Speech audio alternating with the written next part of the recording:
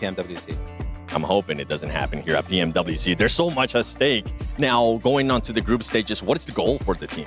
Actually, we want to gather as much experience. I don't care if we qualify from the beginning or not, but we need as much as experience to use it in the finals. Okay. All right. Hicksy here with the strategies. Thank you so much, man. Best of luck. I went ahead and grabbed TT Global because I'm curious to know about what the fan support has been like for you boys coming into this event. 首先想问一下 TT 战队这次来到电竞世界杯，你们粉丝对你们的支持是什么样的呢？就是希望我们这次能够在世界杯打出我们自己的风采吧，然后我们也会尽力去打好每一场比赛。对。The fans are counting on us to be able to play our best to be able to deliver a performance to our own standards. So we'll do our best to try and not let our fans down. And who do you think your biggest competition is going to be throughout this event? 你个人认为这次比赛当中，你们最强劲的对手会是谁呢？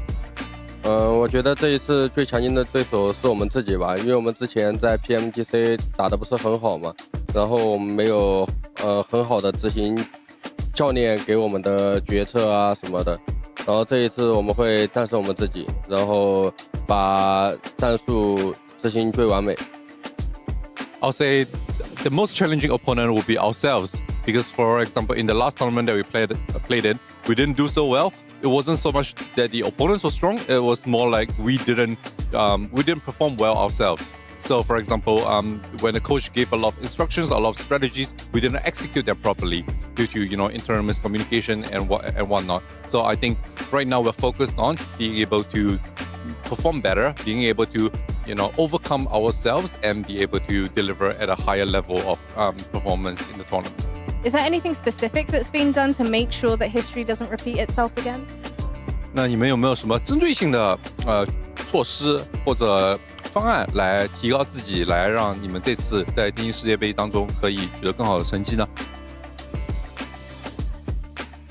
其实上一次我们其实是心态上面发生比较大的变化嘛，然后这次可能就针对说我们在对于比赛场上高压的情况下面，我们怎么样去处理能够比较好，然后教练也会给我们布置相应的战术，我们就是只要打好每一场比赛，每一场就执行教练所安排的，我觉得这样就可以了。I think a lot of it is focused on building our team mentality, building our personal, mental fortitude when playing at a very large arena, facing high pressure and in front of a large audience. So I think this was one area that we were weak in the last time, and it's something that we will be improving on. Whereas in terms of strategy, we've got our coach. He's going to be the one, doing all the homework, and he will be the one instructing us, and we'll do our best to be able to deploy all his strategies. Well, best of luck to you and the rest of the team. I'm looking forward to seeing you perform. Welcome back to PMWC at EWC 2025. I'm joined by none other than RA Esports Stars. This is the Saudi E-League champions. Are you guys feeling any extra pressure being the hometown heroes? No pressure at all. If anything, we are more relaxed since we are playing our hometown. And is there any teams that you guys maybe are a little bit worried of how they're going to be performing or maybe interjecting onto your rotations when we get into the actual gameplay? There is no specific team in our mind, except that I want to give a good message to Vision. We are here to claim our title back. Ooh, okay, I can't wait for it. Best of luck to you, Stars in the team. I'm here with Yangon Galacticos, and I have to ask you boys, finishing back-to-back first place in your Challengers League, what is the secret behind your success? I think the biggest part for us is a mentality, because we have to prepare the mentality first to be able to achieve and having consistency in the game throughout the tournament, of course, yes. And how are you going to maintain that consistency going up against other regions here at EWC? Because we try to play, even though the training time and screen time, we try to play with more final. Because we put that kind of mindset in our mind on every games, and we try to be the champion on every screen. We try to be the, even though we couldn't be the champion, we try to be the number one or number two, try to get as chicken money as possible. So I think that made us preparing for throughout the tournament time. Yeah. Now, what do you think the biggest struggle is going to be for you and your team heading into EWC? I think we have our player is they don't really have that much experience. That's the only struggle there for us, I think. And how are you guys going to combat that? How are you going to fix that coming into the event? and we will do our best. We'll try our best. That's all. I think that's all anybody can ask of you as a team. I'm looking forward to seeing you perform, so good luck and have fun. Well, that concludes our media day here for PUBG Mobile. Neptura, what an exciting and informative day it was. It really was. We got some crazy answers and some crazy questions. I'm excited for what we've got next. Well, let's find out because PMWC at EWC 2025, it's about to get started. Oh, 2025 PMWC champions. That is a bit of a tough one, but if I had to predict one team, I think it would be... No, we can't let him do this. Yeah, cut. Right, now that we got all of that under control, we have some epic days ahead for the 24 teams. We definitely do. We have group stage, survival stage, and ultimately grand finals. $3 million prize pool. I think it's time, Nap. We start PMWC. Welcome to Riyadh, Saudi Arabia. A city where ancient tradition meets the future. And the battleground is set. This is the PUBG Mobile World Cup, one of the most thrilling global tournaments on the PUBG Mobile calendar. It's a stage where skill meets heart, and every match could be the one to change everything. 24 teams. One global battleground. These squads have fought their way from all corners of the world, earning their shot at glory on this massive stage. It's not just about who lands the first shot. It's about teamwork, clutch plays, and keeping your cool when the pressure is on. Only one team will rise to the top, claiming the trophy and the title of PUBG Mobile World Cup at the ESPORTS WORLD CUP champions, and all the glory that comes with it. This is where legends are made. This is the PUBG Mobile World Cup, and the battle starts now.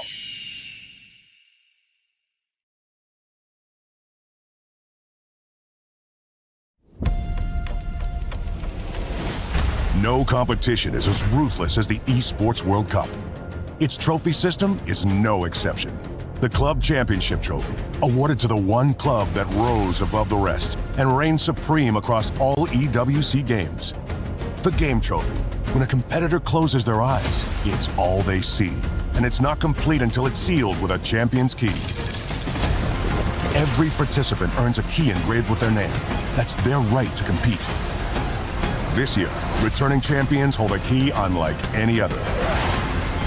Only one can place their key into the Game Trophy and become an EWC champion. The frame of the champion's key is embedded into the totem, a stone marker of legacy displaying every champion of the year. The keys of the eliminated will be crushed. The champions select 3 broken keys as a personal token, a reminder of who they have humbled. Beneath the totem, a resin block holds the remaining keys, a graveyard of fallen contenders. Will your dreams be broken or your name carved in gold and stone? At EWC, nothing is granted, everything is earned. Welcome to the PUBG Mobile World Cup at the ESPORTS World Cup 2025, live from Riyadh, Saudi Arabia. My name is the 7WG. Welcome in, everybody. We have 8 days of impressive gameplay coming in for you guys as these teams battle it out for one of the most prestigious mobile titles. That's right, and it's not just the glory of lifting that trophy, it's being able to get a prize. A piece of the prize pool, the $3 million prize pool at PMWC. Sure is, and in the meantime, we can expect some heart-stopping action, some impressive gameplay, and some top-tier strategies all to boot. So, 7, the pressure is on, but will they shine? We don't know who's gonna win it. Could it be maybe one of the dark horses? Could it be the defending champions Alpha 7? I'm excited to find out who's gonna be the champion. So am I. So prepare for this insane journey as we see all the global teams battle it out. But for now, let's go ahead and look at that format. Get ready. The PUBG Mobile World Cup is about to kick off. From July 25th to August 3rd, the best teams from around the world are heading to Riyadh, Saudi Arabia, for an all-out brawl in one of esports' biggest stages. So let's dive into how the tournament will unfold. First up, we've got the group stage, running from July 25th to 27th. 24 teams, split into 3 groups, red, green, and yellow, each playing on 2 of the 3 days. By the end of it, the top 8 teams storm into the grand finals, while the bottom 16 head into the survival stage for one last chance to stay in the game. The survival stage, happening July 29th and 30th. 16 teams, 12 matches, just 8 spots left in the grand finals. This is where every point matters. Every clutch can turn the tide, and every zone could be the difference between going home or moving on. And then it all comes down to this: the grand finals, the biggest stage, the final fight. From August 1st to 3rd, action-packed matches. It's a race to win it all. At stake, a massive prize pool, bragging rights, and the title of the PUBG Mobile World Cup at ESPORTS WORLD CUP champions. But there's a twist this year: the Smash Rule, an exciting new way to claim the championship title. It's not an easy path, but a team can secure the championship through it. Here is how it works. After day 2 concludes, the match point threshold is calculated by taking the total points of the first place team on the leaderboard and adding 10 points. Then on day 3, the Smash Rule comes into play. Starting then, any team that reaches the match point threshold must win a match to secure the championship. However, reaching the threshold and winning a match in the same game does not count. The win must come in a later match. And if no team wins through the Smash Rule after all 18 matches, then the champion will be crowned the traditional way, based on overall points. So lock in your calendars, rep your favorite squad, and get ready for one of the biggest PUBG Mobile tournaments ever, live from Riyadh. Welcome to the Qiddiya Arena, the hub of all of the action here for the PUBG Mobile World Cup at the ESPORTS World Cup. This magnificent setting will welcome supporters from around the world to cheer on their favourite teams and, of course, watch history being made, Blank. But the drama is not done there. This mechanical contraption is the Key Crusher, the Key Devastator, the EWC Sandworm. And teams will be looking to throw the keys in here. Barney, will you be my lab assistant and show the people how this thing works? Of course I will be. This crusher is honestly spectacular. I can't wait for you guys to see how it works fully when we're live. First of all, we'll turn that key. Engines then on. We'll flick that switch, Mission Impossible style. Yes, we will. I won't flick it right now, but it will open the iris and it will just devastate all these keys and reveal the teeth. And we won't be pressing that final button until we finish the survival stage, till we finish the finals. I know, I can't wait for that to happen as well. But just remember, 24 teams will enter into this arena, and the fate of 23 of those keys will end in the crusher. But the final leg will not be done there quite yet. After the winning team has the privilege of crushing 15 other keys in that finals, they will have the duty of lifting the PMWC trophy, which is stunning. It really is stunning, and we cannot wait for all of you to see it. And we also can't wait for all of our teams to enter the arena. Only one will rise above it all. Let's take a look at the club championships. This is the ESPORTS World Cup Club Championship, the ultimate cross-game competition that will crown the best esports club in the world. Let's break down how it works. Clubs will be able to compete at the ESPORTS World Cup and as many titles as they can qualify for. The clubs will then earn points based on their placement in each title. To qualify for the club championship, a club will need a top 8 placement in at least 2 competitions. But to win the championship, a club must place first in at least 1 competition. At the end of the ESPORTS World Cup, the 24 clubs with the highest number of points will earn a share of the $27 million, with the winner taking home a staggering $7 million. And of course, the title of the best esports club in the world. Who will rise above and write their place in history? Watch it all here at the ESPORTS World Cup. Welcome, everybody, to the STC Club Championship update. I am Veracity, joined alongside the wonderful Reflection. The wonderful already gassing me up. It's great to see you, Veracity. And look, Esports World Cup is incredible, and history is being made each and every week throughout the Esports World Cup in 2025. And the reason why is because we got the Club Championship trophy on the line. And look, the teams are competing not only for that coveted trophy, but also for the tremendous bragging rights. You're darn right. You know what? We also have a $27 million prize pool throughout the entirety of our club championship, which is alone amazing. But first place walks away with a hefty $7 million to their name. That's insane. And orgs, by the way, from around the world are competing for that very prize pool. And one of those teams is in first place. We're talking Vitality. 2,200 points is where they currently stand. They did so in last week's tournaments by getting a first and third place respective finish. You know what, though? Let's not forget about Gen G Esports, who also walked away with a victory of their own. But the big target is on the backs of none other than our reigning champions. That is Team Falcons, with national pride on the line and the pressure of, putting up a performance worthy of being reigned as champions once more. Team Falcons, they're the home team, returning champions. They really do have that pressure. But so does Alpha 7 competing during PMWC. They're also returning champions in that title. And by the way, they're currently at 200 points. So they need a top 8 finish in order to get those valuable points so they can start earning money towards the club championship trophy. And of course, if they walk away with that victory, they manage to secure themselves 1,000 of those club championship points. But you know what? Without further ado, let's go ahead and throw it to 7, who is joined alongside the reigning champions themselves. We're here with Team Falcons, ready for PMWC at EWC, and I'm going to be talking with Redax instead of Rauf because I'm always bugging him. How are you guys feeling? You guys have had some good performances at global events, especially starting from PMGC last year, 3rd place, now PMGO 2nd place. What is the prediction coming into PMWC? I mean, as always, our predictions that we're getting top 16. We feel prepared, we feel motivated, we're ready, and we got to show the world. That's it. You guys were able to win PMSL EU, and you guys said that there was a new tradition that you guys started, which you were able to touch the trophy. Have you guys been able to touch the PMWC trophy yet? No, Tencent didn't want to. Oh, okay. Well, we'll see if they are actually going to be lifting that trophy towards the end. Thank you so much, guys. Best of luck. Back to you guys.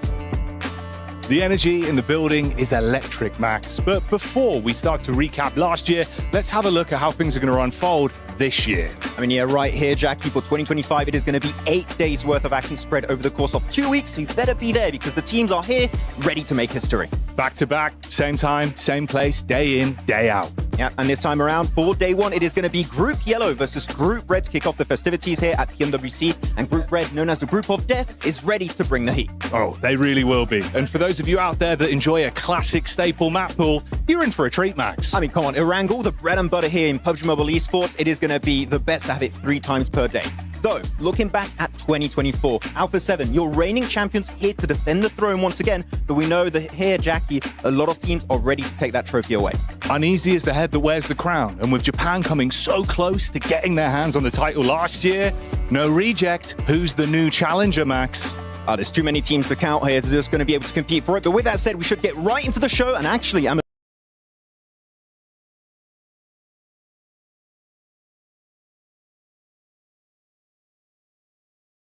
little bit late, so I'll see you guys in a bit. Get a move on. What's he doing? We'll see how long it's going to take Max to get back to us because it is going to be quite a bit of a run. But welcome to the PUBG Mobile World Cup at EWC 2025. My name is the 7WG. I'm going to be your host, and I wouldn't be able to do this by myself. You know that Maximin's going to be getting here at some point. I'm joined by none other than Neptura. Neptura, how are you feeling? I am feeling fantastic. I'm super excited to be here. We're back on the desk once again. You see what I'm seeing right now, Nep? Is that Max running? Oh my god. Here he is. Are you okay? Are you overheating? Did I miss something? Oh, we start. Hello. We're ready. Hi. Max, how was the run? How are you feeling? I need a bit of cardio. No, it's fine. I'm feeling amazing here, okay? It's hot out here in Riyadh, but it's especially going to be hot in the lobby because these games are about to be straight fire, 7. Maybe the best lobby that I think we have seen this year by far. Not even close. But you know what? We're talking about the teams. Let's actually take a look at some of the teams that are going to be participating here at PMWC at EWC 25. And boy, we got some new teams, and we also have some teams that we have seen for quite a while, Max. I mean, yeah, you got a lot of teams here that came back that are going to be trying to defend their title, like Alpha 7, right? But other teams that are back once again trying to get himself a good run. Looking at especially Alpha Gaming, I think a team that a lot of people are looking at here, Nipchura, to maybe try and do well, but they're still trying to fix a few things here and there. The dockening. I'm just going to say it right out. We'll get to that. But you did mention it during that clip, Max. You were saying Red Group today, day 1, we're going to be having Group Red versus Group Yellow. Red Group being the Group of Death. And then tomorrow, that's a group that would actually get a chance to sit out, and we won't see them again until day 3 of group stage. I mean, having that one break day is very important, Nipchura, right? Going into it, if you have a bad start, it's a really good time to have that 24 hours to fully reset, know, okay, what happened, what went wrong, try and fix it going into your final day of the group stage, because a lot of teams, I would say, are trying to avoid that survival stage. They want to qualify from the get-go to make sure they got that final spot secured. That's usually what we expect. Would they hear one player, though, saying, hey, we actually want to get a chance to go to survival stage, which that was a bit surprising to me. Right? Now. I mean, I always see that though, and I'm kind of like, actually, you do want to do that because it is the way to go forward. I think you get more practice, you have more chance to analyze the teams against your team specifically. So yeah, I do think that it's actually a really, really good idea in a strategic sense to actually play for that survival stage as well. Well, it might play out. It might put some extra pressure on the players. We don't know. Sometimes crazy things happen. One thing I do know is that I want to take a look at the Aramco Power Rankings because we got a chance to select some teams. I'm not going to talk about mine. I want you guys to talk about yours. Neptura, go first. Go first? All right. Well, Falcons, I kind of think that's kind of a given for me, at least. I think they're really cool. We've seen them do a lot of things globally. Good global experience, good to go.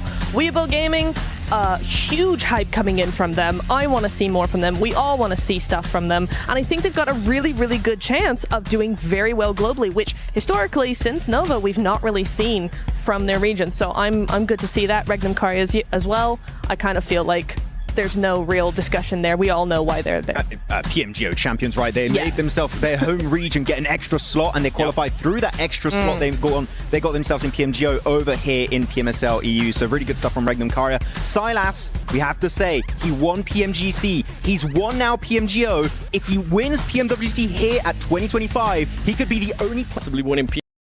We'll have to wait and see what's going to happen.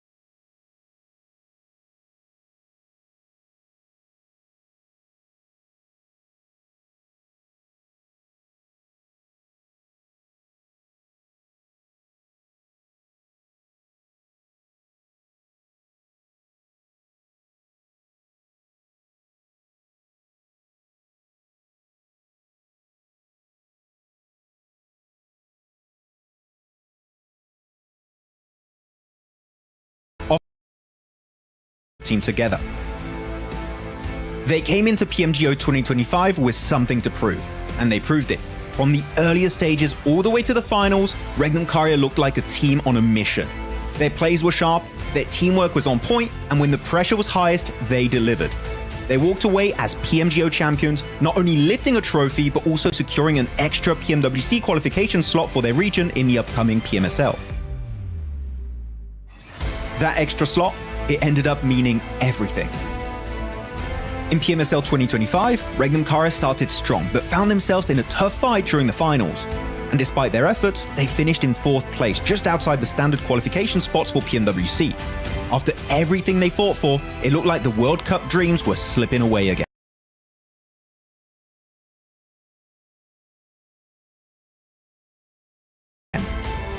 But the very slot they had earned by winning PMGO ended up saving them. Because of that extra spot, their 4th place finish was enough. They qualified for PMWC not through the front door, but through the one they built themselves earlier. From barely missing out on the biggest title in 2024 to becoming champions at PMGO and then scraping into PMWC through sheer grit and timing, Regnum Carya's 2025 season has been a roller coaster. And now, with a second chance on the world stage, they'll be looking to finish what they started. I mean, Regnum Carya has just been on an absolute tear. We saw what they were able to do at PMGO. Can they maybe follow that up here at PMWC? What are the chances looking like so far? I give them a solid 60%. Oh. So they need to share 40% between the other teams. That's quite low. Yeah. I think they're looking really good. I think they're just looking very strong. They're feeling it. They're feeling that success, right? And so I feel like at this point in time, feeling as good as they do, that momentum that they've got, this team that they have, the synergy they've been able to build, it's looking very good for them. You want to jump in?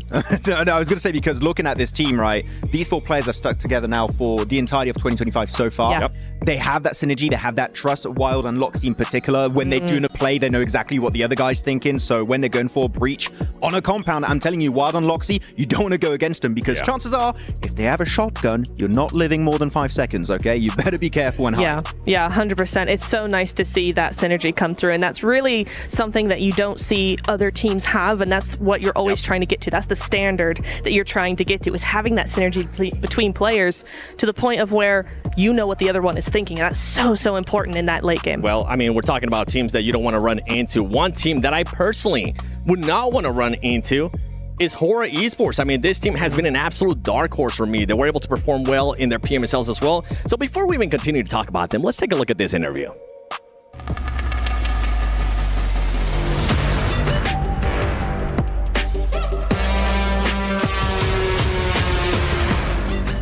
We are lacking so many things in past, like communication, synergy, team game. That's why we got 1v3, 1v4 so many times. But in this gap, we really did like practice all the things. I think it won't happen again in this PMWC. Last night is our main drop, so we will surely go there.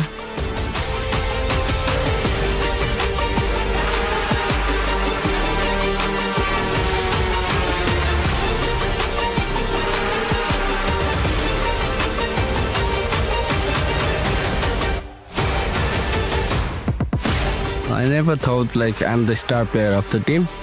It's just like fans or supporters, they just gave me the title. But I don't think it's like it will give me pressure. It just motivates me like to be called star of the team.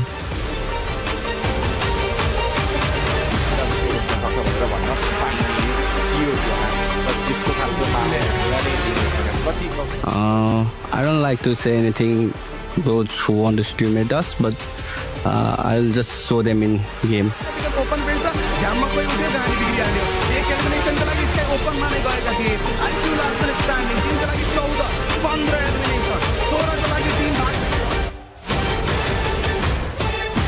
Thank you everyone, love you all and keep supporting us.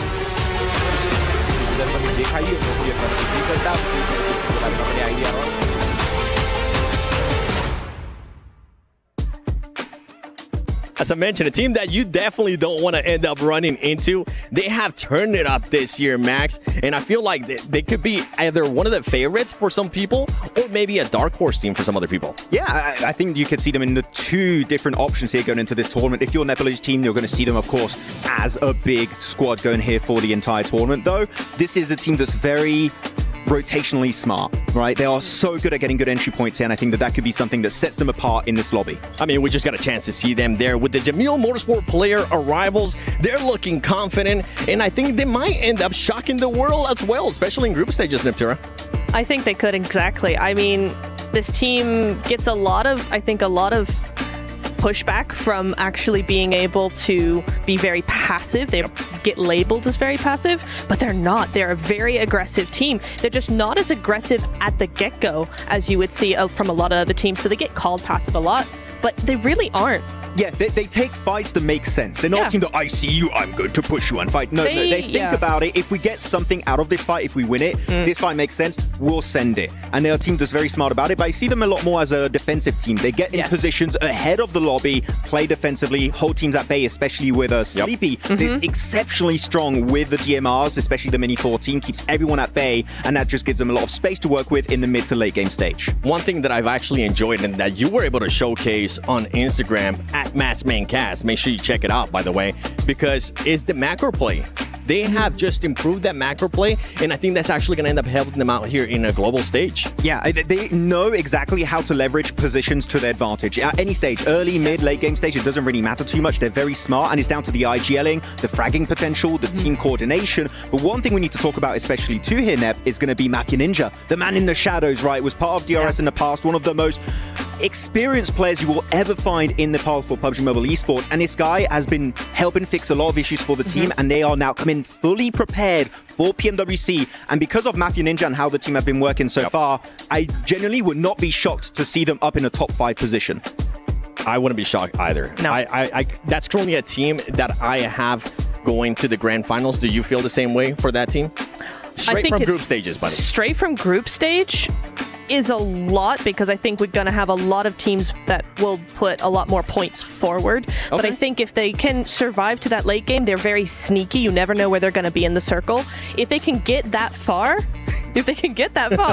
then yeah, I think they could do it. But it's kind of depending on how the rest of the lobby plays, I think. We had a meme during MSL CSA saying if they get past a 5-minute mark, there's a 90% chance they win the game, because they kept hot dropping. But once they fixed the hot drop versus upgrading Yasnai Poliana, they just had no issues reaching the 20 to 25 minute mark pretty much top every 3 match. easily. Yeah, that was Mafia Ninja. Yep. You were mentioning other teams there. I think one team that you might have in mind that we were kind of talking about is Kinotrope Gaming. Yes. That's a team that you really want to talk about. I am very excited about Kinotrope. I really, really am. I think they're such an interesting team. They're not one that I've seen a lot of. I feel like this is kind of one of the first times we're going to see them globally. For certainly many of the players, this is their first global event. They only have Ozi-san, who we know from many years ago. Over the last few years, we've seen him a lot in the global stage. The rest of the players know. And when I saw them recently, it was like, hang on, who are these guys? Because they're actually really good. They're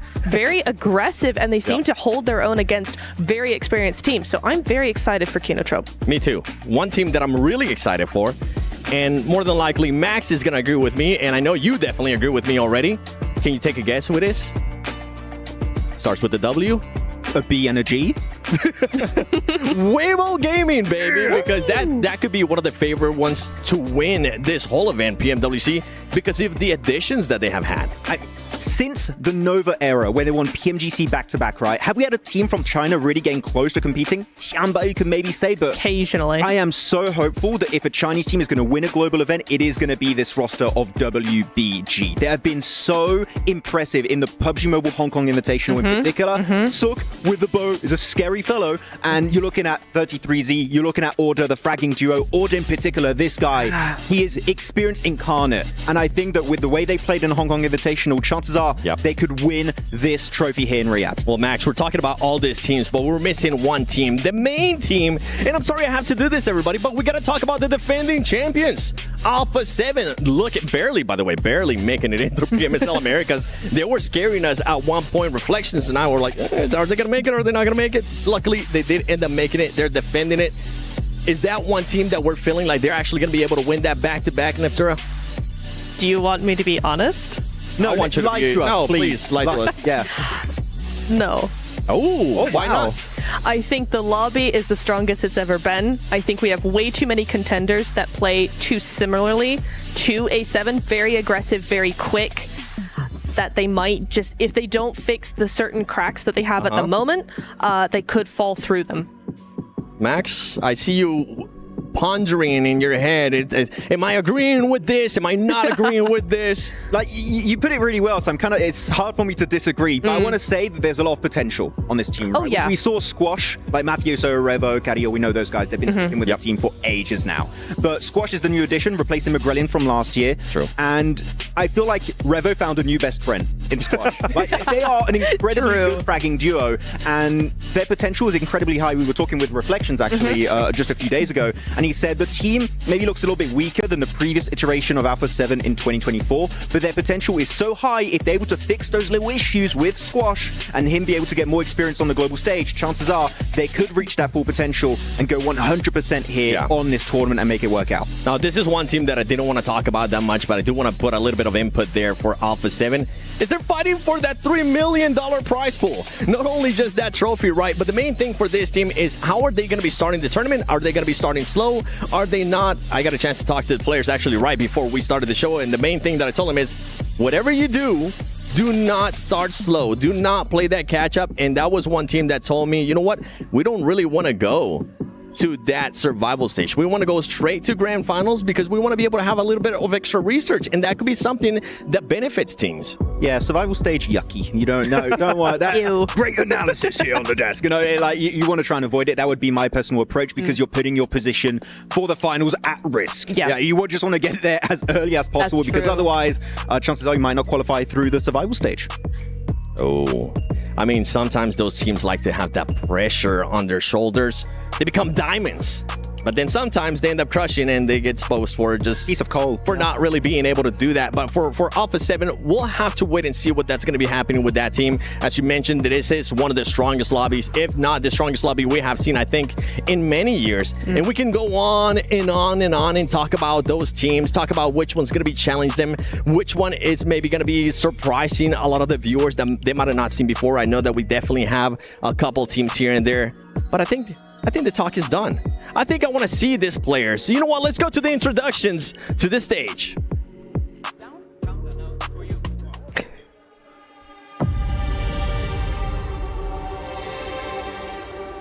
The goal isn't to simply compete. It's to bend, break, and dominate your opponents. This week is going to be absolutely phenomenal, and I cannot wait to see what unfolds. My name is Barney Banks, and I am privileged to be your host for the PMWC at the 2025 ESPORTS World Cup. 24 teams will enter the Gidea Arena and battle through the group stage, the survival stage, and of course, the grand finals. All with $3 million in sight, and of course, this stunning PMWC trophy. But let's not get ahead of ourselves. I think it is time to kick off today by introducing your teams for day one of the group stage, starting with AXTMG.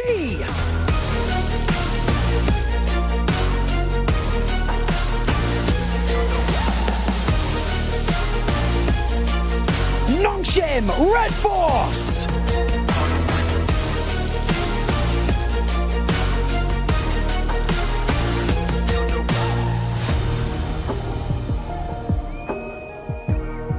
Weibo Gaming.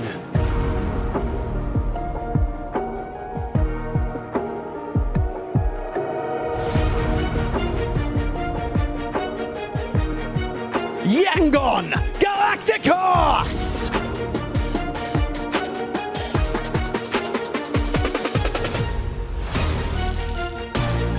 Hora Esports.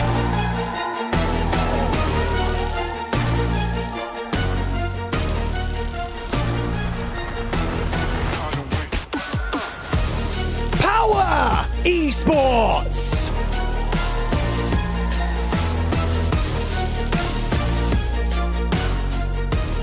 Regnum Carya Esports.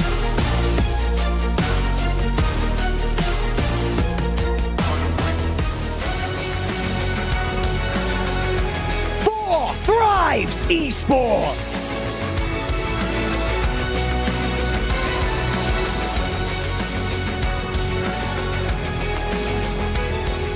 Fireflux Esports.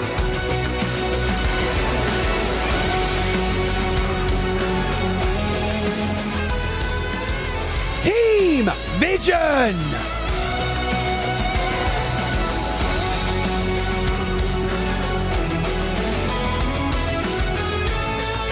Influence Rage.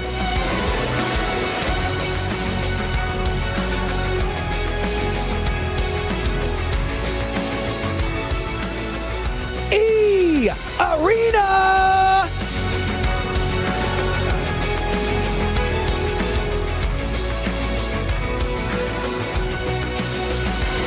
Team Secret.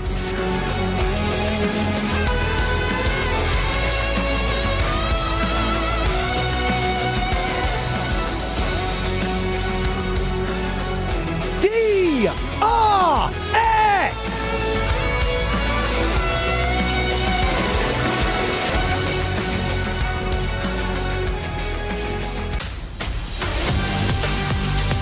And now, your reigning club champions, Team Falcons!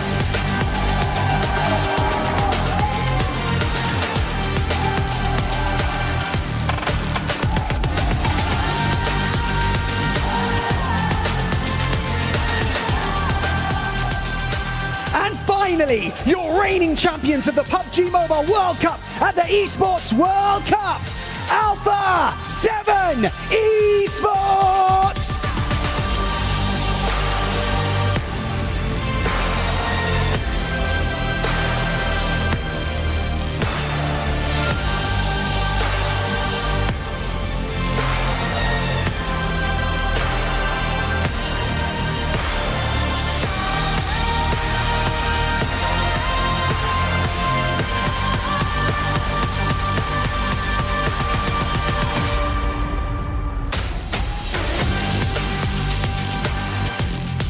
The journey to this point, it has been tough, but the real work begins now. It is going to absolutely pop off here on the main stage, so get comfortable. Who has what it takes to perform under the bright lights? Could the reigning champions do it once again? We spoke with Alpha 7 Esports earlier this week to find out.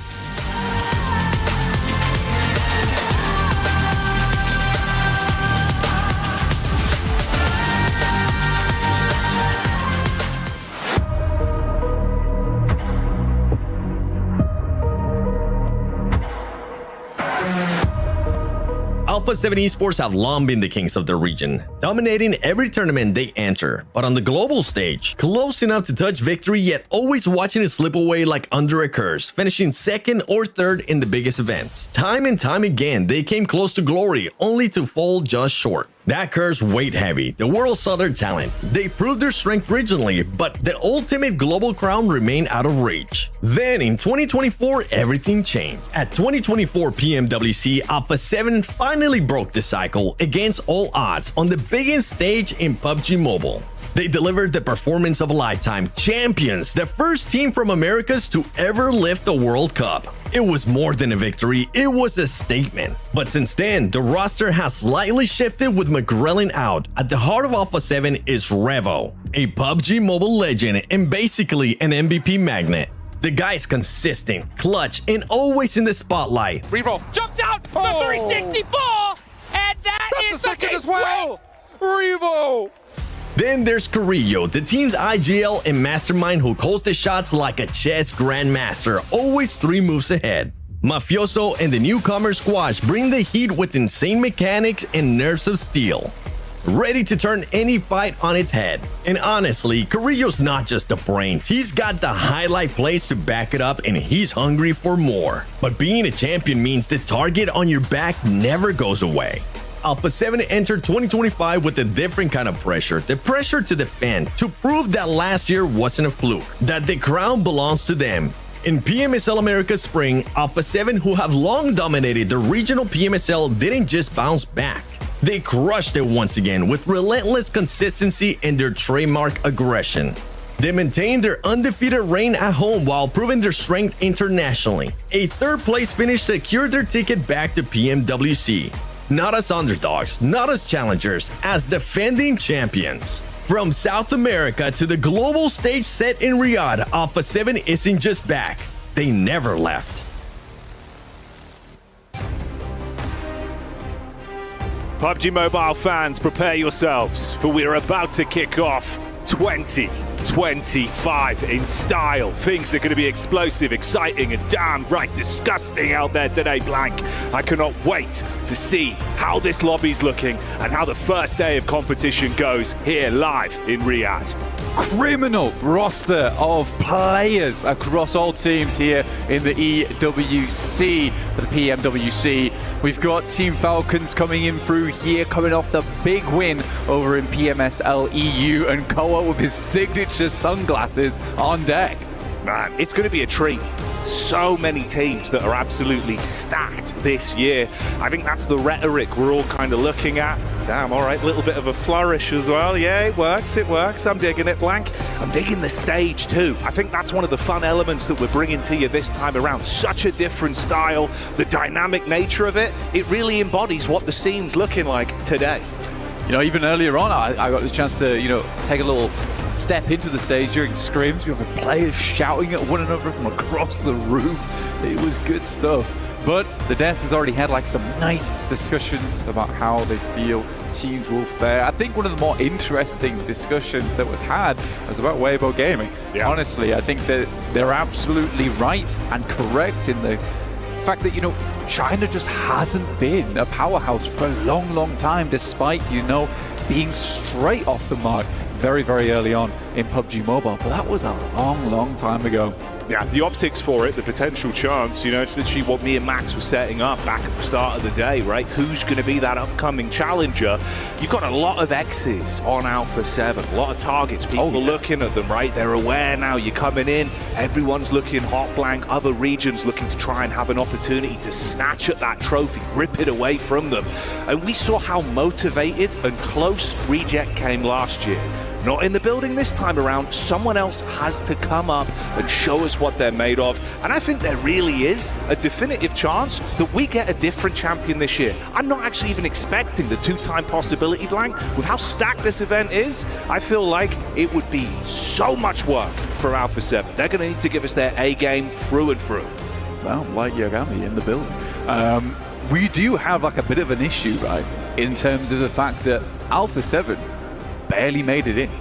Regnum Carya barely made it in. Yeah. Team Falcons, they didn't look super smooth making up towards that top spot. Still took it. But Regnum Carya, Alpha 7, those are your two teams that a lot of eyes are on them. And Max put it perfectly in the sense that Regnum Carya earned their own spot coming through from PMGO. But if they'd come second in that PMGO, damn dude, they wouldn't be here sitting on this stage today.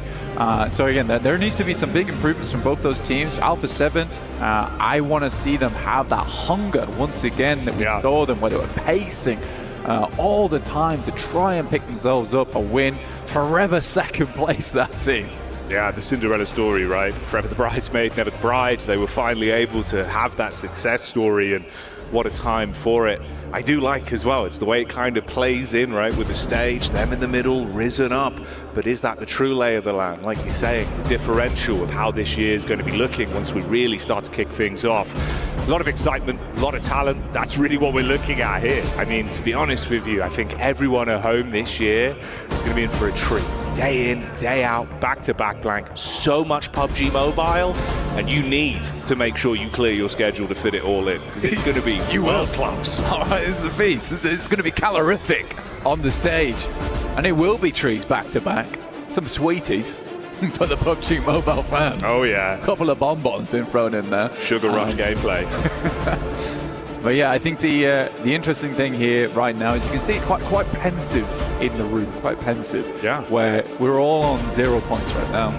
You know, no one's got that head jump start where they're feeling a little bit more confident at the position in this tournament. We're just waiting to get into our first game here. I believe we're very, very close to go, so don't worry. Headsets it is coming. Yeah. Man, it's exciting as well, because I think, you know, you raise a good point there, Blank, where kind of the bookends of the entire event, right, having that nature of opening game, where everyone's on same points, nil point, nothing to play with, right? It's why it feels so intense, because there is those moments of like, all right, we don't actually even know the full reverberation to some of the outcomes from this map for quite some time. It's why it makes it kind of fun. It makes it exciting to see how it's going to go. I'll tell you what I do enjoy as well. Seeing quite a few mascots this year. People have got like the little teddy bears out. People are feeling it, bro. I'll tell you what, the mascots are out, the jerseys are starting to become a little bit more creative. It's quite nice to see, honestly. I think Alpha 7 did have like a little bit of a part in that. I think that they would, with them having the holographic jersey for so long now, a lot of the teams decided, you know what, we gotta bring the fashion game up just a little bit. Gonna make the most of it. Strapped up, getting themselves ready. Yeah, it feels like the competition's starting to heat up at this point, but who's going to be able to beat the heat? That's the question. So much to play for here. Ridiculous lion's share of prize pool on the line. The glory, the legacy, the opportunity for so many of these teams, players, regions, all building. It will be an explosive 2 weeks live from Saudi Arabia. Now how you want to start things though, with a tangle. That's the worst way to start things here. Make sure you get the left in the left here, don't get them muddled up. You're locked in as soon as those headphones go on. Quite a few of the teams that are coming through from Americas. I do worry for Americas a little bit, honestly, just because they're quite an aggressive region. I think the one thing that does play into, definitely when we get through to those finals, but we'll be starting things off here over on Sandhog. Oh yes, here we go. This is what we were waiting for. The anticipation building, the environment, the stage, the fight, the clash between all of our teams. Day in, day out, the PUBG Mobile World Cup. It starts right here, right now. We got the honey playing, so we certainly bring in the sugar, like we were saying. And this is the first treat of the day. And all our players ready to go. Al-Haji, you can spot him straight away down the bottom left. He is a big powerhouse inside of PUBG Mobile. Excited to see what he can do. Constantly coming back to the big stage. Oh yeah, fan favourite for the region as well. Everyone was going absolutely ballistic in the crowd last year whenever they'd see Al-Haji popping off. I can't wait to see what he'll do this time around. Power gaming, never disappoint, buddy. And there's Silas, top right. One of the best players in the world. I think that's an undisputed fact to throw that one out there. Team to victory, as Max was saying over on the desk. A very consistent roster so far overall. We're jumping straight into things though. 4 thrives over towards Hatin on a hot drop to start things off, Jackie. And Nongshan Red Force also down towards Ruins. Well, let's see how this goes once we get into the action here and see what things are going to be developing like, obviously with those early hot drops, Blank. It's always exciting, mate. This is one of those where we get a little bit of a telltale sign as well if teams are going to pull off with some of these more default drops if it goes wrong. We're already losing 1. That's over towards Power. So 4 thrives currently thriving over towards Hatin. We're on board with AX and Nongshan Red Force in the Ruins. Scrambling to grab themselves some bits and bobs to fight with. Nongshan Red Force taking a bit of a dink towards the backside as well. DBS is in play.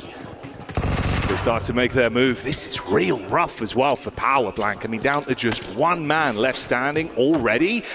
I know I was hyping him up a little bit, kind of a fan favorite for the crowd, but that is not a dream start whatsoever. And 4 thrives, 3 eliminations, 4 players still up and kicking. And they will be kicking Power out from Hatin going forward. On the other hand, Nongshan Red Force taking a fair bit of damage. AX currently looking a lot more healthy here compared to them. Controlling on the outside of Ruins right now. A little bit tough when you get on the back foot here, especially in terms of meds. Because a lot of these rooms do get cut off, and AX is starting to increase their domain within the Ruins itself. The opportunity to play with, though. Some weapons established there. Henry in the back line. With the DBS on deck as well, waiting for the close range. A little bit of scouting, keep your distance. No overcommit. They're aware of each other. This could be good, though, for Team Falcons, of all teams, actually. Head up towards that north side. We know that Ralph does like to scout out towards Ruins in the first place, and with the circle going over towards the east, if you can cut out 2 teams from Ruins, you open up a very consistent, easy path over towards Painan. Here's a replay coming through. All the action that went down over towards Hatin. It was a rough and tumble of a start there for Power. Yeah, brutal on the replay, catching the highlights from that one actually for Power Gaming. Mid-looting, quick to the drop, just able to make the play on it. Always the chance for maybe a little bit of acclamation if you can stay alive. But 1 player in the opening moments, first 15 seconds, yeah. Not the sort of sight that you'd like to see. Ooh, nice. Beautiful peek on it, Blank. Yeah, good catch. Very, very good catch. And again, to be honest with you, AX, with the amount of control they've had throughout the entirety of this fight, they want to conclude this soon. They know they need to go towards that eastern side where our circle popped. Equal trade so far. Looking to close the gap with the DBS, but the quick burst back over, looking pretty good actually. These trades though, so messy. Either side taking heavy hits and looking to see if they can convert. DBS just spamming out the shots. Need to play medic, get Henry back on his feet. Got the elevated fight, wide swing out on the corner, drop down into it. And there you have it.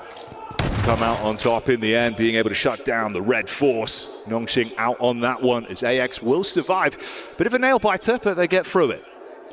I mean, for AX, fans of that team will be very, very pleased with that one. And honestly, it's not what I was expecting. I'm happy to be surprised in that as well, because the control they had on that fight was spectacular. A lot of teams, when we see like this kind of an improvement and then heading over towards EWC, and it was sort of a surprise pick for us coming through. I was excited to see it.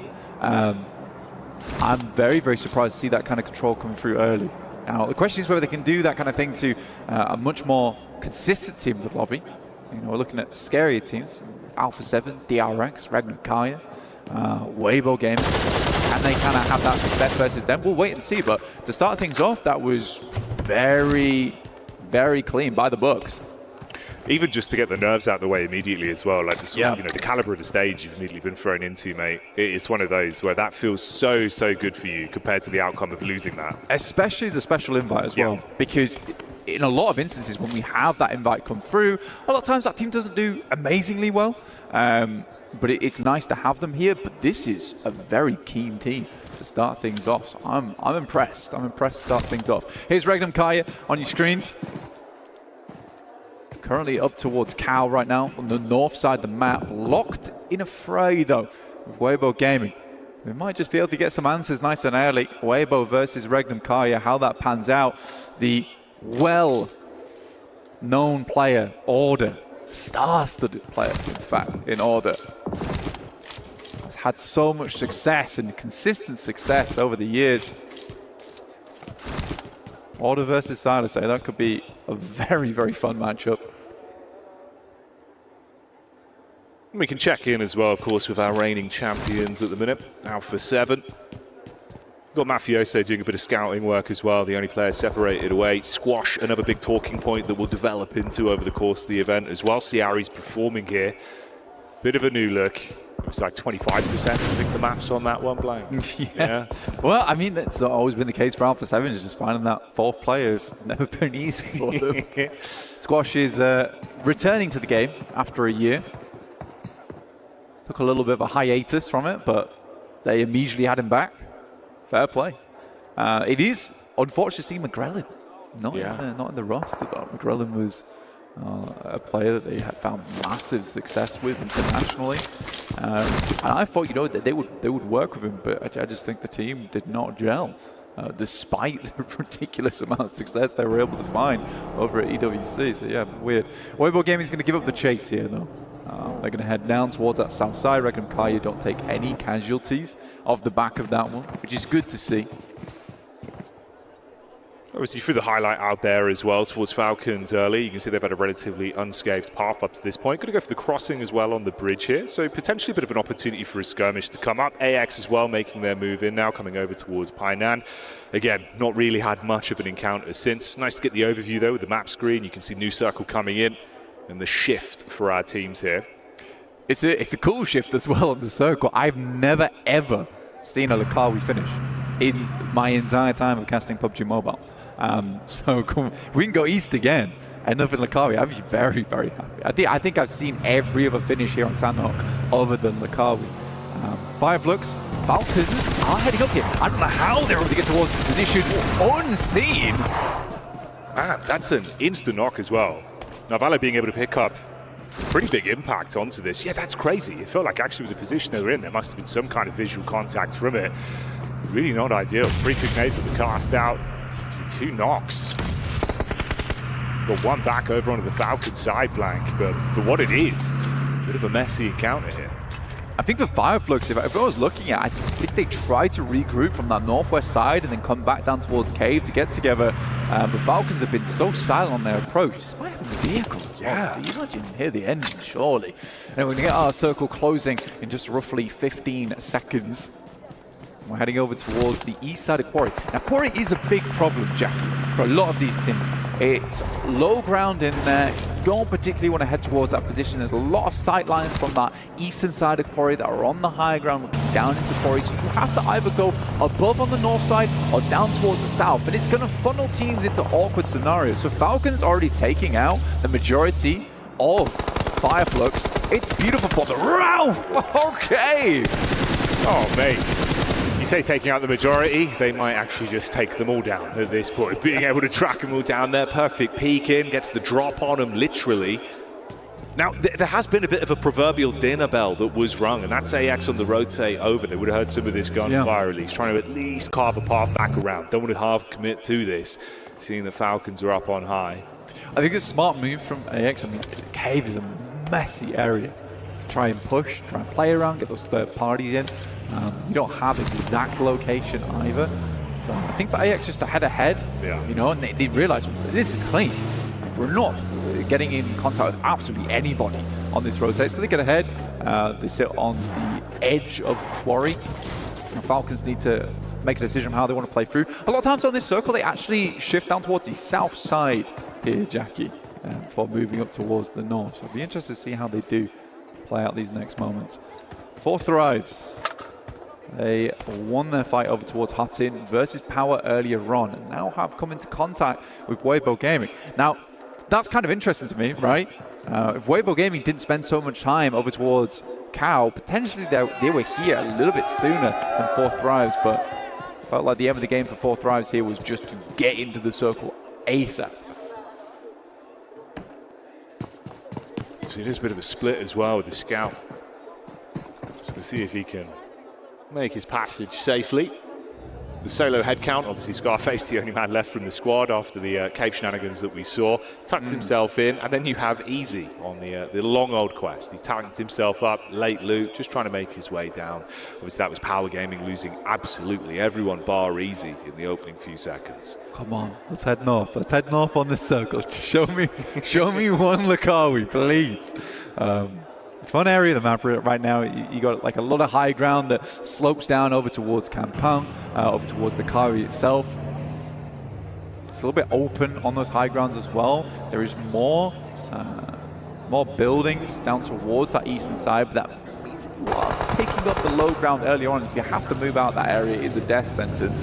Playzone takes down Toshbik. Now that is interesting. I don't know how that's happened for Regnum Carya. They have really damaged on their escape outwards. And you cannot afford to dilly-dally. It's time to lock in. And they're going to have 2 teams ahead of them as well. So the pathway forward is going to be a bit rough. Toshbik on the knock. You've got Weibo as well with the damage coming over the top. Hora getting to close combat here. I mean, potentially with DPS. You've got the crossfire set up just on the doorway, but it's the nade usage that could make the world of difference. A few of them are back pocket. Already a bit of splash damage over. Slight peek on the angle. Oh, hang on a minute. This really is a dinner bell. You got the third party just on the top of the ridge as well. The thing was this though, Jackie, this is exactly what I was talking about. That high ground looking down to Lukawi is horrible to play against. The 4 Thrives though, they just need to worry about getting backstabbed. I think Team Vision has made their way on over, and there's Volt already finding T24. There's Angdon Galacticus finding Regnum Carya, the entirety of them as well. Goodness me, just waiting for them on the wings there. Yeah, fragmented, 1 knock into Toshbik, everyone else just being shot at from 2 separate sides. It really does start to crumble.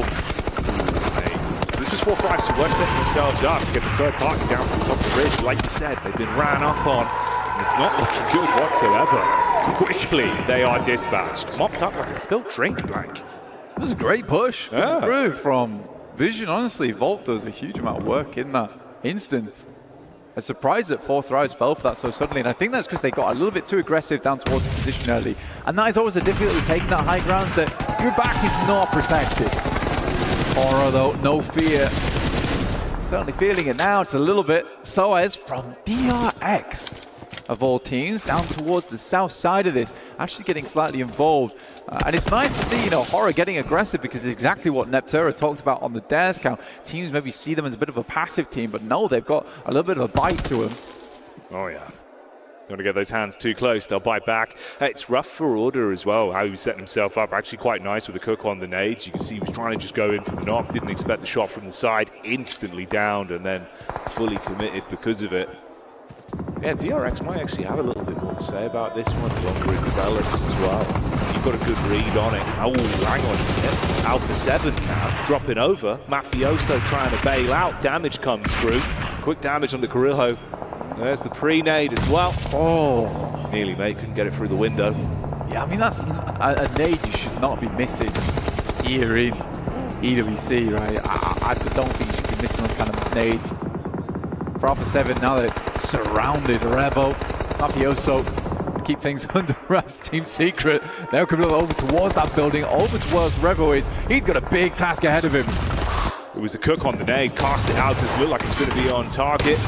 Vision as well, scrapping. Meanwhile, on the left-hand side of the feed, it's all kicking off. Damage back down onto 4 primes. That was the replay that we had there with a real action here.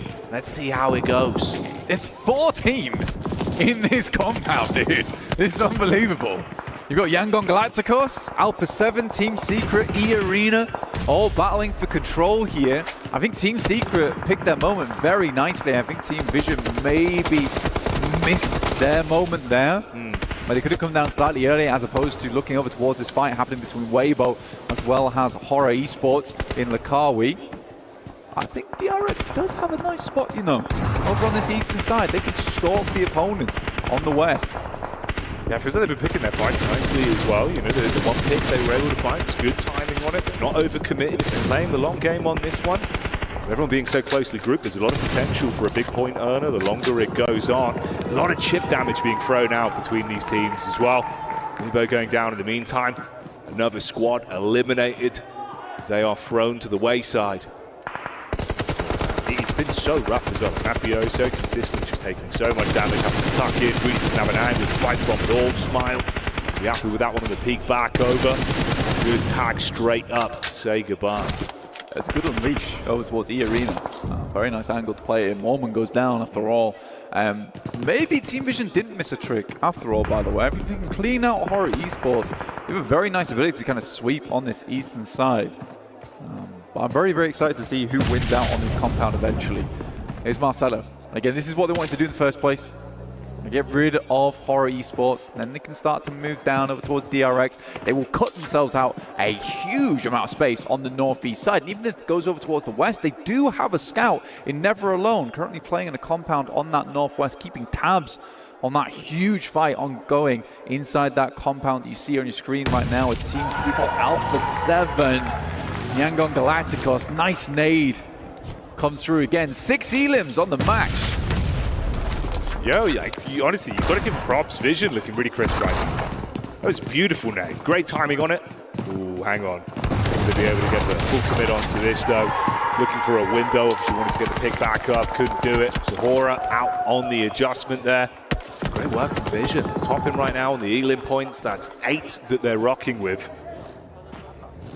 It's a really, really nice start. And Sandhawk is particularly good for this, Jackie, where you're able to get a big lead at the start of the day just because it encourages one team to take control of the match. That was a nice step out from Borazin, honestly. But Devotee, the reaction speeds on that were insane. It's a good setup for this teammate as well, the way they've read it. You play off the back of the nade into the peaks. You've got to force them into the fight. It's a good engagement, actually. Like, impressive stuff. They've been playing a relatively passive game rather than the hot drop that we saw to start off with, but rotations have been all right. The teamwork looked pretty good. Rough on the move here, though. Limited cover to work with and influence Rage. They take the peak up and do get the shot back over. If it's quite honest, like it has been hard for them. There hasn't been too many areas to jump in. I mean, Arian will get ahead here. Well, it's Cyrax. It's the easy cam. Oh, hey, that's take out influence. He's literally had the backline this whole time, by the way. He's been slowly making his move in, right? He's rocked up, found influence Rage, and made the play.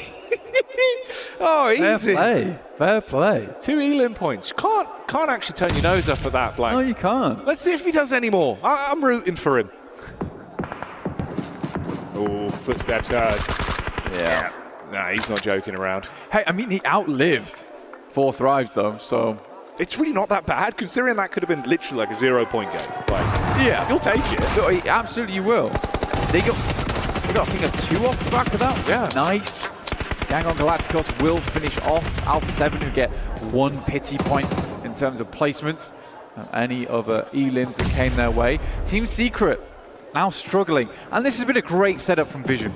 Honestly, this whole time. Look at this line that they've got. You can see it right there. Looking out over towards Team Secret as well as Yangon Galacticos. As they leave that compound, not only will they be trying to tear shreds out of one another, but it also will be Team Vision having some pretty deadly vision their way.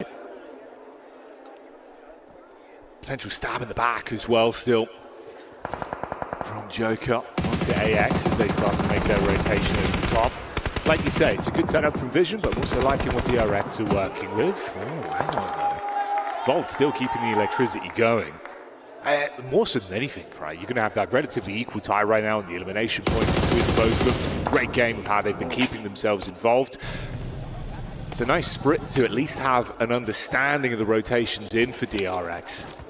Humbin was playing far further out, obviously scouting down. Nade onto the top. Never alone, takes a hefty hit from that one. Got to back up a bit. Team Secret caught in the crossfire as well.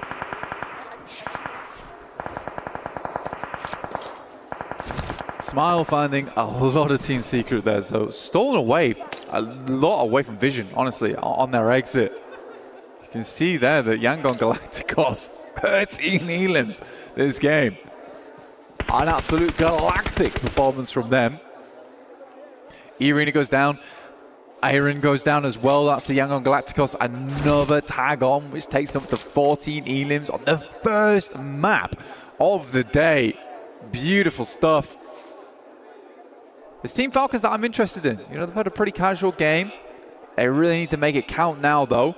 The big two teams who will be going head-to-head will be DRX and Vision going forward. DRX has been very quiet, though, Jackie. They have, yeah. This is what we were looking at, right? Kind of passive, just the sort of third-party fights when they had a few off angles. Oof. Bullets raining down. Funny thing, they have the circle. The Yangon Galacticos. You know what, you are right. I mean, it's kind of awkward, right, with the split at least. A lot of damage onto them. But with how many elims they've been able to rack up already. Wow. They're looking crisp. Like, not going to lie, from the position you're in, maybe there's still a chance to get a little bit more out of this one. Be a hell of a day if they can kick it off like this, Mike. Falcons have to leave. Luckily for them, DRX as well as Vision just get into contact with one another. Here we go. Scrap starting to unfold. Damage over the top. Marcelo with the peek up, spamming into the smoke. Vehicle over the top. Nade straight onto him as well. So Vision, it's getting risky. And that's DRX with the damage being dealt. Volt suddenly clambering to pick this one back up. Meanwhile, you've got DRX from the sideline with his own pushing in, nipping at their heels. They've got to be forced further forward. The nades blank with how closely grouped they are. One right on target would finish them. What are you doing? They drove their own teammates into the barrage of nades. Smile goes down and Team Falcons now looking for the finish. Produced clean from DRX. Now looking to get all their players back up on their feet. We'll see if Team Falcons can finish them off. It's Ralph Koa, as well as Redux. Either side of the circle. Preliminary grenades going out over towards the hard cover, so you know they're working with no information.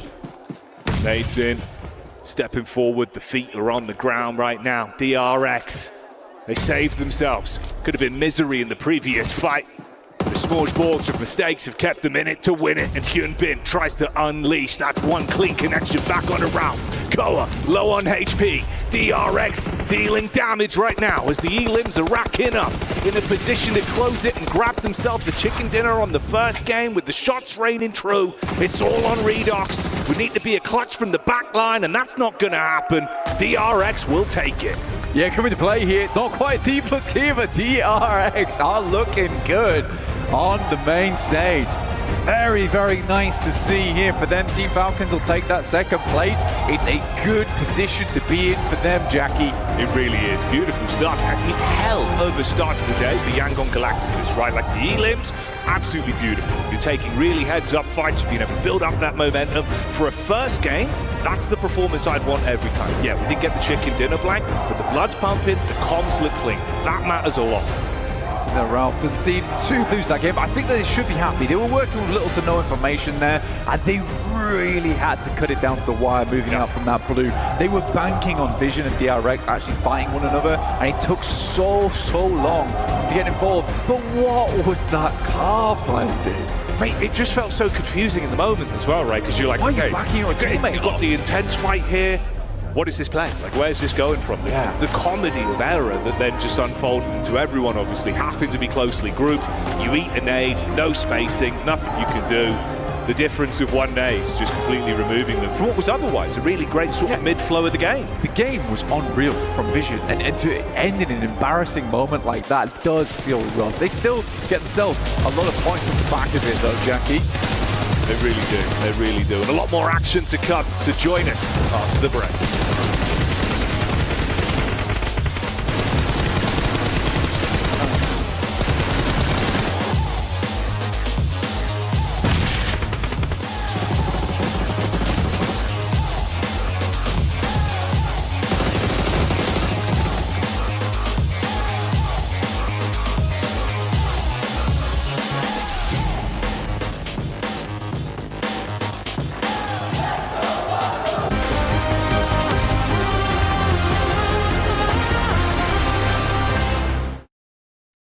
Cybertron's future is near.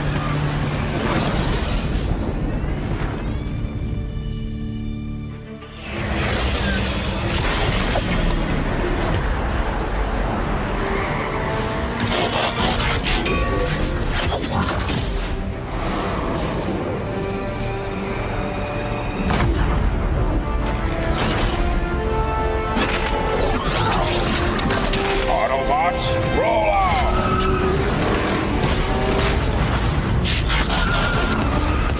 This planet reeks of weakness.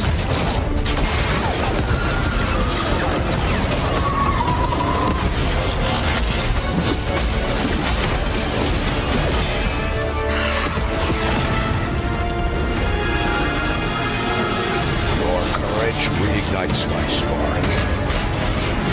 We'll crowd a new load of Cybertron.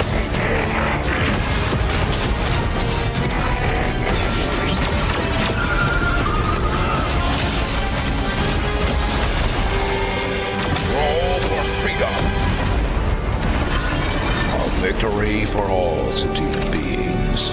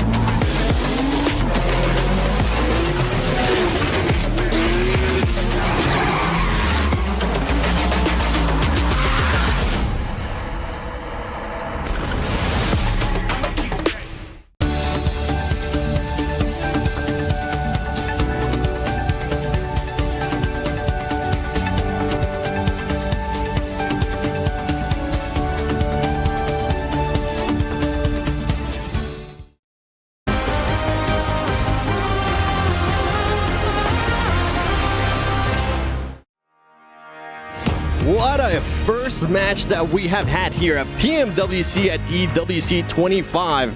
Boy, I was not expecting DRX to get that win, Max, but they came out on top. I was like, there's no D plus Kia.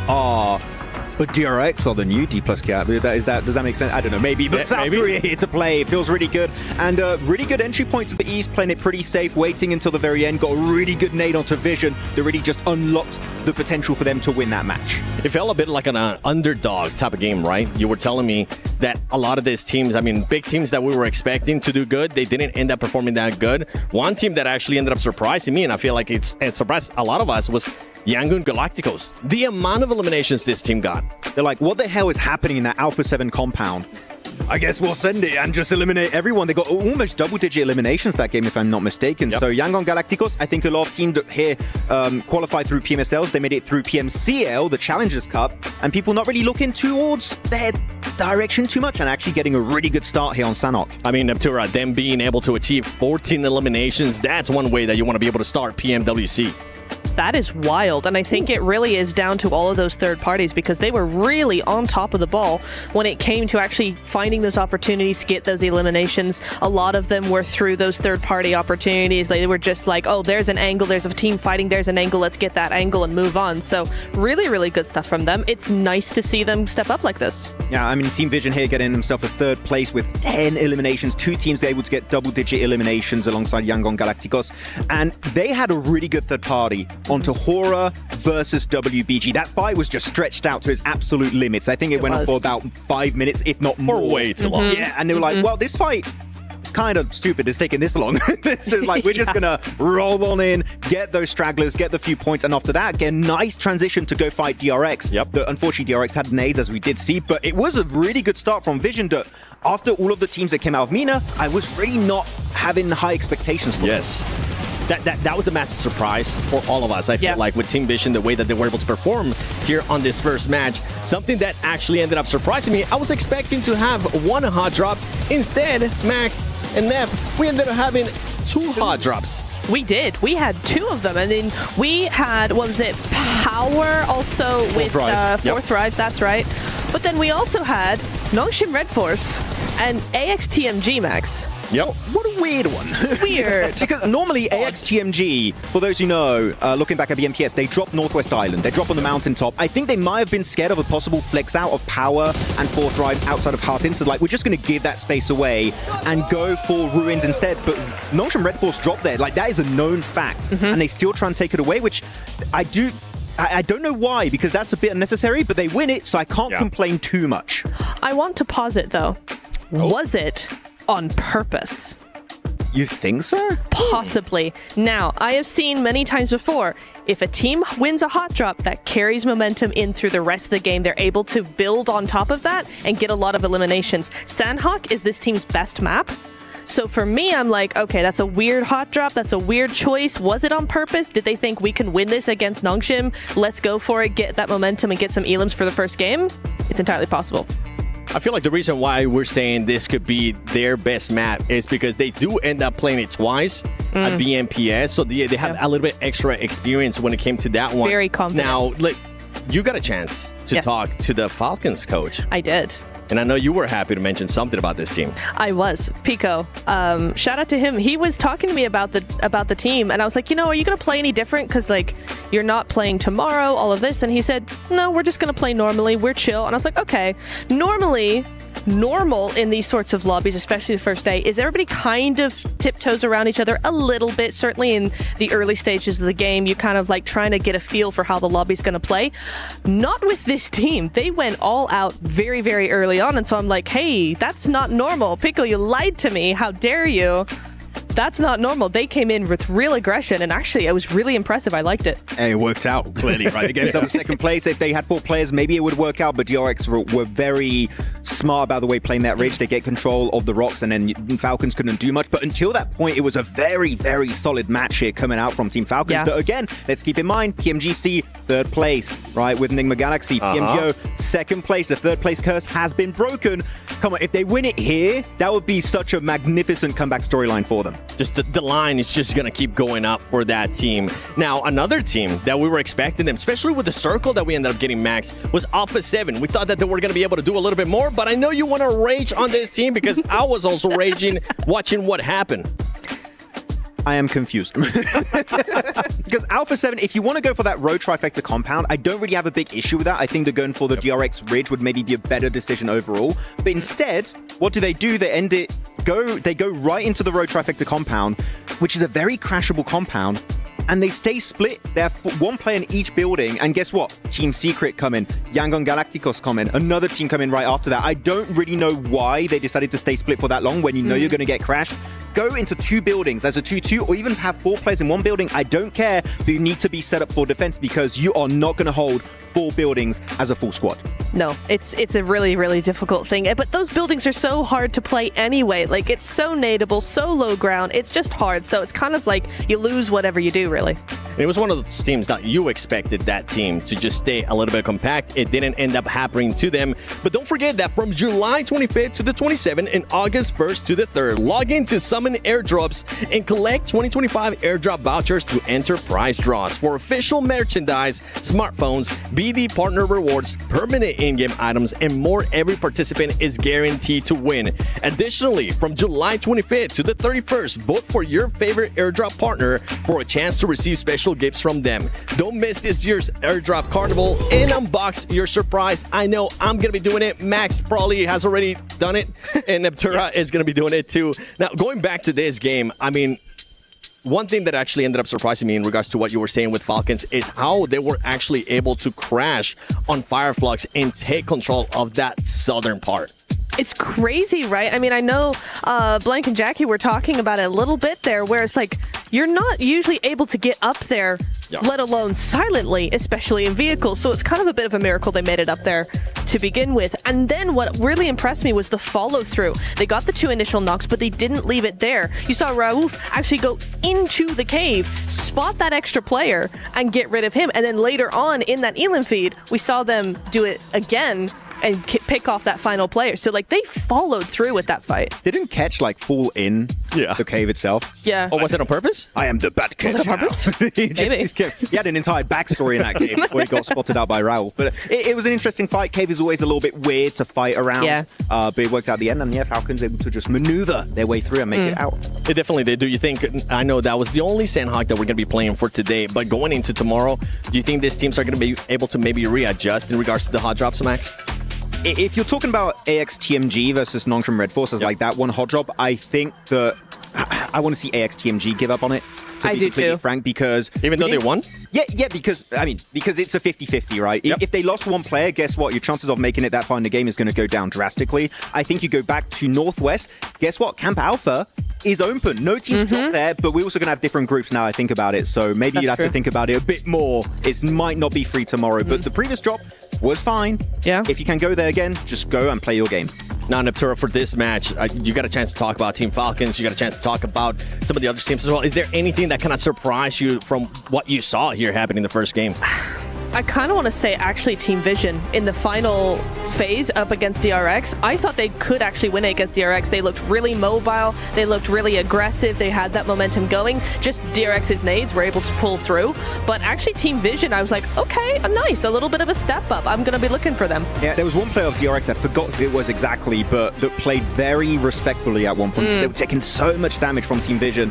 He goes back, goes for a first aid, and the moment he comes back up, he gets onto the front line, holds a little bit more space to keep his team safe. Hopefully they don't get flushed out. Fleshed out, they could be also. But they don't lose those players. Yeah. He gets in nade range, gets an amazing nade. I think he gets 3 eliminations at the end onto Team Vision, gets everyone confirmed, and then they can just start getting the res, getting full control of the high ground, and even then Falcons, I think they could have won if they pushed it right after that fight, but they had very limited information, which makes it a little bit hard for you to commit to a play when you don't know what is still available on the opposing side. I was really happy, especially when we saw that push on Hora Esports. The way that they were able to just finish that off without losing any players, that's the consistency that I want to continue to see out of that team. Now, as mentioned, Hora, that brings something up there, Max? I was going to talk about Team Vision again, actually. Okay, go for it. Knock onto WBG. Yes. They instantly send it. They were so confident, which you know, some teams that maybe are playing for the first time at a global event, they're like, no, WBG?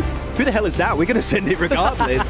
So I love to see a team like that, they're seen as an underdog, be confident. That is what you need if you want to go for the trophy. I mean, the crowd is hyped. I'm hyped. I'm glad that we got a chance to see Falcons and kind of like, in a way, some of the top teams as well being able to at least put up some eliminations under here. Now, I want you to give me just a quick name. Going into Erangel, which team are you going to be looking at, Neptura? WBG. Ooh, okay, Max. Regnum Carya. Okay. Well, you know what? Let's send it over to Blank and Jackie, and let's see maybe which teams you guys have in mind. Hey, thank you, Seven. I'm excited for this one, man. You know what? It's a spicy question. I'm liking it. He's not only desk hosting, he's cast hosting, he's doing it all. Go on, Blank. Who do you think? Who's going to show up here today?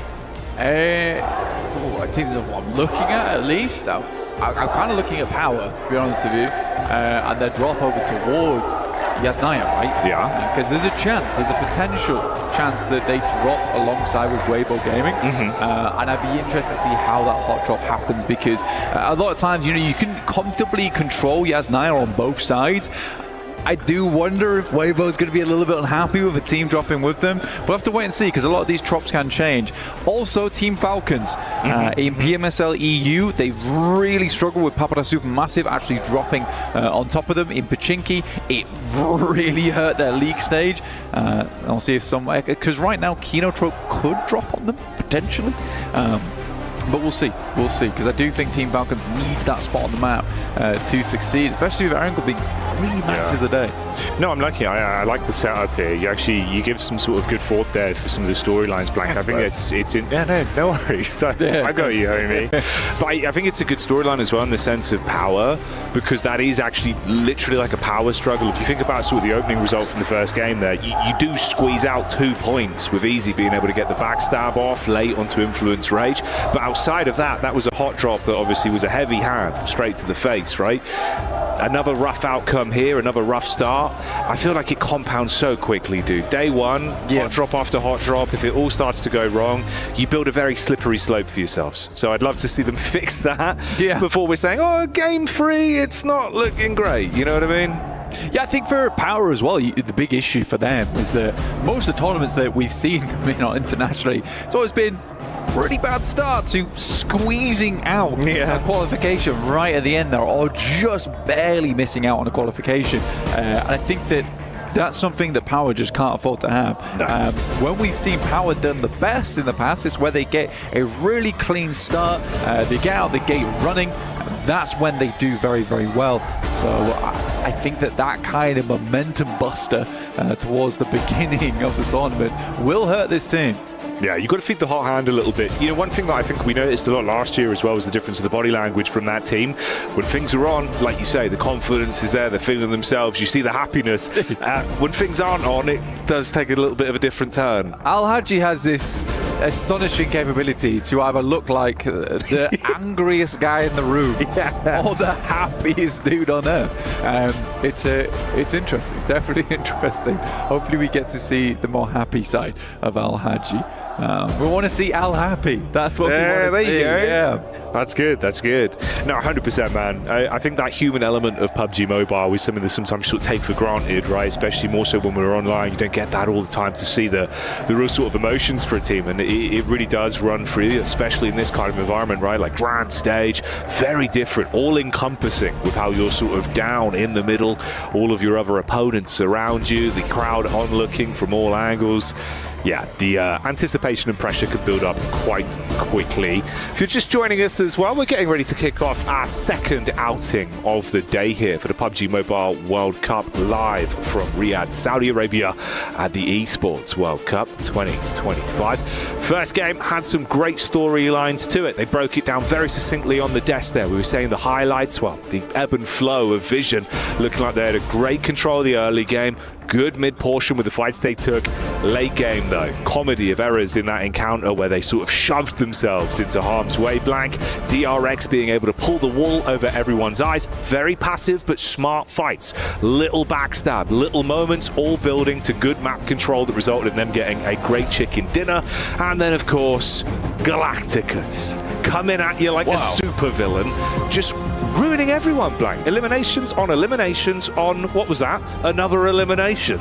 It's right, we were stacking them. We were stacking them. We were looking like a wedding cake of eliminations during that game. And I think the thing is that for Yangon Galacticos, when you were looking at them during that match, they were just compounding elimination after elimination. They went up to 7 elims, then it was suddenly 11, then we're finishing on 14. I was like, where are they all coming from? But it's just some very clean sweeps across the board. So for Yangon Galacticos, I do want to see more of that, please. Oh, yes. Honestly. But yeah, I think for DRX as well, it's good that you bring them up because there's some big boosts to fill for South Korea, especially after last year's PMGC with D+ actually winning that over in London. But for DRX, I do think that they have some very, very strong players on side, some very storied players on side. I mean, Hyunbin's been around for many, many years and has always been quite successful, and that's a good way to start things out. For South Korea in general, the macro is very, very good. It really is. It really is. You know what, though? I think we're having a good time right now setting the stage, but why don't you see how much fun the players have been having? Check this out.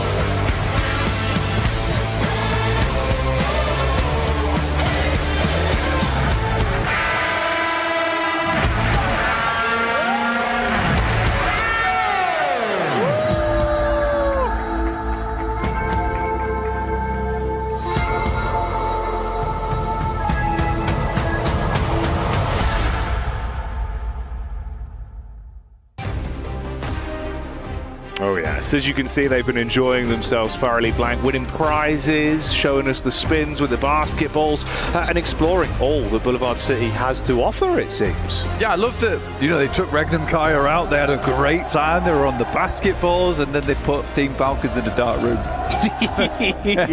Yeah, that's where they went. They keep them guarded, ready to come back and defend that title. Hey man, there's a lot of fans. There's a lot of fans for them, Yeah, the Falcons' nest, they had to roost and wait for them all to blow over. It is cool. They've got their own place as well. They can all practice and make sure that they're tipped off and ready to go. And all for the fans that you can see before you. Obviously, a large segment here where everyone's getting riled up. He loves doing that. That's what it's like the Wu-Tang, but it's the Falcons, Bird. It's interesting. Every time that camera's on him, though, he's going for it. He knows. Whoa, whoa, whoa. Yeah. Camera 1, camera 2, I'm on it. Camera 8, yeah, I've got a Falcon for you. Yeah. Caw-caw. If you see him in the distance, he's probably doing it. What noise does a Falcon make, Blank? It's like What's it like glides through the air? Yeah. All right, pretty good. You've owned me there, actually. Obviously, trying to get you to do a bird noise, but I'll take it. It's pretty accurate. That's it walking? Was that its feet? That was it walking. Pretty good, actually. It's kind of realistic. Yeah. Doing my best. Wow. I didn't realise you were such a good Foley artist. Yeah, no, I've got like a tambourine at home, a little snare drum I use as well. Rain stick? Yeah, rain stick's important. Yeah. It was actually me who does a lot of the rain sounds for a lot of the movies. Really? Yeah. Well, little known fact, you might not know this. All of the gun sounds in PUBG Mobile, that was you. That's me. That was actually Blank. He did those with his mouth. Like, kind of impressive, really. It is. It's basically all the gun sounds that you hear is me walloping my lips against quite a hard material. And then I pitch it right down. And then bass boost it. You were saying you could do the DBS live though, right? That's one you just do normally. Yeah. Do the acapella for the DBS. Give me one. Yeah. There you go. That's crazy. Yeah. Wow. It's quite scary. I felt like we'd hot dropped. You know? Yeah. Wow. Look, man. I'm looking to really improve on the S12K at some point. Because we're using the silencer on that thing. I quite like how it sounds, just no bass. Right. Okay. So I think we'll be looking into that one. How did you do the explosive bow? Was that just that takes some time? That one sounded quite intense. That was difficult. I actually had to procure an actual explosive bow. Really? Yeah. I see. Well, that makes far more sense. It was pretty tight timing as well. Yeah, I suppose they wanted it on a Tuesday. It was a Monday. I had to string the bow myself. God. Yeah. Damn. All right. Well, there you go. That was our new segment we're trying out here. Yeah. Facts with blank. Yeah. On basically instead of arrows, I was just using fireworks. Yeah. Wow. There you go. So, all right. Brilliant. That's what we've gone for. If you enjoyed that, let us know, of course. Check that out. Yeah, check that out. Some more of this. Huzzah indeed. Of course, just waiting to get underway here with our second game. If you're just tuning in and you're wondering why you've got some developer commentary going on and you're learning about how all the gun sounds are made in PUBG Mobile, well, don't worry. You haven't tuned into the wrong stream. You are in the right place and at absolutely the right time. And I think definitely, Blank, one of the ways I've described this, mate, is it is the right time for everyone but Alpha 7 in that first game. That just felt like it was so uncomfortable. The fights that they were thrown into, trapped in the compound, looking a bit lost, and they do look a bit deflated, I'm going to be honest. I'll put it, for the rest of the team, maybe I look a little bit deflated, but I don't think I've ever seen Brevo like not looking like that in an international. Fair enough. Yeah. Unfortunately, I suppose the bar, like you got to think about the bar. Even when he won, it was a severe look. It was a pretty we've done it. Yeah, and then hats off to the guy. I saw a small smile and a couple of tears when they won. That was really heartbreaking. Pretty mid. That was pretty heartbreaking for me as well, because the most emotion I've ever seen out of Revo. And I was like, damn, this actually does mean a lot to him. It's got through his tough exterior. We got 3 tears out of Revo, which is a big deal. Yeah, it's mad. You don't really think of tears as individually, but no, you don't. For Revo, economy. As soon as that third one formed, I was like, damn, this is big news. He loves it. He's really happy. But yeah, obviously not happy at the minute. We'll see if they can perk themselves up though. It's going to be a bit of a rough day. The thing is that technically they had the right idea of it. Of where they wanted to play and why they wanted to play there. I think just a lot of other teams also had the same idea. And then Team Secret coming in later to backstab them is just tough. I think it was more just it's one of those where for a team like that, we know how they can be when they're at their absolute best. So obviously you kind of look at it with a bit of a different microscope, right? You're painting it with a different brush. So it's when you're looking at it with the fight where they set up, you had the compound to play off, but some of the missed nades, some of the missed timings on the peaks, it just felt a little bit like it's not hitting instantly. They've not woken up. It's all clicked. They're like, right, boys, we're back. Let's do it again. We could be the 2-time. We could run it back. Hyped up off it. It felt more like, okay, we've got to get into this. Like, wake up today. Let's take it bit by bit. And that's kind of what I was wondering, is how they'd look here specifically. Because I feel like it's a different caliber, right? It is. You've got so much emotion tied to this event. There is a huge amount of emotion tied to this event. And funnily enough, we actually got a little bit of a surprise interview for you with Team Falcons. I'm going to check in with them, see how they're doing coming to this tournament.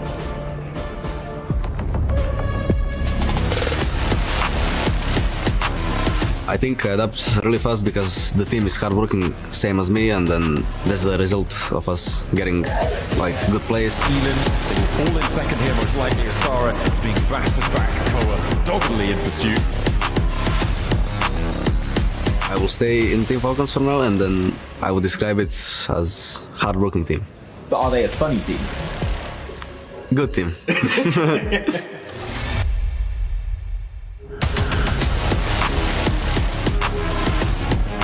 To be honest, I can deal with that easily. I don't have any pressure, even between the fans or anyone. So I want to be remembered as PMWC champion and MVP.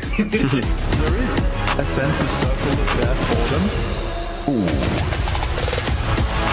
the confidence came from mostly from all of us training together, grinding, and every day motivating each other. It all depends how my teammates play, because nobody can play alone.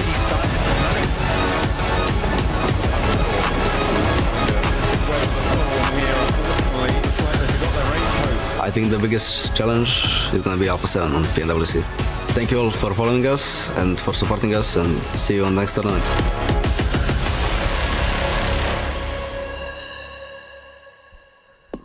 Cool, with the Alpha 7 call out right away there. By the way, we are getting ready for the second match of the day, but we just want to take a little bit longer to get a chance to talk to you guys because, I mean, we got 2 hot drops in the first Sandhawk, Max. I wonder if we're going to be getting a little bit more hot drops here going into the first Erangel. Theoretically, 2 could happen, right? We got one in Milta that's going to be Influence Rage versus Power. Power did already fight versus 4 Thrives in Hartin last game. I don't think they want to do 2 back-to-back. They lost versus 4 Thrives, so hopefully they can avoid that one. But the very important one here is going to be Regnum Carya versus AXTMG in Rozhok. You said, Niptura, last game, maybe they want to make a statement, start hot, have a little bit of momentum. Do you want to hot drop as AXTMG Regnum Carya? Absolutely not. I thought you were going to say just absolutely. I was like, no. Are you crazy? As much as I love Nongshim and Regnum Carya, 2 different breeds at cat there, especially on an Erangel, right? Sandhawk, it's all up for debate really anyway. You can drop somewhere, but it doesn't really matter. Erangel, these drops have been decided, have been practiced time and time and time again. It's just the map that is the bread and butter. So you better be really confident that you're going to win if you're going to hot drop Regnum Carya on an Erangel. Especially Rozhok. When I think Rozhok would be an easy hot drop like early on Ruins. I mean, if they're going to go for it, we know that they can win a hot drop. They were able to showcase it, but I want to refresh everybody's memory and just take a look at the match ranking from the first Sandhawk so we see where everybody's currently standing. I mean, DRX coming out hot there with the win, 19 points. Yangon Galacticos, we mentioned it earlier too. Just what a massive surprise for me and Niptura, being able to just collect those 14 eliminations and then you just keep going down that list.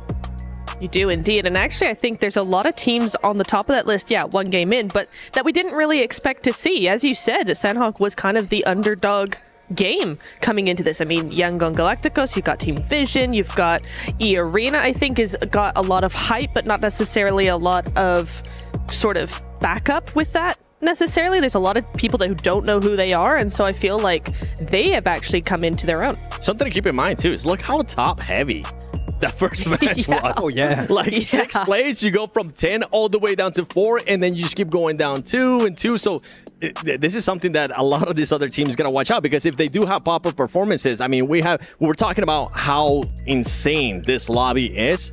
It showcases. If teams pop off, they definitely pop off in a massive way. Oh, we got so many 0 points. Yo. Don't look at those. Those are the 4 teams not don't playing look at the today. donuts. No, they are playing today. Please, sir, can you spare some points? We would love some at the bottom of the ranking. But it was, as you said, Seven, them very top heavy. Actually, we saw some decent points coming in for Team Secret and E-Arena. I had a very funny chat with all of the SEA talent lineup.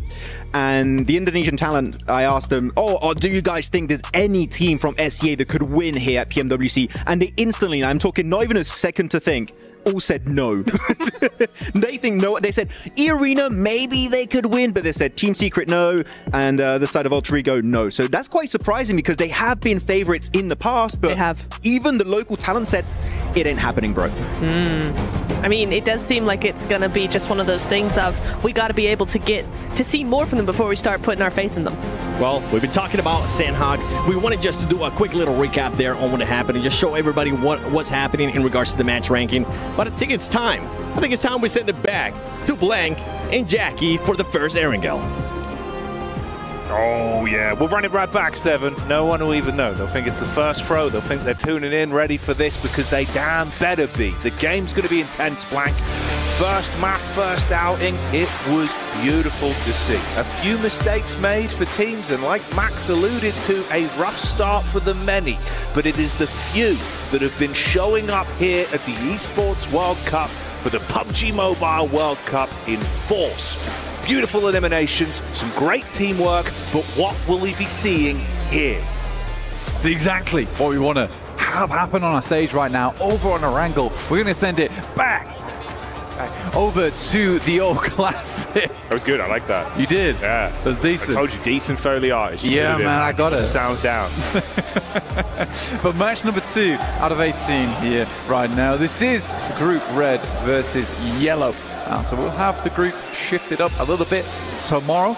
Look at this. Down towards the south side of the map. Coming from Primorsk all the way over towards Milta Power. Weibo Gaming down towards Primorsk. A really nice spot to start off in as well, to be honest with you. I think anyone that can start off in Primorsk on this kind of playing path does have a big advantage. Especially because you can line this western coast as well. Pick up a lot of vehicles, have control over towards Quarry. A massive amount of loot to have over down towards Primorsk. So yeah, very, very good beginning there for Weibo Gaming that have suck over towards Sosnovka. Yeah, quite a wide split for the scout, mate. That's a groin-splitting split. That's, yeah, I don't think like what was his name? Jean-Claude Van Damme? No. Yeah, was it Van Damme? Yeah, with the jeans, with the jeans. Yeah, it was Van Damme, yeah, wasn't it? Yeah. That would be the guy. That's what we're watching here. So, the Van Damme split. Van Damme split, you're not wrong. Oh, okay. So obviously we were alluding to this a little bit. We were setting up the fact that Power could have had a bit of a drop on the Weibo, but it's not what we've seen. Instead, it's Influence, Rage that are here, actually getting a bit of their own back for Easy, who had the flank in the first map. Obviously being able to instantly get the damage out. Al-Haji, not ideal. A big man for the team, but not able to deliver on that first encounter. For Dan as well, you have eaten that nade. Ooh, but hey, Dan, just down. And it's unfortunate to see, honestly. I think what typically happens with Aiden is that when Al-Haji goes down, he really struggles. When he's up, he plays kind of centerpiece to that role where you do need him on the off angle to support Al-Haji when he goes to those pretty insane rollouts. But yeah, now just Ragnar and Easy try and make it happen. Got the doolies. Kind of bait on a peak. Wild spray of bullets, but teamwork's there for the close quarters engagement. It's not ideal. And again, literally the same story, bro. This is the worst outcome, right? Just Easy left alone as the solo, if he even makes it out. But everyone's gunning for him. Want to confirm the full wipe on the squad. And that'd be Power Gaming going down as effectively the first full knock in both of the maps. Elevated angle over the top. They're going to dive onto him. Will eventually clean up. Took a bit of time to find it, but Easy's gone. You can get the save back onto him there. So Power out. Spat out his chewing gum. I'm so happy about it. Success. That's a successful push. They chew down over towards Power. I'll tell you that right now for Influence Rage. It was fresh, mate. Yeah, I think honestly on Milta, there was no way that Easy was getting out from there. You're backing it up to where he was. It was just complete open ground. There's a couple of buildings, and they would have just isolated his position, located him, targeted him fairly quickly. But it's a quick cleanup over towards Milta as well. It was. And obviously, we were kind of setting this one up with a bit of a breakdown on the split situation there. It's 4 Thrives that would be in the middle of the group reconnecting from that side if you're making the late rotate in from Sosnovka. I am curious to see how we will actually end up playing over the course of this one, because we're setting up the idea like, oh, a bit of a chance there. We'll see if Power Gaming can start things off better. Didn't go that way. It wasn't the storyline we got. Again, results them going down first. You've got potential as well. I think the longer these games go on, Blank, the longer the day goes on, potentially even for them, I think this is where we're going to see more and more of that team being able to deliver. There's so much talent on there, the tip of everyone's tongue saying that this could be the chance for that side of the region. They start showing up again. So I'm curious if they're showing us a bit of innovation for some of these plays. Yeah, I sort of understand it where you send Sukat down towards Sosnovka on the eventuality it is the south circle. But even then, like, you could make an efficient rotation across, and maybe it's a case where Suk in that situation just takes some pot shots over towards 4 Thrives as they make their way across the bridge, and then they can group up. But I think that the risk doesn't outweigh the reward here, honestly. It's going to be difficult to get back together. There's potential that Suk can take some vehicles, take a boat back around towards them, but by then you have delayed your rotation by a ton. For Falcons, on the other hand, no hot drop over towards there. Though my main takeaway from this game is because it's such a southern playing path, it doesn't really tell us too much about the drop spots because these were a lot of backups being used. Yeah, it's fair enough. It's fair enough. It's a good point to keep in mind, obviously, in terms of how it's going to affect things here. Give us some different results over the course of the day with... I was stressing going into the next match. They're like, do we want to drop Yasnaya? That's what I'm saying, though. That's the awkward part. Because obviously, once it kind of is forgivable and it feels a bit rough and you can fix it, the second time it happens, that's when it is instantly like, we're at the halfway point of the day, boys. Like, yeah. It's already creeped up on us, you know? How do you fix this? You have to get the screwdriver and kit out, figure out where the loose screw is. I suppose at least the only blessing, like Max was saying, there is a decent gap. If you look towards, obviously, what, 6th upwards, it's not that much of a difference with points, right? So, like, obviously, if you just actually start to build your way back in, and everyone else doesn't have a crazy spread, then maybe it's not the end of the world. But the likelihood of that obviously has a lot of bells and whistles attached to it. Yeah, and as we know, Jackie, for the group stage we're starting off with, it really isn't that unforgivable to go down too early. We're going to get 8 teams going through towards straight through, and then we have 8 teams going through to the survival stage, battling it out, right? That's what we want to see here. So there is still a lot of chance for our squads to remain in this one for a long, long time. So it will be 16 teams in that survival stage. 8 of our top teams will be heading straight through towards those finals we'll be playing later. So we won't really see any teams or their keys being crushed until after that survival stage. Yeah, you've got to wait for the spectacle. Like Barney was teasing, when the iris opens, sparks will be flying. So you won't want to miss that as the action develops here. I was kind of hoping a little bit, actually, we would get a run-in between these two with how good Yangon Galacticus looked into the previous matchup with Alpha 7 on the roam over. And it's DRX in the back line, so potential for the rotates in actually being quite spicy when the fights break out. Yangon Galacticus pretty close towards what I would say is a fairly central position. Now roaming around towards gas station, and that side of the map pretty barren over towards the pizza slice that just sits on the northwest side of the map, which is very, very open. You don't really want to play around there. Always do find that cross from shooting range off to that eastern side is a bit more awkward, which is why you're seeing much more teams down towards that southeast around Yasnaya. And staying far enough away from the field. So there's a lot of treacherous zones here that you don't really want to go into. I'm sort of surprised we don't have any teams trying to bank over towards Rozok. I guess for Regnum Carya, they're keeping a player back in wild so he can quickly dash back over towards Rozok if needs be. Yeah, that's fair. That's fair.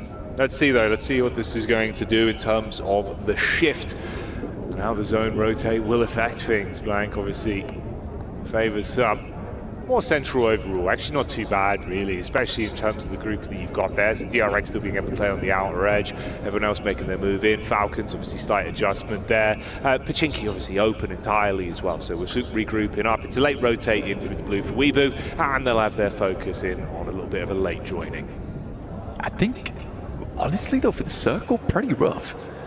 You have the entirety of the fields right here on the map, which is just bare open ground, and then the pizza slice I was talking about earlier, which is on that southwest side of Stalba, where the 2 roads make that kind of triangle slice. That is fairly open too. So this is pretty tough for a lot of teams to remain, and I would probably bank on at least 2 or 3 teams going down over the course of the next circle, maybe circle and a half.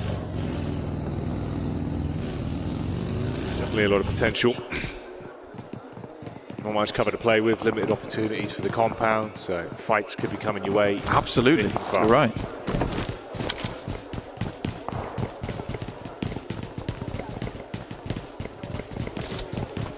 Team Falcons down towards the southwest edge. Like you said, Chinky was free as they'd left it quite early, but they're going to have to get past school right now. They're over towards apartments. A little bit more difficult to see because we are cramming 15 teams into a small space because they're all avoiding that fielded area. They're trying to take up space around some of the remaining compounds. You have the river that cuts through into the lake.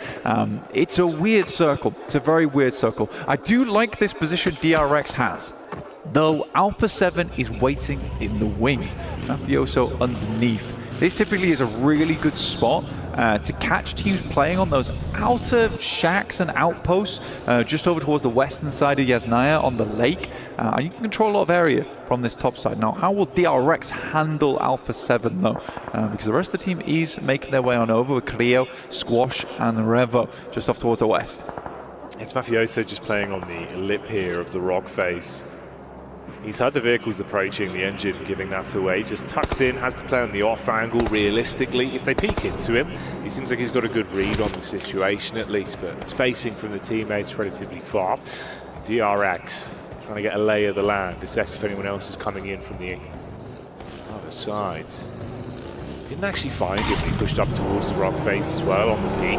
He leaned in for it, but neither one gave away the info fully. So obviously it's just the audio he's playing off for now, staying tucked in. If they push ahead of him, could backstab them really nicely.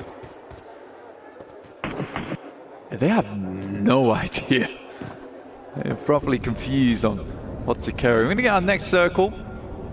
And it wasn't as treacherous as I thought it was going to be. This one is going to push a lot of teams away from the fields, at least from Yasnaya, so teams could be happy about that, but it's across the river. Jackie, over towards AX, E-Arena. Weibo's made a good wrap, actually, as well, over towards this north side. They are coming through that open ground, and Alpha 7 could chime in over towards that western side. We'll see how it happens, but Alpha 7 is so focused on taking over towards DRX, but DRX is left. Join now with Alpha 7's POV straight back in, and this is what you were saying, the rotate over there, taking shots from the back line. Squash, we know that he can be talented, and unloading at the minute, snapshots over the top just as they tuck into the compound. A lot of chip damage onto them, yeah, massively so, and you can follow up from it as well. I mean, Order in a horrific position, they just keep finding these knocks. Late game rotate, like it's been nice for them, but it results in this. That's an important knock over towards Yangon. Galacticos coming through from RCB.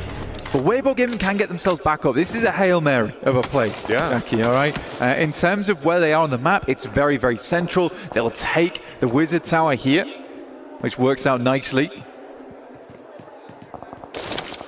But they basically need to hold this position for the rest of the game. The vehicles are shot to bits. The tires are going to be all popped by the time they get out to them. So Weibo Game is not moving. At least not until the end game. No. Well, what are you doing? Mate, he actually made it in. Oh, it couldn't have been better timing on it. Straight Benny Hills out up the stairs, wanting to get himself into the high ground. This is terrific.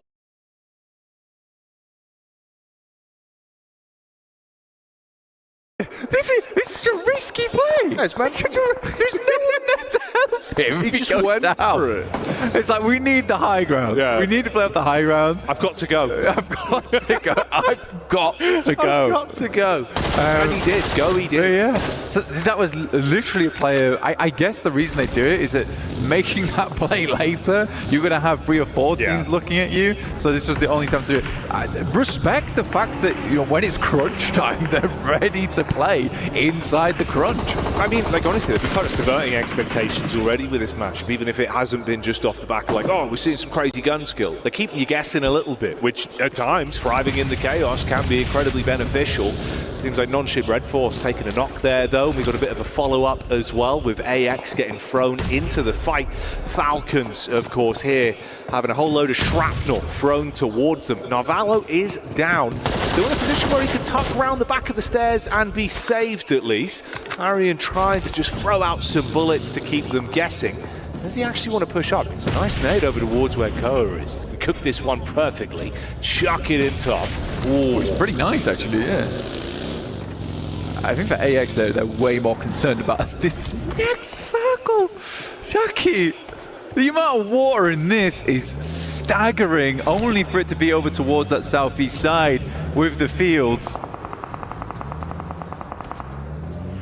Yeah, that's a ridiculous body of water. You think about the limited amount of space you've actually got to play with in the zone because of this. Okay. I mean, this has already been a bit of a cheeky one, Lang.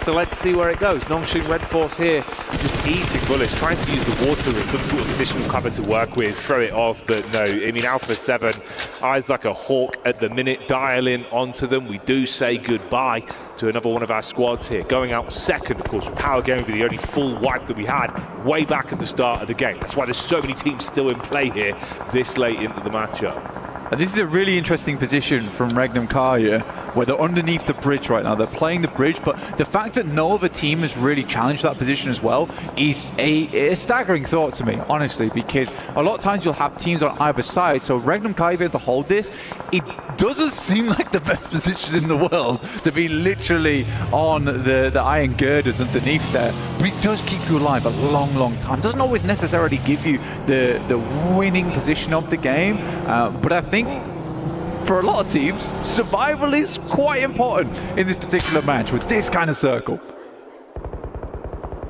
Okay, here's two names we haven't had to say too much during this matchup, but of course were very prevalent in our first outing of the day. You've got 4Fribes and also Vision. They're both fighting down towards the outskirts. Similar kind of setup here, actually, with some of the teams that could be going head-to-head relatively soon. AX on the force down with E-Arena coming in from the back line.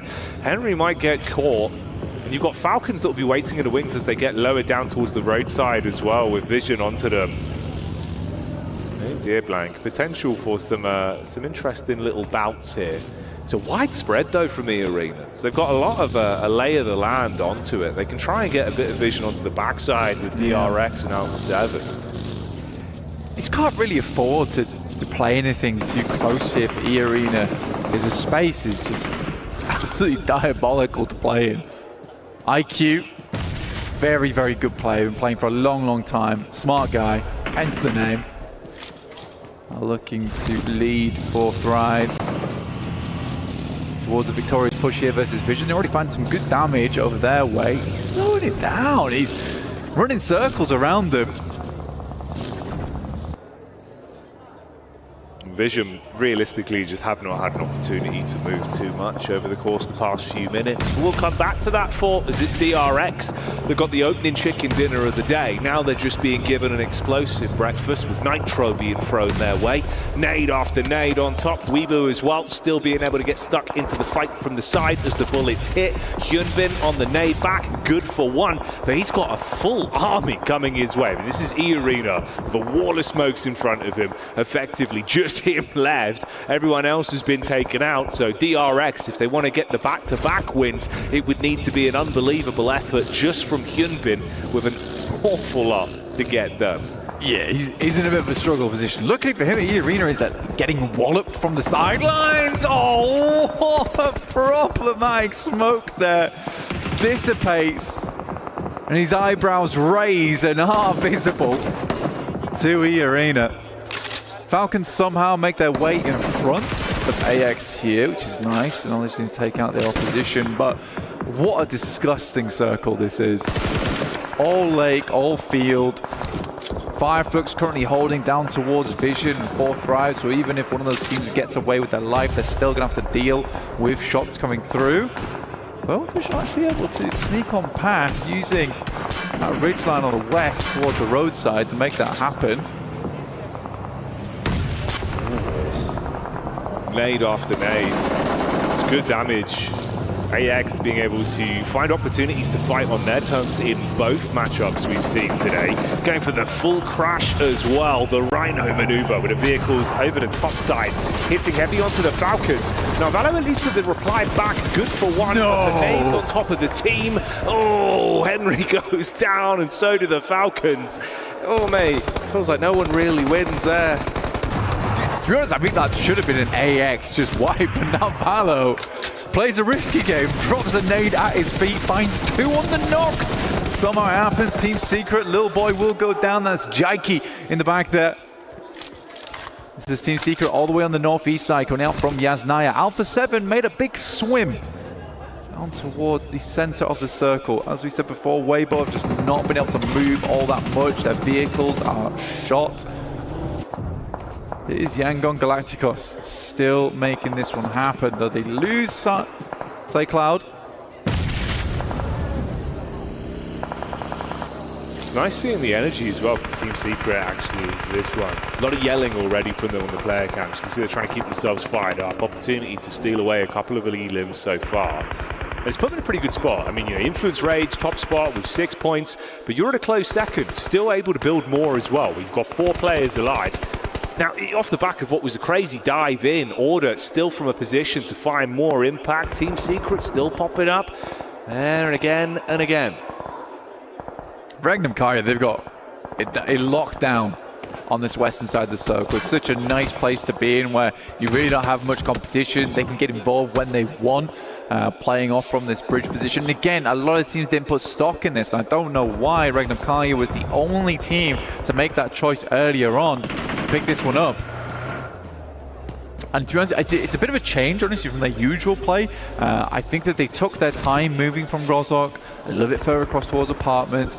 A fair few times on these kind of circles, they've been caught out where they move too far and too fast. The circle ends up coming back their way, and then they struggle in the future because of it. And it should have been an easy pickup. Order attempts to make the cross, and that will be one. More in the pocket of Regnum Carya.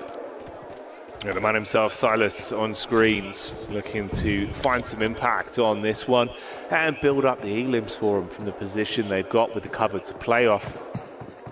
Now Weeboot been taking their time. Feels like they've been, you know, given a bit of plot armor with some of the fights they've survived throughout this map. Maybe that's about to change.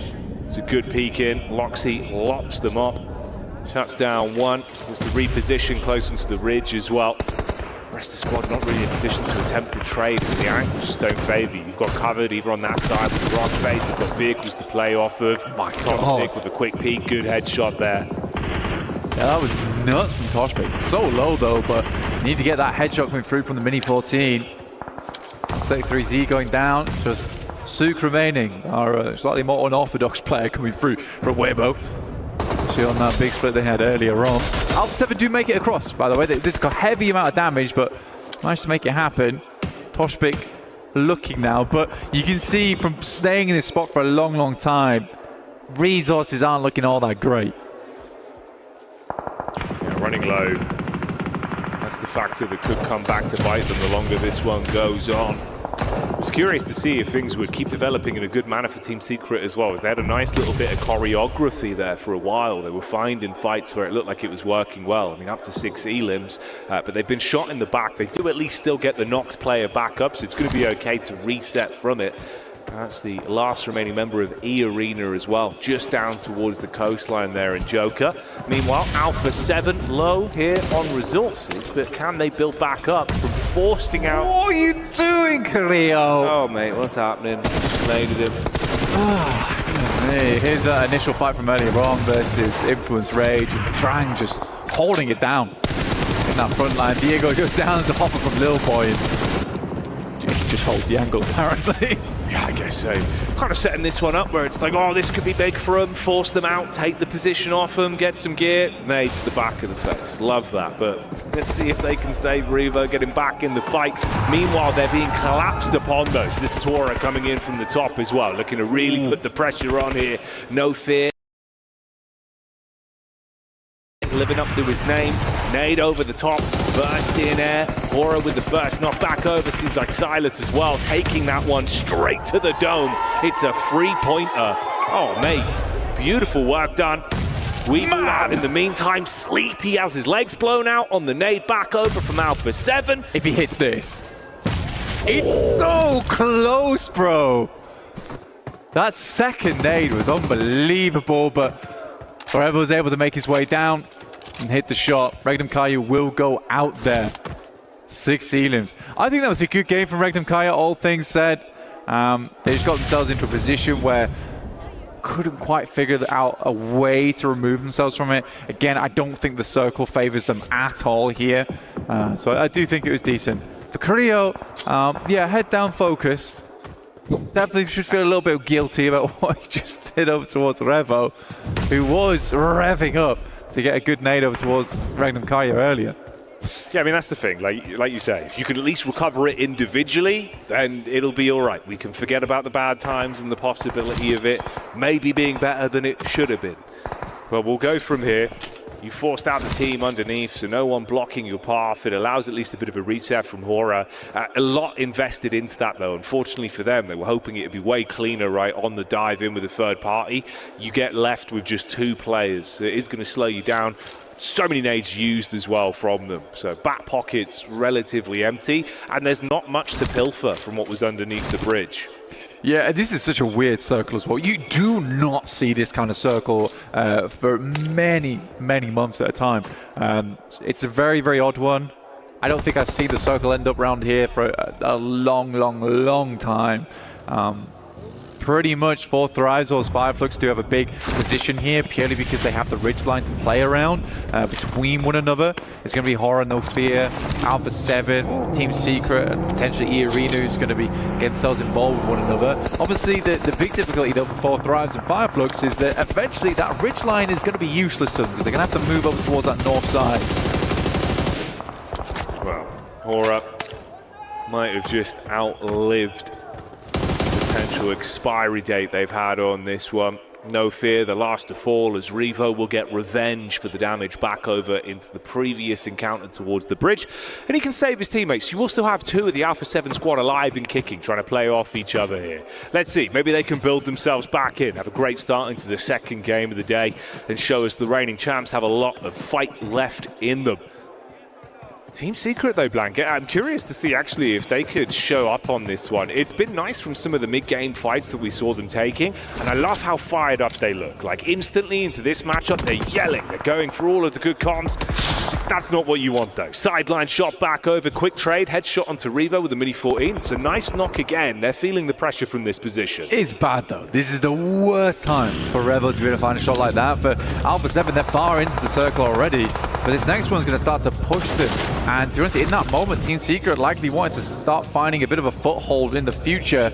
You can see Fireflux here locked into the tiniest ditch available, and the circle is going to continue to push them further inwards. I like the way 4 Thrives is playing this. They've got that lineup, so even if Fireflux are able to send a nade across, they've got way more space to play in, and they are taking advantage of that space as well. So these nades have got to be absolutely sublime from Fireflux. Had a decent amount of them to work with as well, and you can see how they're setting this up. Good comms on it, slightly staggered with the nades going over. Looking to make sure they can commit onto the knock player just a little bit shallow. It's such a substantial distance though. Definitely trying to see if they could force out the 4 Thrives members and punish them. Oh, this could be good. Perfect timing. Waits for peek up, slap back over though, Blank. It's not for free. They're actually able to at least get a quick trade onto him, so good heads-up play. The Bush had a framework made of metal, stopped that buggy in its tracks. The Fireflux ruined by that moment. They really just wanted to get across and start taking shots to the 2 players remaining from 4 Thrives. In the meantime, though, Madcap will go down, as will Scarface, and it's looking pretty grim right now for Fireflux. Alpha 7 and Carrillo, as well as Revo, I mean, that is a dynamic duo and a half, and they could make something work out of this game. Potentially so. There's always a chance. There really is. Fortunately for 4 Thrives, now it's just 1 that has to thrive. That's all that's left for them. And like you say, a bit of a split there. 2 teams in terms of the battle of attrition that do have 3 players alive, but limited resources to play with, and the cover really isn't there for most of these squads. So closing the gap between one another, it's risky. It's all or nothing. You've got to peek in, off your teammates' contact, and commit to those elims. You can't mess around on this one.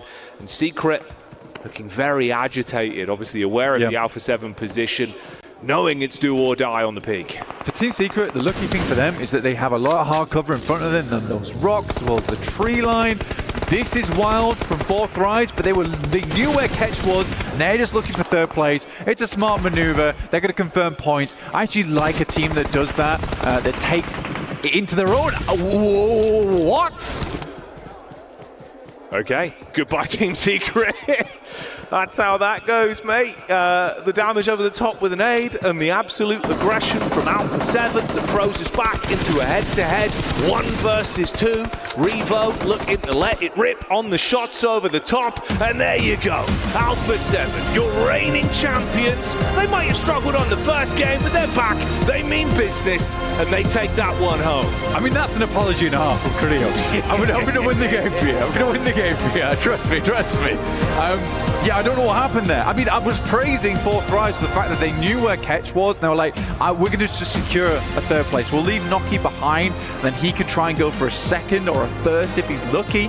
And in that moment, I think Team Secret gets so flustered, these just get torn to pieces. But there was so much opportunity, in my opinion. It's 2 guys from Alpha 7. They're more putting presence and everything behind those rocks. You just send out over towards that hard cover, towards that tree line, instead of sitting behind that vehicle. You have a much better chance towards that late game. And I think it was just that menacing characteristic from Alpha 7 that kept Team Secret in an odd spot. Yeah, it felt like Secret into that matchup, you know, they had some good knocks from the sidelines where they were able to play off a bit more of a passive position.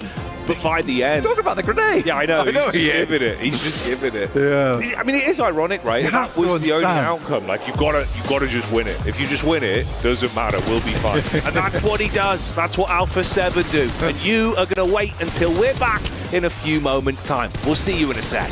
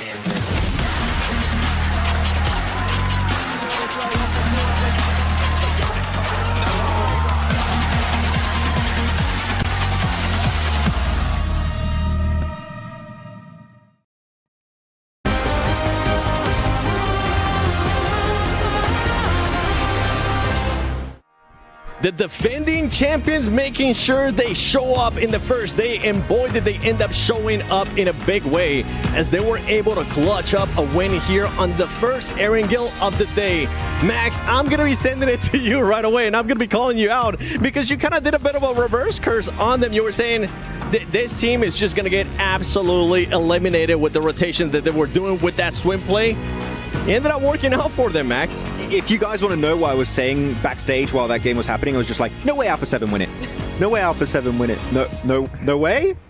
Right? Like, I really thought there's no way in hell that swim across Yasnaya Lake was going to work out because you had Influence Rage still behind them. You still had Arena, and they lost 2 players because of the rotation. But then the best bromance in PUBG Mobile Esports happened in Revo and Carrillo constantly healing each other and just creating space and winning as a duo against full squads. What was that? I got a little bit more. If you didn't think that swim was the right play, right? I felt completely different to that. What do you want to see from that team in regards to different in regards to just that play? You don't want to see them swim, then what do you want to see? So I do like the idea to swim across and get access to that ridge. I think that's a good idea. The timing was a bit off. I would like to see them defend the northern side against E-Arena and Influence, because if they eliminate those 2 teams, maybe they survive as a 4-man team and actually make it to the ridge and have an easier time to get that chicken dinner, maybe even get more eliminations. So I think that clearing the backside was lacking here and could have made that play even easier to execute.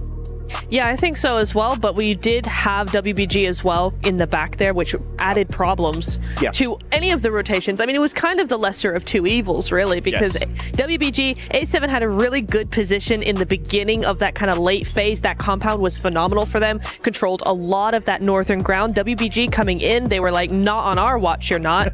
But actually, with A7 swimming across, WBG were actually able to turn the tide and go, actually, not on our watch. Yeah. We're going to take you out. So it was a little bit of a back and forth there. One thing that ended up helping out Alpha 7 was that Regnum Carya was there in a way to stop any WBG push. And I feel like that was the turning point. And then on top of that, Max, or Neptura, we did end up seeing a bit of a third party by Hora Esports, which we weren't too happy about. It's a little overextending, wasn't it? They went, oh, we have an opportunity, go for it. Wait, no, nades, help.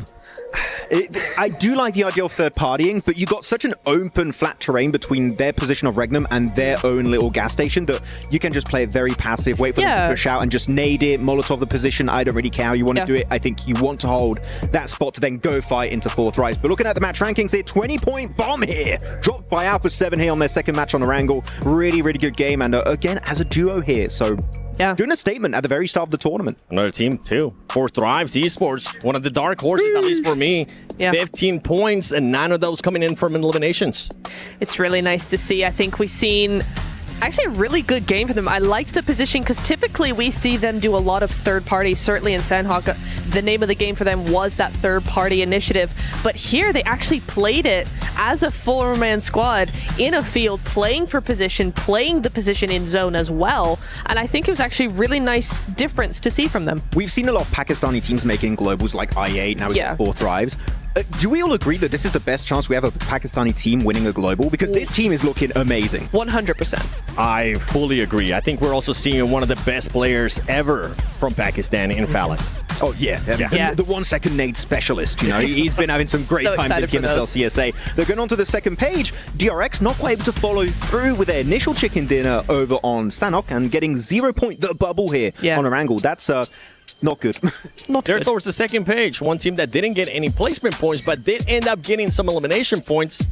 AXTMG, Natura. Yes, they did. I actually really liked how they played that against Falcons. The initial fight over onto Falcons in the guard tower, they tried it, saw that it wasn't going to go through, and they went, okay, cool, we're going to back off. Awesome, love that. Then Falcons actually took a position that was down on under a ridge a little bit. And I think it was really interesting that AXTMG actually took that and went, we're going to approach this as a third party. They did not full send. They didn't do anything. They used the ridge to scout around, to kind of run around the ridge, throw some nades. Once they got like a double knock, then they just full sent in. that is more like a third-party play than an actual 4v4 confrontation. So I thought that was actually really interesting because that is AXTMG strength. And then no survivors. And then no survivors remain in that wasteland of that fight.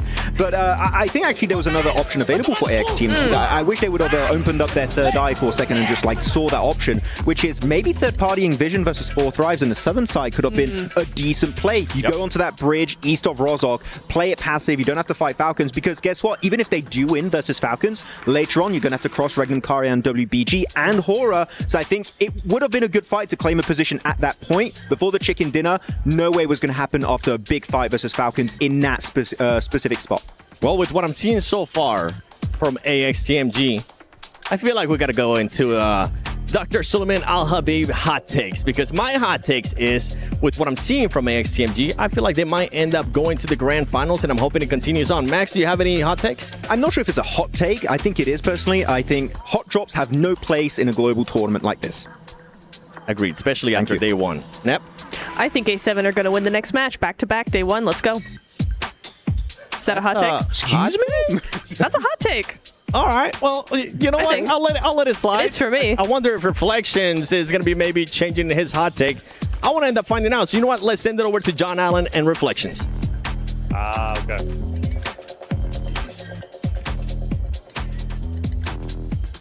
And welcome, ladies and gentlemen, to the Kadia Esports Arena. Things are kicking off quite nicely when it comes to PMWC. Alpha 7 coming off a tremendous win. We got to be watching out for them, the returning champions. But since we're 2 maps deep, I think it's now a perfect time to do our Dr. Suleiman Al-Habib's hot take, because things are starting to get spicy. I'm Taylor Reflections Noble, joined by John. And what are we seeing so far, man? Because Alpha 7, that win was huge. That was absolutely brilliant. 2 players against so many full force squads. They held their nerve when it mattered most, and they came out on top. Let's get into these hot takes, though, all right? And I'm going to kick things off nice and strong. Maxman is going to say Team Spirit instead of Team Secret at least 10 times today. Guaranteed. That TS abbreviation, that's tricky. It is tricky. That's why we're casters. He's not. I do question, though, why is Maxman getting so much hate? He was tied up, thrown on the couch before the pre-show, and then now you are also bullying him yourself. What's going on, man? Hey, look, the man needs to stay humble, otherwise he'll predict teams more and more, and we all know that we do not want that to happen. Humility. I think we all could use a little bit of humility. Alpha 7, though, I was actually coming out the gate before that win. I was going to say my hot take was they're not making it, or they're going to the survival stage. They're not just going all the way through to the finals. I got to change that. So now I'm going with Revo. I think he's going to get 50 eliminations, but can he surpass it? We'll find out. Let's head back over to the casters. Hello guys, we're back. You know what my hot take is that we're all really uncreative, and I agree with Reflections. We've got to stop bullying Max. Here's my hot take.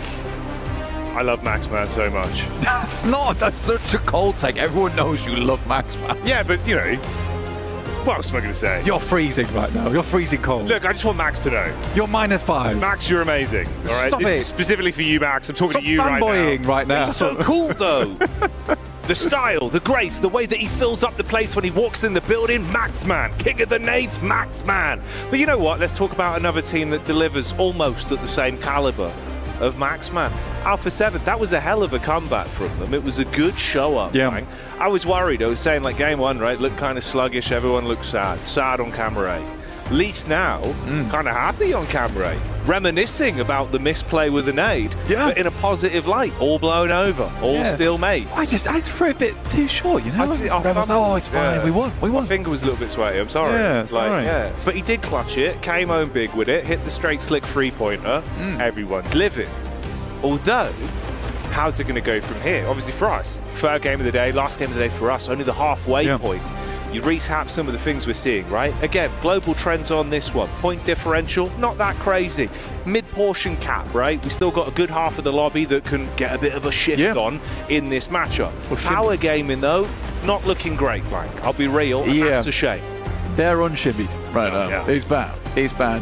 And again, there are some teams here that are looking just as clean as the Mr. 7WG himself, but others, they're just not doing so hot. And I think that's going to be the base of this whole cast. It's going to be really nice to everyone and everyone. Yeah, it's super friendly. Yeah, we're just super chill cast. It's nice.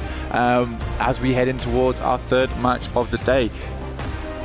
there was a big point that we wanted to bring up, which was on that first angle that we saw there. It was a very southern playing path. Yeah. Forced a lot of teams to head over towards some of the backup drops that they had.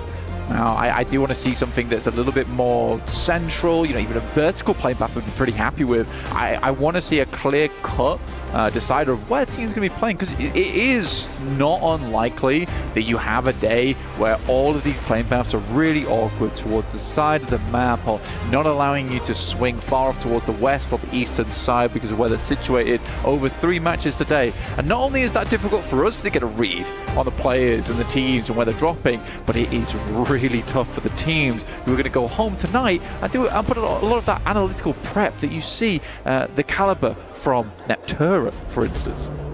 No, it's true, dude. It's true. I think it's one of those, Blank. We're already at this point today. We're seeing some squads that are being able to thrive with more passive gameplay, some of the heads-up reads where, again, actually a good callback, like Neptura was saying, right? Like the idea of kind of getting over the hump early, where you go in, maybe force yourself into some aggressive hot drops just to see if it gets the blood pumping. Obviously, that I think the term is from Moneyball, Blank. It's feed the hot hand. It's one of those that makes a lot of sense in this kind of environment, because obviously, other side of the coin, you see what's happening with Power. It ain't working right now. Yeah. It feels like they're cooling off. Colder than those takes about Max Man. Other side of the coin, you had DRX there that bided their time into an explosive finish. That's nice. It's going to amp you up. Sure, game 2 wasn't as great, but then what happens? Alpha 7 starts saying, let's play a bit more aggressive. Let's actually take fights. One of them was very aggressive. Extremely so. Yeah. I think that, for a lot of our teams, like just going for things at the moment, and there's little to lose here. We've already discussed it in the case that no one's going out right now. You're either going through to the main tournament or you're heading through to that survival stage where 16 teams will be taking part. So the 24 teams will be going through. Right now is the best place to be when it comes to experimentation as we head into our match number 3 of the day. It is Erangel. We're going to have one more Erangel after this one, followed by 2 Miramars over on those Dusty Dunes, and it'll be Reflections as well as John taking you through that one. But for now, let's get right into this 3rd match. And look at that play path. Yes! It's far more central, mate. This is what we were hoping for. Obviously, last time around threw us off a little bit with some of the hot drops we were expecting and some of the rotates we were seeing. So the secondary drops were called out. Things should be a little bit more cleanly cut here, and we'll see if there is overlap. In a weird way, again, it does actually kind of scare me if we do see Power going for the potential play that we could expect here with the hard drop. We'll see, mate. We'll see. Heading straight back down towards Milta, but Influence Rage is going a little bit further here, so Power should be able to hold on to this one. That feels bad. Yeah. That Influence Rage is not going back to Milta Power despite just demolishing you in it, so it's kind of like a pity play that you've been sent your way. I am curious to see if Pachinki is held solely by Team Falcons this time around.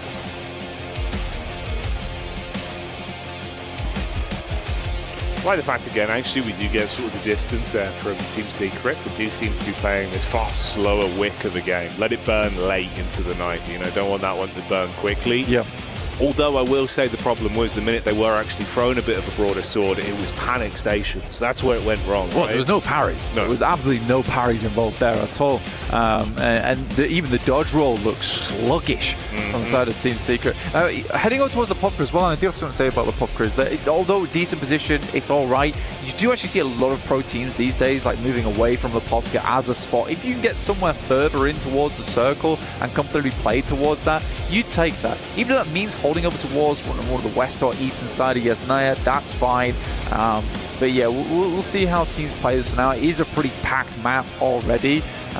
But I think that Team Secret, after seeing that, playing in the Pop Cup means you have to push through a lot of teams just to get towards the initial circles, and those initial circles are over towards the southwest side. It cuts a lot of Sosnovka in, which is a bit of an awkward one, where you're not sure whether you'd be heading across or not. It would be cool to see a Sosnovka this early into the tournament, though, Jackie.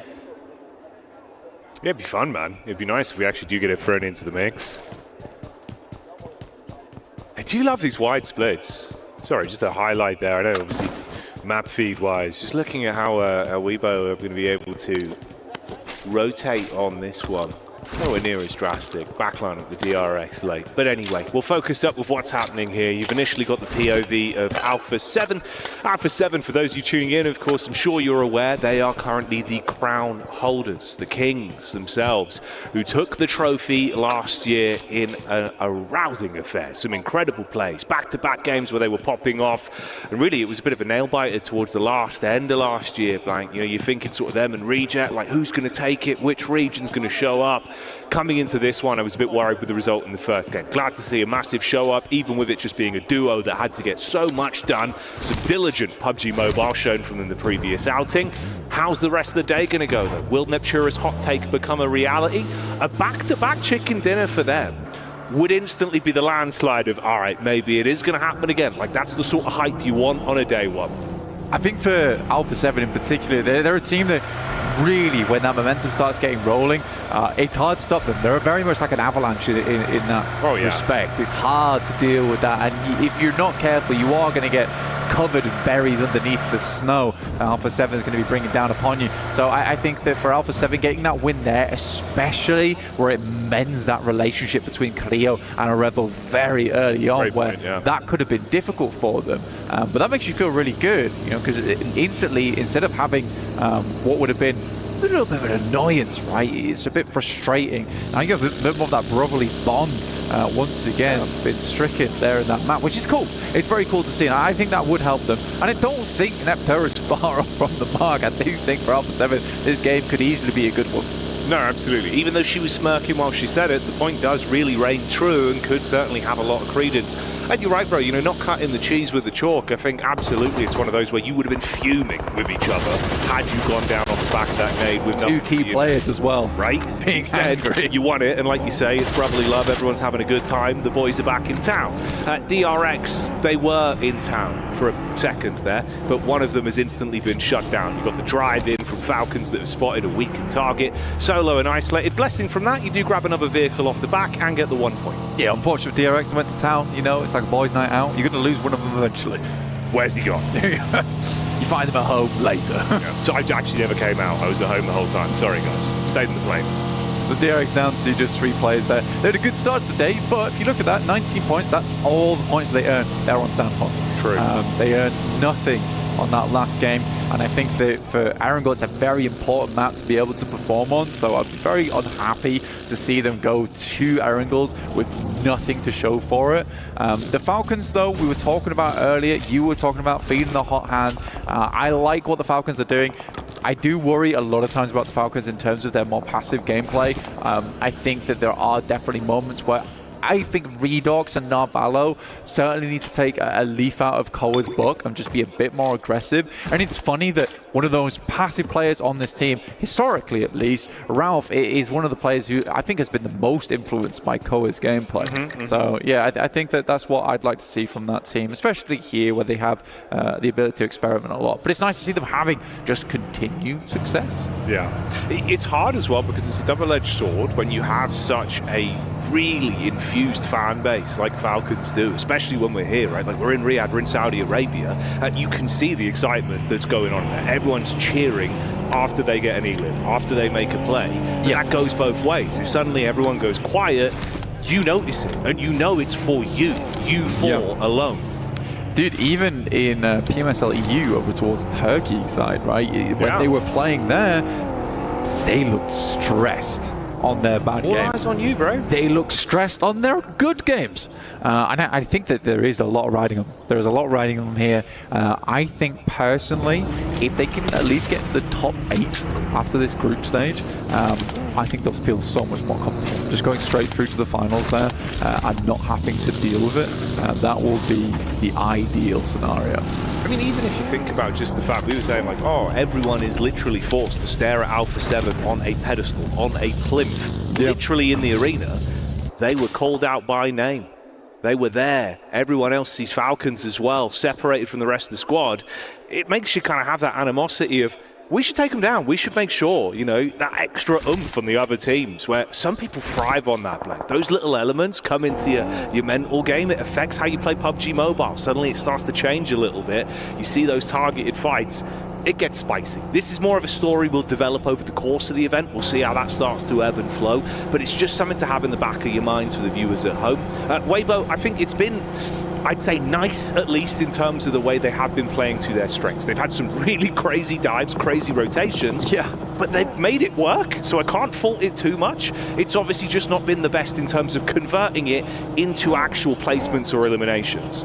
I think that there's one region that just will make those kind of plays, and it's something that I always massively adore about that region, especially that play from Sook as well. He's just running up the stairs. A lot of teams just won't take the opportunity. They won't make that play. But Weibo and that region in general is one of the few regions like Americas where it's a case of we need high ground, but it's like a 90-10 scenario where I will get eliminated for doing it. But they will take that risk because they know that if they don't do it, they may as well be throwing away the game anyway. So they'd much rather take those risks early, which I think does put those teams in a much better position. And I think it's a type of squad that could get a very, very high elimination game over the course of this group stage. We'll have to wait and see. AX currently very central. We're heading around Gatka at the moment and just south of Pachinki.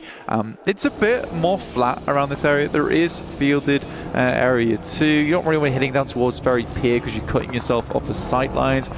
There's a fair amount of water in this one. We were worried that it was going to go down to Sosnovka. It didn't do that, so a lot of teams can now consider coming back up. Power, I think it's reasonable they head towards Sosnovka. It was one of the few plays they had in the back pocket on the happenstance we did go down towards that part of the map. They would have had a fantastic position.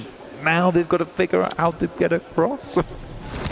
Yeah, something to potentially keep your right eye on, whilst your left eye's on this side. We can touch on Hora a little bit as well. I think, again, it's one of those where they had some unfortunate encounters, like No Fear. In terms of the timing and the setup he had, it was really good cooking with the nades. You could see, like, he had his understanding down to a T, mechanics were nice. He was just hit from the side, where it was a really sick off angle for DRX back in game 1. Again, I think that's a team that potentially, if they're not sort of showing up too much, maybe you start to underestimate them, they'll find a way to start to climb because there's a ton of talent there. They do just need the opportunity to display it. We've seen a few bits from Squash, but it's interesting, obviously, we've not really had as much opportunity to keep our eyes on him. I'm curious to see how he's going to build over the course of the event because I feel like, again, man, it's a lot you're thrown into here, you know, like the live environment for him, you're coming in, all the pressure on as you've got the trophy, your team won it. You've got to live up to that again this time. Showing us the moves at the minute. Vision, it's rough. It was a good start, game 1. Here, instantly isolated, you find the scout, take him down. That's E-Arena that grabbed that. With Joker showing up consistently. He's been the big dog, I'd say, so far for E-Arena. Yeah, it looks like he's enjoying himself as well. I think for Vision, there's been a lot of times where, if I'm quite honest with you, the awareness hasn't been great. That's fair. Hasn't been great in terms of where they're playing. I mean, we even saw that from I believe it was E-Arena again on the last Erangel where they were on a split over towards the top side. They were able to just move in there and immediately isolate them. So I think for Vision, that is something that needs to definitely be improved, which is just the overall awareness around the map in terms of that scouting, because teams will be taking opportunities absolutely anywhere they can find them. These are the best teams in the world coming to the PMWC, the PUBG Mobile World Cup. Right, this is not an easy stage. It is not an easy stage to play it. Quick shout out to the production team, by the way. Loving these transitions. They've been nice. They've been really nice. It's good setup when we do get our circles coming in. Pat on the back. You guys are killing it. Everyone is. It's been a good day so far. And of course, this is the halfway point. It's why it really starts to matter. We get a feel for how things are looking, the lay of the land as we develop into the later portion of today's games with the zone on the move.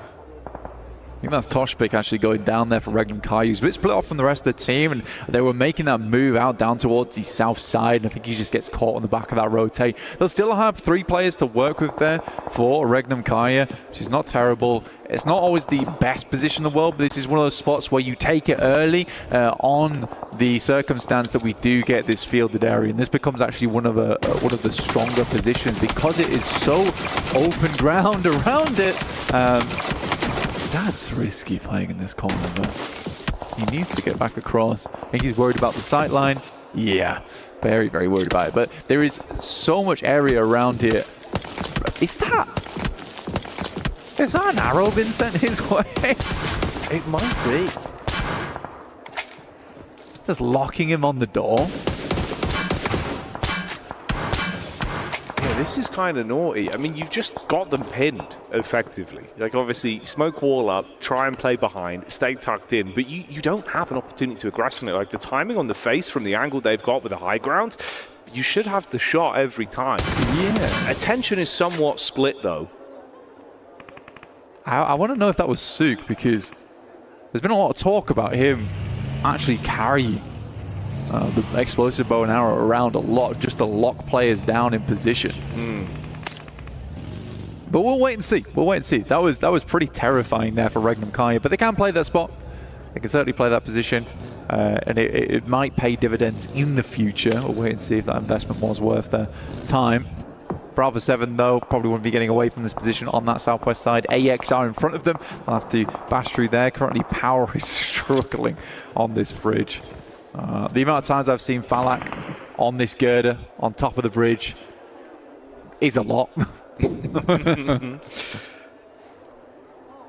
gives him so much vision as well. Ooh, okay. Nearly. Window of opportunity, obviously very slim. You've got to chicane on the push up. Trying to keep the help from the back line. Takes a bit of time before he gets the first shot back over, but the first knock is the most important. Quick reposition, got to try and get himself out of dodge. Takes the damage from the drop and the bullet from the side, so into a knock on the bridge, off the angle. Teammates now with more pressure on them. Split there, obviously incredibly awkward for Power with the distribution of squads they've got around them. It's DRX they've got on the other side as well. I'm just not sure what Power was thinking on this one, if I'm perfectly honest with them, where playing on this edge, it's so tough. Yeah, they're getting eliminations here and there, but slowly but surely they are going down. Again, they could have played in from where Team Secret's on, where the circle was, where it encompassed Very Peer. You know there's going to be teams playing over towards Primors. There's going to be teams heading over towards Yellows. This is a situation where there's going to be many, many teams looking to lock you out over towards Lighthouse coming across that bridge. It's just an unreasonable decision, in my opinion, where they could have played it slow on the eastern side of the map. The only other thing I can think of, and I mentioned it earlier, is just that they were hoping, gambling for a Sosnovka finish, and they would have been the first there, but I don't know, man. I don't know.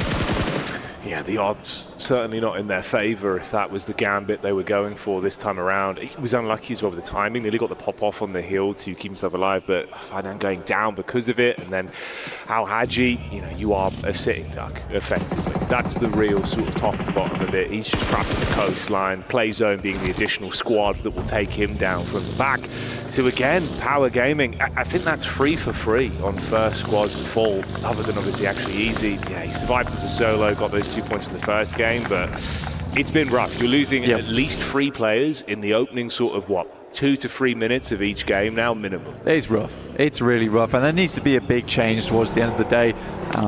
Looking at 4 Thrives, though, they're doing really well. Second place at the moment. I was asked recently who my top 3 players were, and in that top 3 I mentioned Falak because he is one of the more exciting off-angle specialists, and you saw him there even on the bridge. That's another thing I love about the player, is that when he's in that solo position where he's playing off the back of his teammates, trying to set up situations, he's so safe, so cautious with it. He was never going for the full-on spray. He was happy to let his teammates find those knocks, find those eliminations, and he just had to be the enabler, essentially. So he's a very, very cerebral player. And if you're watching PUBG Mobile, you never heard of him, I'd keep your eye on him during this entire tournament.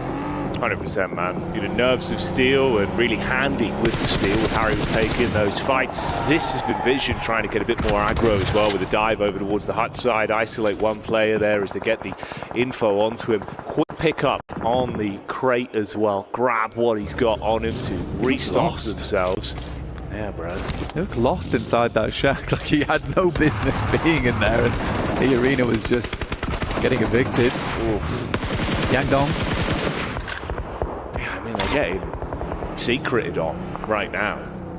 There's the dive over the back. Secret, again, it feels like they do better when fights are on their terms. When it's suddenly thrown towards them, that's when a bit of the panic kicks in. It was a little bit awkward. They are being at least able to find some recovery from it. The zone is awful for them though, right? Consistently thrusted further forward. They have to just sprint through this, try and take it headstrong. They do win out on the fight, but with the double knock, it's going to still take some time to recover from it. Meanwhile, Weibo again, they always show up when you least expect it, and nades are raining. Why are they on the eastern side of the map right now? There's an insane rotate from them, which I didn't even catch. They were playing down over towards that western side. Suddenly they managed to get themselves all the way over to here.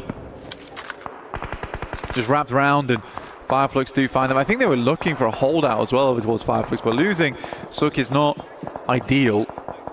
MacHap's been an awesome addition over towards Fireflux as well. Been finding a lot of success for the team. Where Ketch is no longer as potent as he maybe was in the past, MacHap has been pretty phenomenal, basically bringing him back up to level. Like, both of them combined make a pretty fearsome duo. There's been some fierce picks as well that we're seeing from the sideline there from Hora, still being able to keep themselves in a good spot in terms of the eliminations they're finding, where it's not an overcommit. So nice shots, again, delivering. Fireflux, it's interesting how much we've actually seen them really being in focal points of fights that have a lot of reverberations for the outcome of the game, but it never feels like it really gives them the oomph they need. They're always on the, you know, the wrong side of the coin. Yeah, that's a 100. Bruised by the nade. That wasn't a coin, that was a grenade. Yeah, it was. That was dirty. Heading through, M79 trying to lay down some smoke in the meantime. It's not going to be. Solus does hit the deck though. So does Scarface, and this is looking more and more rough. So very good shots coming through from Regnum Carya, by the way, from that position they were talking about before. They're currently holding over towards that north side. Shame for Secret as well. If Team Secret were looking to build and compound off the points they were able to accumulate into Game 2, it's not really going to work out as well for them here. You go down relatively early, third squad to exit stage left. It's a massive cool-off as well over on the side of Yangon Galacticus, considering how impactful they were with that opening game. But let's dial in here with Alpha 7. Mafioso, clean connection over the top side. Wow. AX giving as good as they get. And fair play to them. It's actually been impressive how good they've looked in terms of the amount of pressure that must be on this squad. You've got to deliver. Full commit on this. Push up with the DBS. Oh, it's clean for the first, but the bite back with the moves. Ravo starting to really bring the heat towards them. You've got nades running in from the side as well. Alpha 7 with a lot of targets on them. Ravo canonically touted as the best shotgun player in the entire world. Hard to deal with him when he's flying through the air, gliding on the back of those wings. The DBS only taking shots over towards you, but it's 4 thrives to backstab, and Alpha 7 was stuck between a rock and a hard place there. Noki once again playing anchor down towards that south side. I think honestly 4 thrives have a very, very good position here in the circle. And Balak with 4 elims so far during this game. I do think they have a good chance here, and now taking away first place spot. Nepturo unfortunately mistaken on that call, but this is a big push coming through from Hora. And where is Silas? Where is he indeed? Hora as well, just getting away with absolute liberties at the minute. They're going for some big commits. They're actually completely flipping it on its head of saying, oh, you're kind of playing this passive game where then you suddenly throw the heat up. The tempo control's really good for them. They're keeping the other squads guessing. It's been great fights. They're starting to find themselves opportunities for eliminations. And again, like you were saying, as much as this is great for 4 thrives, you've already been able to build up some points. Rest of the squads that in the overall rankings for the day, they're all gone. Anyone else that actually accumulated a nice amount have already been taken out. You can see it's the bottom end that is still alive with the overall points here. This could really have some chance to leapfrog you up. So this is a big game for a lot of the squads down towards the bottom side right now. Absolutely. For AX particularly, they want to jump further up the rankings here. Horror as well. Want to show a lot of these teams what they've got to offer, but 4 thrives could bump themselves massively up in this game, getting a lead of something like 20 points on the 3rd match of the day with Alpha 7 and Yangon Galacticos being down early, and Vision's only just breaking into the 20 points now. Hora's still going. I mean, that's Vision being completely removed, blinded by the power of Hora Esports again here. No fear living up to his name. as the rest of the squad's playing with that. Sleepy and Sky back-to-back. 8 eliminations combined between the two of them. Some impressive maneuvers. And we've been obviously sort of touting, 4-5s, they're in a good spot. If AX were able to find an opportunity to get the drop on them here, sort of pick them to pieces from the sidelines with the scout setup they've got, it could be a bit of a change of pace. They've not looked too bad over the course of the day so far, but taking down a team like that would be huge for them. There's been a nice reset for 4-5s to get back up to all 4 players. That's unfortunate. You're trapped on the edge, nothing you can do. That's the last man going down, so we do wave goodbye to Fire Flux. They've been stuck out on that eastern side for such a ridiculous amount of time. It was not easy for them, but Weibo, despite showing off some pretty cool moves around the map and having some decent rotates into position, they've just not had the staying power in these matches at all. Not been able to dig those boots in to the ground. Felt like we'll be taken down by Sky, which, to be honest with you, the speed at which he went down, that was an unbelievable spray coming through from Sky. Yeah, Sky's looking crisp today, dude. Like, some of the shots he's being able to find are really impressive, but it's the setup from them as well. The way they're actually sort of jiggling and playing off each other's contact, comms look really clean. Yeah. Absolutely. And Sky has got a massive amount of pressure on him. And we had a nice interview with him at the start of the day where he was saying that I don't really see it as pressure. I just see that fans being just loving us as a team, and I'm going to try and do them as proud as I can.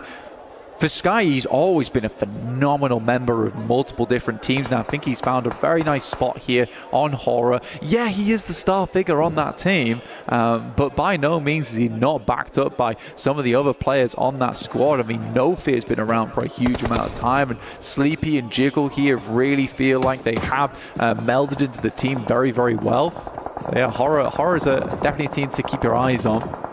I think maybe that's working for him as well, where it's not, the whole squad sort of playing against each other whilst being a team. Yeah. Being set up where there is sort of, no need for the ego. Everyone's happy to just set each other up, and it's working well, dude. Like, they're passing that baton brilliantly. It's funny as well because Sky is played on like quite a lot of highbrow squads, let's say, where he has not always been the player that everyone looks towards and is like, that's the top player on that squad. So it must be quite nice to be on a team now where he is that star player, but he's still quite a humble dude. So, getting set up, and he's always there looking to capitalize, help his team find that success. And this is an unbelievable position. I talked about earlier where Regnum Carya tried to pick it up early into the game, and it would have had massive success for them should they've been able to hold it versus Hora, but they just came in very, very fast over towards that position. It was super difficult.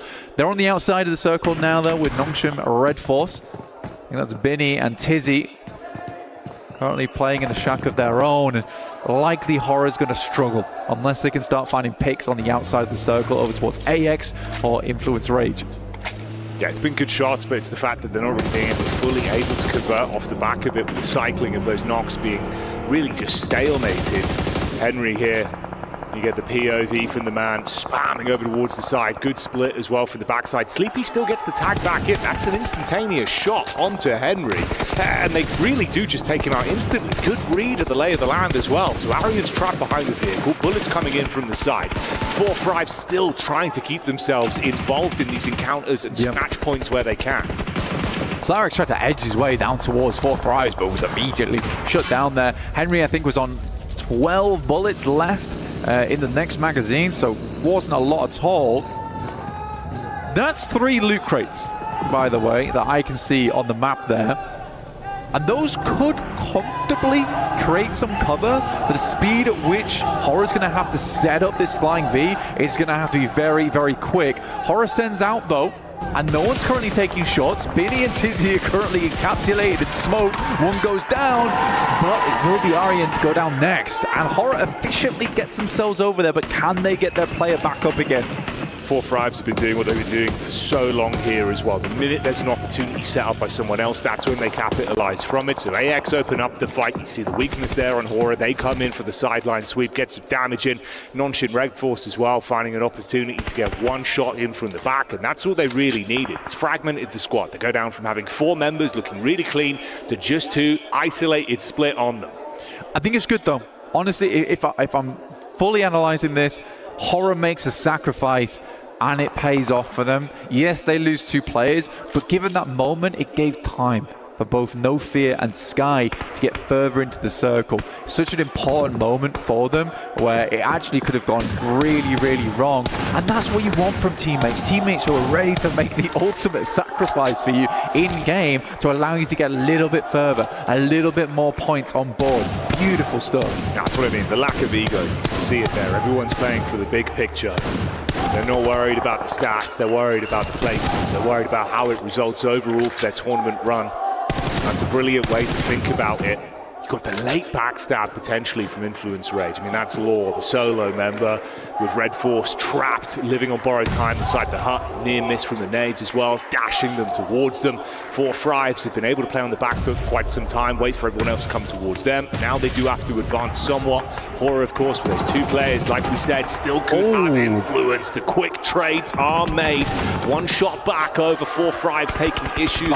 Shin go down. Farlak with the quick shot back over. That's No Fear out of action. And Law still just belly crawling further forward. I mean, look at the split here. A chance for at least a sneak into that 2nd place.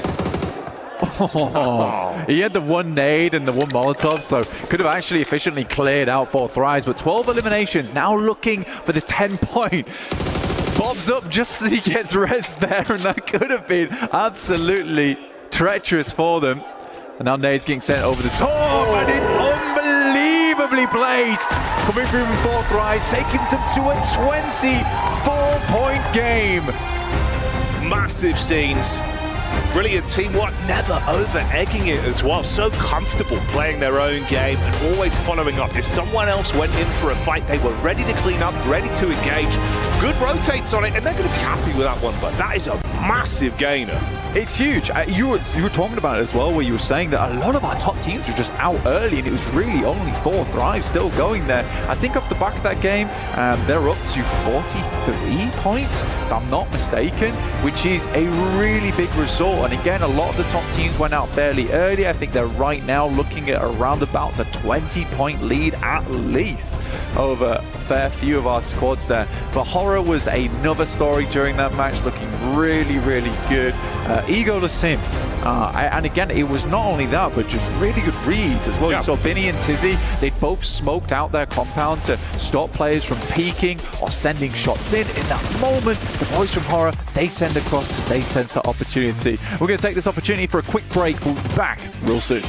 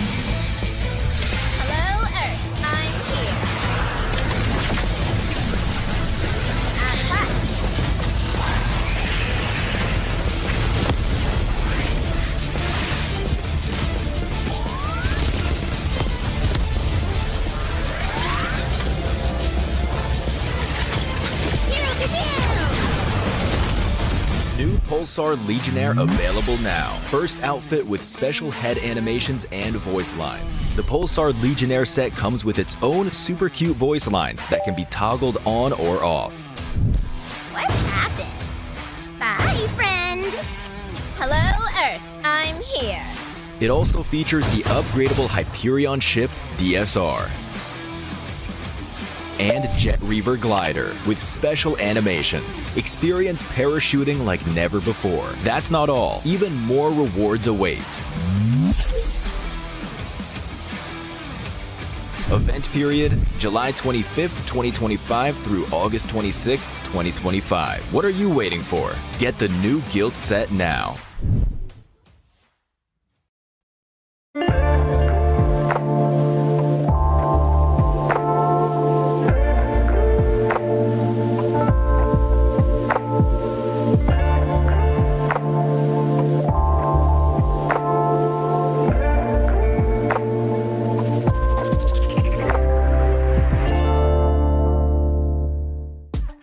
We start off our day in the Qiddiya Players Lounge, where they come for rest, relaxation, and refueling. And we have this gorgeous Qiddiya photo booth, of which we have a replica of none other than the key itself. I'm going to take this one with me. Across from us, we have a reaction royale, where players can test out all of their fantastic reaction speeds. Doc C, by the way, for Nongqing Red Force, is only at 15th place. I don't know about you, but I think he could do a little bit better than that. We also have a lovely viewing station for all of our esports players to enjoy and bask in some lovely, lovely PUBG Mobile. But what would a player's lounge be without a refueling station filled with caffeine, juices, healthy snacks, and maybe some of the unhealthy ones too? Speaking of which, I kind of want a snack of my own. Sorry guys, squeezing through. Thank you very much. Iced coffee, my favorite. We then head on over into none other than the Heroes Club, where we end our tour. The Heroes Club is exclusively reserved for EWC victors of the past, last year, but also the ones still to come. Only time will tell which one of our PUBG Mobile teams will have the glorious pleasure of joining us in there.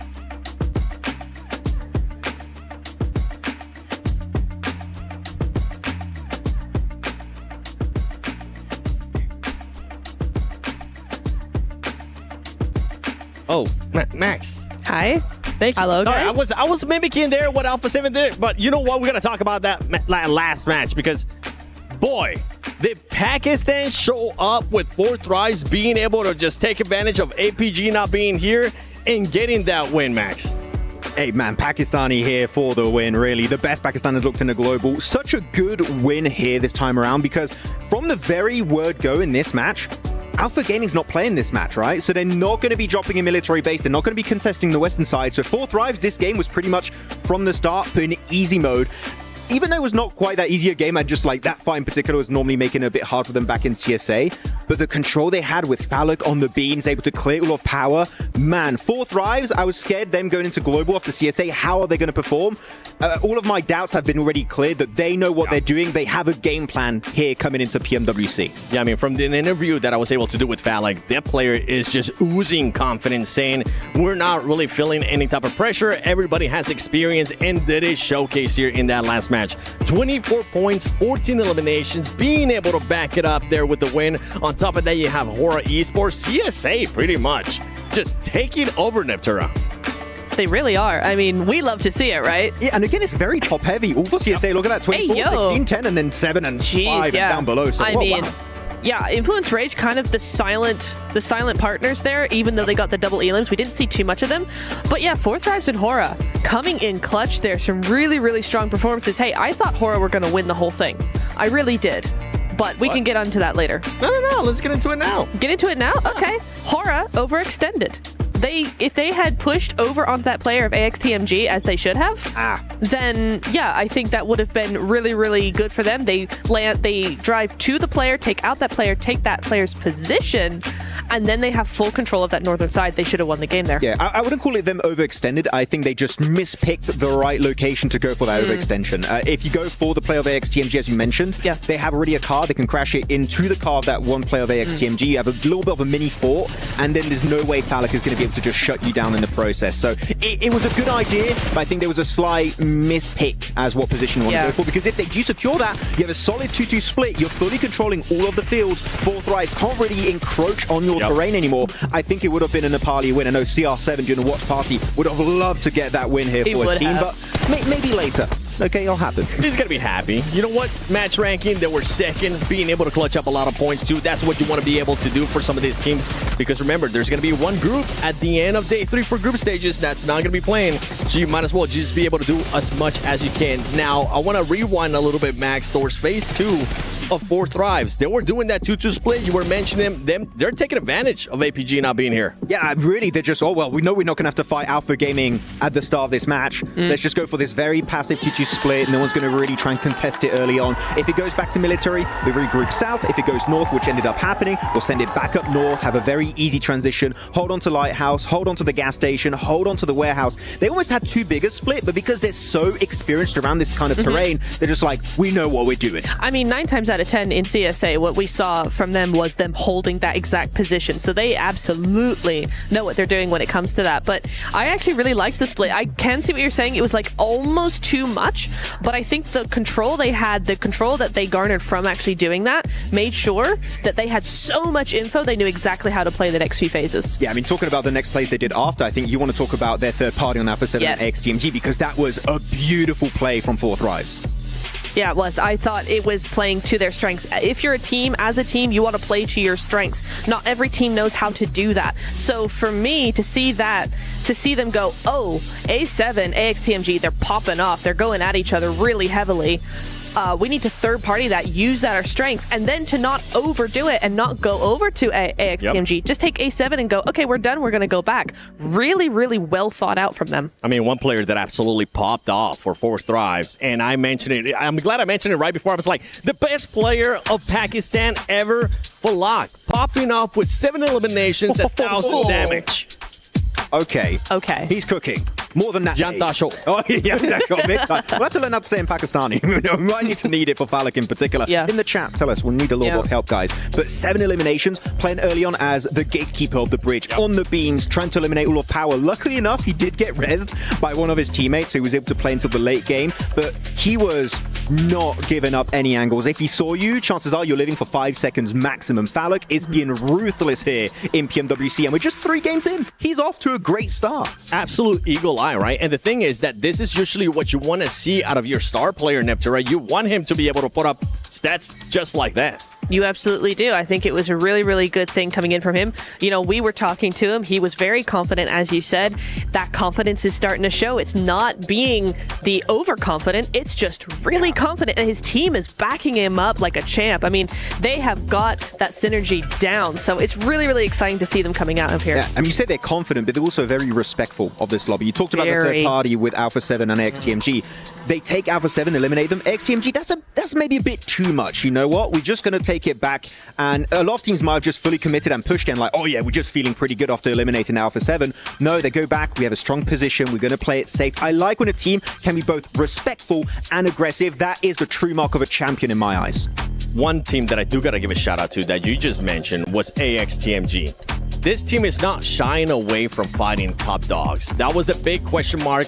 Is AXTMG, with the lack of global experience that they have, are they going to be crumbling? Is everybody just going to be stepping over them? That's not the case so far. No. They're willing to take those fights, and they're willing to take them quick too. And one thing that we saw is whenever they go into close range, it can actually go their way too. It can absolutely go their way. My big concern with them was their speed. I thought that they are actually a very slow team compared to the rest of the lobby, and that actually they've stepped up massively. They've seen that, oh, this is where our weak point is. This is where we could fall down and get overrun. They have stepped up massively in that regard. So really, really nice show from them. Yeah, you were scared about the rotates. I was a little bit more scared about their DBS game because as a region that hasn't played globally for a long time, he has the special invite team. I was like, is your DBS and S12K game on point? And I was talking to Ocean Sharma. He said, it's good, but I was like, is it good enough? Well, clearly it has been good enough for some of the fights, like in Ruins on Sanok, for example. So that's a doubt that's kind of gone away for XTMG. Seems like they can back it up. And I do also enjoy how they played this game. They knew they weren't going to win this match. Yes. After that encounter with Alpha 7, we're not going to win this. We're going to play it passive. Let's try and aim for top 3 with a few eliminations. That is really nice to see when a team understands we're not taking this. Let's just gather as many points as humanly possible. And that's the player, right? Just gather as many points as you can. But let's take a look at the overall as we're halfway what a through lead. day 1. 4 Thrives, 43 points. Hora Esports, 25. Full Thrives, chill. I'm cleaning my glasses just to make sure I'm reading that right, and it is. That is a healthy lead for 4 Thrives. It's what you want to see in the group stage, right? When you know you have a day off at some point over the next 2 days, right? It's either tomorrow or the last day. You want to get as many points as possible today. Yeah, I mean, I'm looking at DRX in particular. If we're going to go on a negative quickly on the first page, they got 10 placement points. They have 1 chicken dinner. Quick math, that means 0.0 points back-to-back on their angle. This is the map you have the most every day, DRX, okay? You are the Korean team. You have the Korean champions here, normally of D plus Kia. You're replacing them at PMWC, kinda. We need to see more, and unfortunately, outside of Sanok, nothing's been happening. As you go to the second page here, quite a few SEA teams in E-Arena in particular. When we're talking about teams that we need to see more out of, one that just pops into my head right away is Weibo Gaming. The hype that this team had, I was on that hype train too. Right now, they're just not being able to put up any points, Neptura. I think it's just kind of odd, but I do wonder if maybe, I mean, day number 1 is all about kind of adapting, so maybe we're going to see some better rotations, but also they've just not really been in play at all. Sook didn't find a bow yet. That's wait. Oh, that's right. You'll find it. Yeah. Okay, all right. Well, you know what? I can't wait. Let's send that over to Barton because I want to see what's going to be happening here in Erangel in the next match. Welcome back to the Gadia Arena, where we are halfway through our first day of the group stage. But don't worry if you're only just joining us, because I'm here to break down everything if you might have missed it. Game 1, we had Sandhawk, and we opened up with a bang because AXTMG hot dropped right next to Nongshim Red Force. AXTMG came out on top in that fight, but ultimately at the end of the map, it was indeed DRX that went up against Team Falcons in a 4v3. DRX came out on top in that fight and managed to secure the first chicken dinner of the competition and 19 points. Next up, we had Erangel. Erangel kicked off from the start. Team Secret were looking strong, holding the east side of the circle and ultimately not letting anyone come in behind them. However, it was Alpha 7 who had one thing on their mind, and that was survival, with the duo of Carrillo and Revos reviving each other constantly throughout that entire map and ultimately defeating Team Secret in the final fight and securing 20 points for them. Map number 3 started off a bit slower, a bit cleaner, because it was indeed a lot of people switching up their drops, as I am lowered down in the stage. And 4 Thrives have to have an honorable mention for having such an impressive day, taking out Alpha 7 as well and managing to secure their first chicken dinner with 14 eliminations. What a first day we are through so far, but we're only halfway, 3 more maps to go. So let's hear some energy in the arena, because we're going to go into our next map very soon. There it is. We are halfway through. That's the important talking point. Halfway through today's maps, number 4 of 6. We hop back into Erangel, as Neptura said at the beginning of the show. That should be the bread and butter for multiple teams. However, it hasn't been. But we do have some top dogs at the top, Alpha 7 being one of them, looking to make it straight into the finals. 4 Thrives, though. John, going all the way, it seems. We talked about a point threshold. You're thinking it's around 80. 4 Thrives have already reached that. They have certainly outperformed on today's games, right? 2 matches in, they are over 40 points there. That is half of the way to that metric, right? If you're looking at previous tournaments that have been played with a 12-map set, it is around the 80-point mark that you will see for 8th place on 24 teams. They've done half of the work that they need to do over these next few matches. It means that over the next 9 matches, they're looking, over the next 9 matches, they are going to need to look to put 40 more points on to feel nice and safe. Yeah.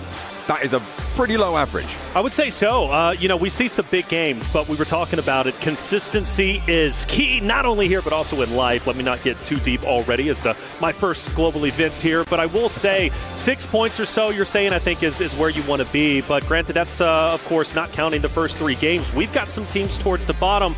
Now, we'll talk about them over time. Power's been struggling, right? Nongshim Red Force have also been eliminated quite early throughout multiple games, and they're not the only ones, but I do want to say the race for top 8 to make it into finals is still very, very close. We've got to keep our eye on from Team Secret and above, and of course the home favorite Team Falcons in 9th looking to make their way up. Yeah, absolutely. It is still very much all to play for at this stage. Because of 4 Thrives taking so many points from the lobby, that increases the volatility of the rest of the tables. It means that they're going to be closer to one another. It means that position jumps are going to be easier, or rather more difficult to fend off for the teams who have already got those top 8 spots. And it's going to be really exciting to see how that unfolds. I think that the most interesting team I saw on that table there towards the bottom was Regnum Carya. This is disappointing disappointing for the reigning PMGO champs coming into this one. They need to step up. They need to step up fairly quickly. I have no doubt in my mind that they can do it. The question is, will they bring it to bear today? That's the question. We got a nice zone. Liking it, potentially setting up for a bridge zone. I love bridge zones. More importantly, I love military, but most likely going over to the mainland. But I do want to focus in as we've got two teams maybe about to skirmish out over on military. Of course, talk about Fireflux, and you got Team Secrets most likely going to be running into each other. They could have a truce. Maybe they say, hey, you go over to the right side bridge, we'll take over to left, and we'll just go our own way. But if I'm Team Secret, I've been on fire today. I'm not going to be intimidated by anybody. And you want to talk about being on fire? Fireflux is quite literally there in the top 3 running. So I'm looking at them to potentially be one of the front runners in the engagement. But who knows? We'll see how it ends up unfolding. What else do we see? At the moment, it looks like Team Secret might just be heading out to the east, disengage. West and east bridges both available still. At the moment, it doesn't seem like too much more is unfolding. I feel like George Pole is potentially a little bit of a hotspot for contest on this northwest side. 2 teams in South George, Alpha 7 up in North George. That crossing down south that, because of this first circle, is going to happen for Alpha 7 could be under duress, could be a little bit of conflict in their future. Yeah, but you got to think about who they're going against, right? It's E-Arena, who, well, let's face it, they've been struggling, only sitting at 8 points, currently in 13th place, and Alpha 7 being the top dogs they are. Winning that game, by the way, game 2 with 2 players was phenomenal. I could not believe my eyes. You actually called it early. I wasn't a believer until the very end, but able to get, 4 to 5 revives overall. It was Revo and Korea who was able to get that win. So if I'm E-Arena and, of course, having to rotate down, I've got to go against Galacticos. That's not going to be an easy fight for either of those rosters. So for Alpha 7, I'm still favoring them, but you're right. I think we will have a skirmish soon. They could always break out further to the east, right? There is always that option to go for a wide swing, but depending on the pace that they can loot, the pace that they can get out of North George, they may be able to avoid that altogether. So we'll keep an eye out on that one. Team Secret, they did move all the way over to Novo. This is on the military island right now on your screens. They did move out east, so no conflict here for the time being. The question I have is, where are Fireflux going to rotate? I expect Team Secret to be going over the east bridge. Sure. I'm wondering if Fireflux are going to try and join them, because you're going to be aware that 4 Thrives are going to be on the other side of that bridge. And right now, I don't feel like you want to head towards this team. I don't think so. 4 Thrives, they're obviously the top dogs for a reason. Will they be the top dogs by the end of this tournament? Who knows? But right now, they are undisputably the best with more than double the points, even over second, which is Hora. But I would think so, though. You know, for Fireflux, I would go to the right side bridge alongside that at Team Secret. But then you have Power over there, too. And Power, I don't know. There's no reason for them to go too deep into the zone as of yet. Bridge camp potential, you think? It could be. I mean, it does potentially waste a little bit of time. It looks like 4 Thrives are going to disengage from that bridge position over towards a more central location, up towards that hill ridge that sits further north. But there's always time to come back as well. We'll have to see if that yo-yo comes through. And actually, Yangon Galacticos on the move. Okay, so that opens the door for Alpha 7, which was potential for them to find that path on in. Getting very, very central, nice and quickly. Into 5 minutes of the game, and already finding a central spot. Regnum Carya looking to do the same. Yeah, taking a little bit of damage, but they're going to be just fine for the time being. This is a team that was much hyped up coming into PMWC, a team that needs to start gathering points. As we said, we're on our halfway point. Only 9 more games remain. Yeah, you've got 3 days of group stage, but the teams only play 2 of those days, a total of 12 games. 3 are already gone. With the point race being as close as it currently is, I know they're in 12th place, I should say, but they can easily jump right up with how close it is all the way up to top 8. And, well, DRX on your screen, a team that ended up starting off the day hot with the winner chicken dinner. They're currently in 6th place. It's going to be nice and quiet for the time being. Yeah, just bunkering down right now. Early circles, keeping it chill, keeping the nerves in check. Something that I would love to see is like heart rate monitors coming. Yes, we need that. That would be really sick. Although to be fair, 64 heart rate monitors, that sounds like a nightmare. Absolutely. To be honest. But either way, I mean, it'd be so interesting to see how these players are affected by it. Obviously, early game, you're expecting some low tempos, but you can imagine it goes through the roof in those final moments. Oh yeah. Unless you're Revo and Carrillo in those final moments, you're just super chilling. You know, Alpha 7 is one of those teams that are just always so relaxed, it seems, and you got to appreciate that. I think that owes to their success. Falcons getting active, which good on them, the home team. I know the crowd's been going crazy for Team Falcons, as you would expect. A lot of the crowd set up actually right behind the Falcons roster, so they're hearing the loud roars every single time they pop off. For Team Falcons, they were center zone. Of course, they've got a lot of teams around them, but I do believe where they're currently at is, again, they're going to be chilling. Not a lot of teams want to fight at the moment. They'll do it if they have to, but for now, it's all about positioning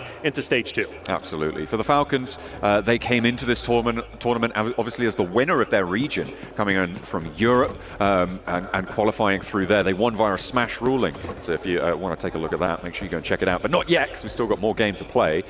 Unfortunately, it felt like some of the time, especially during the earlier stages of that tournament, they weren't quite as cohesive as they need to be to take on the global levels. They moved into the finals, and it felt like they had pieced it together, right? At the moment, they've got Redox, Koa, Narvalo, Ralph playing on the roster. It felt like sometimes there was a little bit of disarray in and amongst the roster, but right towards the end, they did show up. I was worried coming into this tournament that those early stages would come back and that performance would recur. For now, it seems like they're holding their nerve. There have been 1 or 2 missteps today in some pretty crucial moments, but I think for now, I'm pretty happy with where they're sat, up in 9th place, 18 points. They've got this first point on board as well. Yeah, it's day 1, right? Since only 3 games in. We talk about teams struggling, but you know, right now it's time to get your feet underneath you, get used to the LAN environment. There are several players out there, this is their first LAN, and it hits differently, right? When you're playing at home, you're nice and comfortable, there's no pressure virtually, you're feeling okay. When you come to the LAN experience, you got crowds yelling at you, maybe booing you, maybe cheering you. You got a mix of emotions. For Team Falcons, I think they're doing just fine, and you talked about their progression. Well, we need to see progression from so many different rosters, and honestly, for me, Alpha 7, I wasn't happy with their America's performance, I really wasn't, but I think that narrative's out the window. I'm feeling good. We shift now to mainland, and now we get to see Fourth Rise. They're going to gatekeep, of course, one of the rosters going across. Fireflux are already trying to make their way through, but this eastern side is really heating up around Potato Hill. You've got Aura trying to make their way on through. Power leading the charge from that side of the map. Influence Rage going for a wide sweep out towards the north. The question is, where are they going to cut in?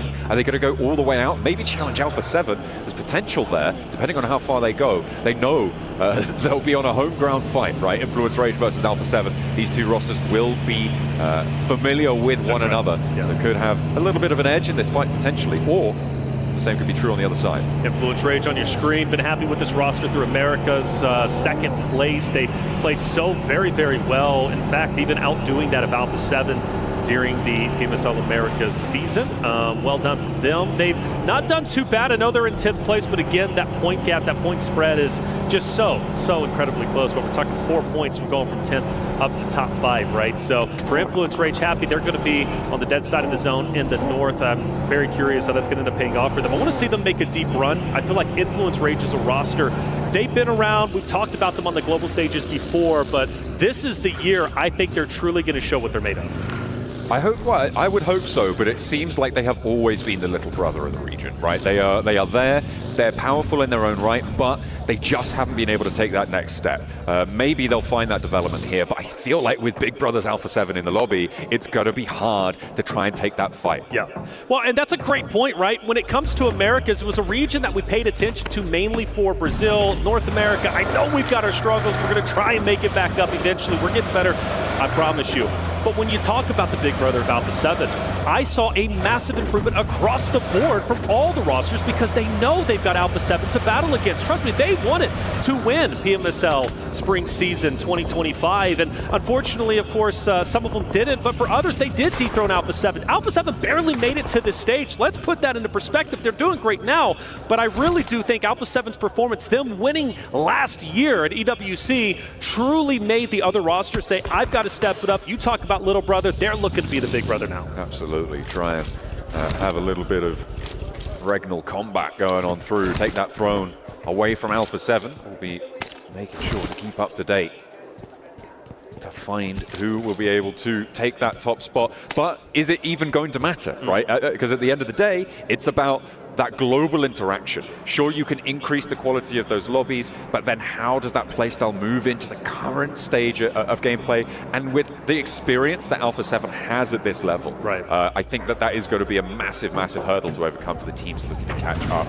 In a regional stage, sure, it's intense, sure, it's a lot, but when you put the international stage together, it changes the game entirely. It changes how the lobby plays, how it feels, everything about it, the lights on the stage. It can be a real task to overcome. Hard southwest shift on this circle, all the way out towards a pretty similar location where we saw this last match finished as well, out to the southwest side of Pachinki on those hills. You've got DRX slap bang in the middle. They've been hiding there for a long time, Reflection. They have, and they like to play it slow, but hey, make no mistake about it, they can get active if need be. You push into them, you've got a heck of a fight on your hands. Half of the lobby, quite literally half of the lobby, have to now rotate into the next stage, and you got a couple of teams who are set up. And talking about the couple, well, you've got them right here, right in front of you. Alpha 7, we talked about this fight. When was it going to go down? E-Arena landing up top alongside that of Alpha 7. Now they finally come and they bump head to head. Mormon with the first blood drawn there. Revo goes down, an immediate looking for the refrag through the window, not going to find it. Sliver of HP still there.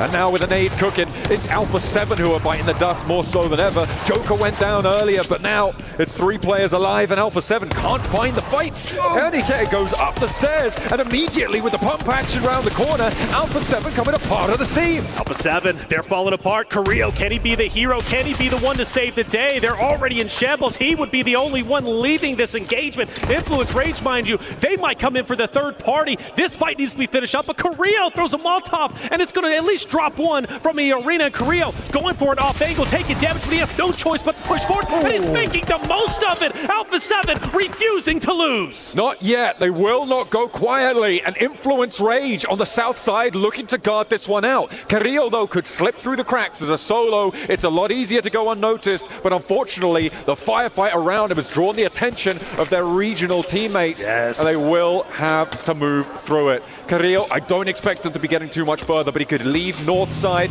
try and get in amongst it. Well, they did it as a duo. Can Carrillo do it as a solo? That would be even crazier. Don't count him out, but I agree with you. Now you're going for placement points. You're in survival mode, and luckily for Carrillo, Influence Rage has backed away. It doesn't look like they're going to crash in on him, so should be just fine. And while he'll be a solo, wreaking havoc on the remaining rosters. Falcons moving in as Course Vision now wants to take on the Falcons. Let's see how it unfolds. A double roll up again as teams start to move. This is what hard shifts bring. Action left and right. Redox on the inside goes down first. The pump action from Never Alone and the flush as well. So Falcons fighting with 3. Navalo wins the trade. The pump action winning the day, and a second as well. Koa's there for the backup. There's a nade. It doesn't sit, and Navalo can now look for this healing on the northeast side. Ora are nearby, and it looks like they're going to roll in for the fight. There it goes. Hey, Ora wants this. They need it. Points so valuable to catch up. They're already in top 3, but they want a little bit more. Vision taking damage on the stairway, but don't worry, because you got Narvalo from the Falcons who's been holding it down, and you mentioned Hora. Well, here they are. Sleepy, no fear, starting to take the house opposite of Team Falcons. We've now lost a roster, and all attention on Falcons versus Hora now. Massive pickup on the back line of Hora as well, meaning they're 2 players on the inside. Losing that off angle is huge. It draws the attention out that way, and a knock on the forefront as well. Falcons are splitting the difference here on the fight beautifully as they will look for more. Narvalo, I mean, he has just been doing quite literally everything. All eyes on him. The tip of the spear for this roster to take down Sleepy and No Fear. Ralph also moving in as well. You gotta think they've got a power position. That stairway is always hard to push up, though. It's gonna be a choke point, and you know dang well Hora's gonna be looking straight down it. Immediately finding these flushes as well. They beautifully split the attention. An off angle, the third party coming through from Power as they sweep through the back line, and it is going to be turning tail and running the story for Hora now in the rest of this match. 2 players alive. Sleepy's not long for this one. The point gets stolen though, and it goes over to Power. So now Jiggle Sky, they're going to go in and dip. They're going to get within zone. They're going to play the survival game like Alpha 7's Carrillo, but I'd rather have 2 than 1. Either way, that's how it ended up unfolding. Power Esports, who's had such a struggle throughout our tournaments. Not one of the first teams out, mind you, so maybe good news for them. We talk about at the halfway point, 9 more games remaining. I'm hoping Power is able to turn things around in this airing game. We didn't really talk about it too much with all the fighting going on, but the circle shift was another hard southwest side shift, which means that Falcons had to move fast and early. Unfortunately, they weren't in the best of shapes to do it as Hora do finally bite the dust. It means that Falcons are going to have to crash in a suboptimal situation to the north side. Same story going to be true for Power, as they have now wasted a little bit of time, I think it's safe to say, on this northeast side. So Falik, he's going to be the scout, kind of breaking away from 4 Thrives, who are going to be just up to the northeast of where he's currently at, and maybe calling out Solus, who I believe is down, if I'm not mistaken. We do have a bit of a crash, though. Falcons continuing to get into engagements, and this time it doesn't work out. Regnum Carya, the ones to receive that in the ditch, in the divot. It's going to go down for the Falcons, and I don't think that their lone player is going to get to, hang on a minute, take it back. Koa with a drive-by onto Romeo, hits him with a runaround, and we'll be able to survive a moment or two longer. But really no safe ground in this central area. These hillsides are littered with caltrops. Yeah, for Galacticos, we obviously tuned in with them just a little bit, but they got teams all around them, including Power, but Power's not having a good time. Galacticos are taking them down left and right. Falcons also eliminated some heavy dogs already out. Yeah, that was the final player, Koa, going down. He was not able to find any respite in the middle. And now, with 4 teams or so looking to try and hold it out, seems like Regnum Carya want to extend their influence. A nade over towards Easy connects, and that is going to be a beautiful opener. 2 players now standing for Power as there's teams behind them also looking to put pressure on. Rolling on out, Regnum Carya not going to let Easy go down, and the 2-2 roll around will be good for it. However, there is a sideline that they need to be worried about. Get the cover in. Wild low as well. The vehicle's going up in smoke, and Loxy's down all of a sudden. Yeah, he's down, and I believe that was a third party from DRX way off in the distance, getting some shots out. And well, we got Team Secret also trying to survive. I mean, you got so many teams in shambles, and when you gotta go to these shacks, I call them the Death Shack, you're in a lot of trouble. But the teams have spread out quite a bit. I'm actually surprised we've lost so many rosters and players at this stage of the game. This open field situation, this open hillside that sits to the north of it, these 2 hard southwest shifts followed by a northeast shift, maybe giving a little bit of pause for a breather, but still those 2 hard shifts that we saw in a row have really changed the tune here in the lobby. It's forced teams to take fights where they wouldn't have wanted to otherwise, and now at 18.5 minutes in, we're down to 10 teams, and a lot of those teams not looking healthy. Take a peek at Fireflux racing against Papa Blue. Influence Rage just above them. Talk about Fireflux landing over on Military. Would they have a bit of a skirmish with 4 Thrives on the Western Bridge? That doesn't end up happening, so they're still alive. Now down to, of course, just a handful of teams. Circle closing in, another shift about to begin. Excuse me, as Fireflux starts to get active a little bit. Luckily, they got on the vehicles. The question is, can Influence Rage, do they get aggressive? Obviously, they have to move. Do they set position up to the right-hand side to cut off Fireflux's rotation? Be tricky here for both of these teams on the southwest side, and Fireflux the first to move. For the moment, Influence Rage still holding in their compound near Quarry, and they're going to have to try and go in a little bit later. So Fireflux, where are they going to opt to crash in? They've already sent 2 players towards this Regnum Carya stronghold. I don't know how that's going to go for them. We know that there's third-party angles on there. They're already getting lit up. Scarface with a slow roll around the side, but the vehicle takes him down. It's Regnum Carya and Nongshim Red Force on the crossfire. Now the 2 remaining players of Fireflux going to try and send Long over to the north side. A straight cut through the circle on the western flank. And in the meantime, in the wake of that rotation, Influence Rage push in from the west. Yeah, they're coming in, and they're going to be coming in hard. It's going to be a big push from them. Regnum Carya needs to watch out, of course, as Influence Rage, a dominant team. Fireflux, I cannot believe that they're still alive in this moment. It's so unfortunate they lost 2 of their players, so now they've got to go at it. And well, Influence Rage actually looked to be crashing in on Korea, who's been a solo for the longest time. He has been alive, and he's going to keep trying as 4 Thrives go down as well. In the meantime, Korea with his full send straight towards Fireflux. 2 players alive, but he goes too slow. No hop out to be seen, and Ketch finds a duck sitting in his sightlines. That's it. And Fireflux, luckily for them, they will be dead center of the current zone. That's great, but also could potentially make you a target. You've got Galacticus, who's going to be just onto your left. Got DRX as well. Influence Rage, of course, are going to be moving in. We'll be keeping our eye out for Fireflux, and of course, at the moment. And also Team Power, man, I gotta say, for Team Power's perspective, just still struggling. I thought for a good moment they were gonna have a great game based on their positioning on the north, but just got too rough for them. They weren't quite able to convert here. Fireflux do finally go down. The last 2 of Regnum Carya sidle on in, but Silas needs a little hand here from Wild, as they only have 2 players to go. Yangon Galacticos on the northwest edge also can put pressure onto this location, but they're being a little bit slow with it. They're more concerned about Influence Rage on the west side, who have been, again, very slow, very tepid in their rotational pace here on the west edge. As things start to slow down just a little bit, shots are ringing out, but nobody really at risk of going down except for Lil Boy. I'd say Galacticos trying to take him down. They will do so. The rest of the Influence Rage roster, I guess, a little bit separated. Lil Boy maybe being a scout, can't get away. And that's so unfortunate because they had such a strong position on this side of the map, and now they've got to recover and make a decision. Do we go for revenge, or do we just continue to play the dead zone, get in there, and maybe watch our backs? Because, of course, you know, Red Force, they're going to be moving in just behind them potentially, but I think that's an oversight, leaving Lil Boy out by his own. But they're going in, they're crashing. They may have expected Yangon Galacticos to go further forwards, in which case Lil Boy would have been in prime location to take those backstab shots when Influence Rage need to move up north. They overinvest potentially on that angle, and Yangon Galacticos have excellent wherewithal to be able to read that and take down that player at the back. Very, very cautious, but it works out well for them. And now they can be the ones to put the pressure on Influence Rage as they take a fight on two fronts. You could see on the minimap this vice grip that now sits around this Influence Rage position. So they got to make a decision.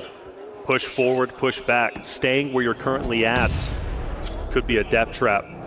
And they look like they were going to push in onto Nogshim Red Force, but they don't make the full commitments. And in the meantime, yeah, you see them still taking their time. The more time you take, the more of an opportunity for a third party. The nade, luckily, just a bit short. Law's going to be okay. And with them hopping in cars, are they disengaging? Well, they saw Silas rolling up, and I was watching Silas just there, and he randomly decided to send towards Yangon Galacticos. He did get a lot of info on their location, but he took a lot of damage in the process. He's slow rolling behind the vehicle, looking for a time to pop that first aid, but he didn't put the handbrake on here, and it is just going to keep rolling away from him. Oh, the nade. Close, Silas. Down, unfortunately. Tough break for him. We focus now on DRX. Reginald just up ahead. DRX has had such a great day. This fight should be no different, you would have to assume anyways. For Reginald Carya, they got to obviously make a bit of an impact here. For Influence Rage, by the way, standing strong, taking down the team opposite of them, of course, Nogshim Red Force. That's going to be a great opportunity now to gain a couple more points, move up. Granted, only 2 players, but still, with that gap being the top 8, so close to them already breaking into top 8, I think this game could be very valuable. Absolutely, they do have 2 players alive, losing Diego in that fight. They will be playing on from that southwest side. Yangon Galacticos disengaged because of this crazy play from Silas, so a little bit of a breath of life potentially into this Influence Rage position. Ooh, Weibo though, find the pickoff onto Lorazin, and on the back lines, that's going to leave Influence Rage on just 1 player remaining now, and that is going to make things real tough for them. DRX, again, been fairly quiet throughout this. They're up to 3 elims, but they have all 4 players alive. They're playing on this long side of the hill. They're going to start to be able to move up. It's Yangon Galacticos, DRX, these 2 opposing positions, and Weibo on the southeast side as well. Already on 6 elims, by the way. Having a brilliant game so far, who have a more central position here. The rest is dribs and drabs, ragtag bunch of solos.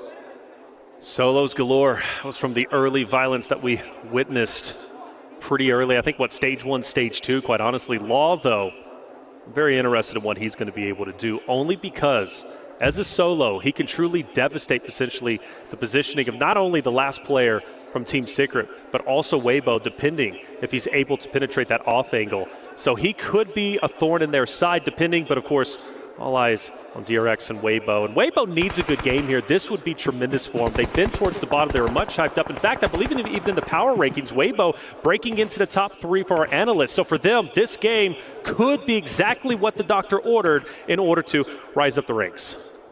You would hope so. For a while now, the teams from the PL have been a little bit out of the spotlight, looking for a little bit of a resurgence here. We've got Thundertalk to look forward to, but for now, it is just Weibo flying that PEL flag. Yangon Galacticos now moving on in towards Wild, but he spots him and immediately step up, spray down. You can't give him that broadside. Romeo feels the brunt of it, and Wild looks for another as well. 2 players rolling up. The spray down potential, but Wild will fall, and that will be Regnum Carya out. That's unfortunate. That fight was setting up for quite some time for Yangon Galacticos. Good on them. They stay up, they stay alive. Still 3 strong, mind you. So a chance to take this game is in, but now DRX also getting active. Weibo onto Yangon Galacticos up ahead. If I'm DRX, I'm now crashing in onto Galacticos, taking them down, because really once they do that, they control the entirety of the northern portion of the next stage. The difficulty is what sort of angles do you expose to the south side here. There's this big saddle that Yangon Galacticos sit in. You can see DRX a little bit hesitant to go for the full send here. They're moving out to the west side as DRX do manage to keep that fight penned on in. Yangon Galacticos fall. They don't need to full flush. They have control of the north side entirely here. And now they can move back out to this eastern side and start to put pressure down south. All right, so Team Secret, one alive. Meanwhile, you got a good old-fashioned 4v4. Weibo versus DRX. The overhead view showing you what's at stake. You got a little bit of elevation. DRX is going to be on the high ground. Meanwhile, the snakes in the grass of Weibo slowly inching their way up. The question is, once they apex that hill, is Weibo going to mow them down? It's all on the smokes here in these final moments as Team Secret losing their final player. Well, hang on a minute. Take it back. Sorry, hang on a minute. Oh no, a little bit of miscomms on the spray down. Finally, orders there. Asuk can't quite connect. But now it is a full 4 versus 4. DRX, who have moved back out to this north side, have it fully under control. There's still an off angle played for her on that southeast side of Weibo Gaming. You can see that movement now coming up the hill towards that shack. And DRX looking to extend their influence here for South Korea. Order. You can't. I was going to say if you can get an off angle, extend to the left, but it's a bit too tricky. A lot of utility ahead. But at least the good news from DRX at the moment, nobody from Weibo really has like a tremendous off angle. Maybe suck over onto the left-hand side. But aside from that, like DRX with their wolf pack, it's going to be tough because Weibo's going to get up. They're going to shoot one. DRX is going to be able to focus fire everything onto 33Z, Order, or Zuck just onto the left-hand side. So honestly, in this position, I think I have to favor DRX. It's all going to be up to the smoke play, right? Sure. You can really change the tide of a fight like this, especially on such a weirdly rolling terrain position. If you can create a smoke separation, you have a huge advantage. And you're talking about these off angles. Those can be assuaged with good smoke play, right? So it depends how you're able to target it. It also depends how much utility you've got left in these final moments. You can see that for Weibo Gaming, they've been through the ringer. They've got 9 elims already, but certainly on 33Z, there's no smokes, only one nade here. He's the tip of the spear, too. With his forward position, he's most likely going to be the one to attack first. And you need the rest of the rosters out there to help him out from Weibo. Order's going to throw out a smoke. We're now repositioning. He's going to take the lower end for 33Z's. Got a little nade going past him, but he's going to be just fine. Weibo now also in a buggy. They're getting active. I don't know. DRC better be ready for it. Excuse me, DRX. Better be ready for this engagement. Weibo, they're starting to get sneaky. Playing on in the smoke, he drops that, sits in the backseat of the buggy, can get that little higher ground angle to look for the peaks, but DRX should know this is what's happening. And immediately these nades respond! DRX read it beautifully. They're like, what's that smoke doing there? What's that buggy doing there? Well, I think we know what we got to do. 3 pins pulled and 1 player falls. 33Z now looking to try and get an answer here. This res is going to be so difficult, Reflections. I don't think they're going to get it. There's no way. Do you fully commit for that? Because you have to assume DRX is going to capitalize off of it. They're taking it slow, but once those smoke dissipate, they're going to get active, and DRX takes down yet another one. Another one will fall, and this should be the ending that DRX is looking for. This is beautifully played by DRX, immediately capitalizing on that knock into the smoke. These smokes bloom on the top of the hill. They create sightline channels that they can play through. There's a res coming through for Weibo, and they do manage to get 3 players back up in an action, but Scissors forward now. 33 spotted, gets the knock. Is there an answer? Order looks for it, and they do find the challenge that they were looking for. Hurt is there as well, looking for that backup. In a 3 versus 2 though, DRX still have the numbers. DRX has the numbers, but do they have the wherewithal to figure out where Weibo is going to be up to? It seems like the forces are falling, and I think this is finally going to be the end, albeit a miracle play. DRX closing the vice grip, pushing forward. Weibo falls, and it will in fact be DRX taking game number 4 on Aragao. Lying in wait, they move through the hills, a coordinated approach, a brilliant read onto Order's buggy rotation, looking for vision, and they will be able to find that knot, open up the bidding on that final engagement. Not enough utility from Weibo to be able to survive that final fight. They've got plenty of points though on the match, and they will be nearly level with DRX to find that one. 16 points for Weibo, and DRX up on 18, so a fairly minimal Elim chicken dinner. Hey, whether it's minimal or not, that's 2 winner chicken dinners of the 4 that we've seen today, which shows DRX has the proven ability to take games when it matters most and win, which is going to be so critical during the finals. DRX, all eyes on them today, and while they look to catch up to the likes of 4 Thrives, Alpha 7, in fact, they could have very well taken 2nd place after this game alone. Weibo are no slouches to take that 1v1 and win it. DRX on top. Absolutely, a little bit of revitalization coming through for Weibo from the bottom of the tables, able to put a big dent in the necessary gameplay to find it. Well, let's take a breather after that one as DRX are able to take the 4th chicken dinner of the day.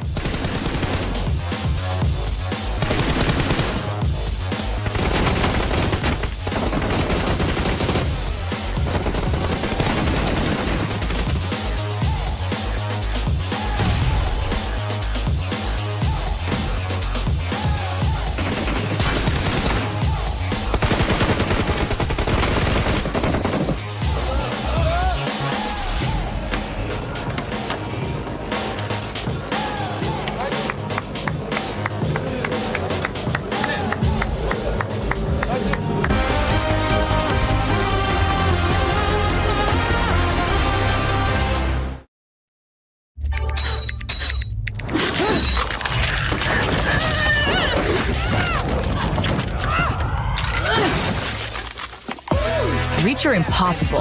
Lenovo Legion.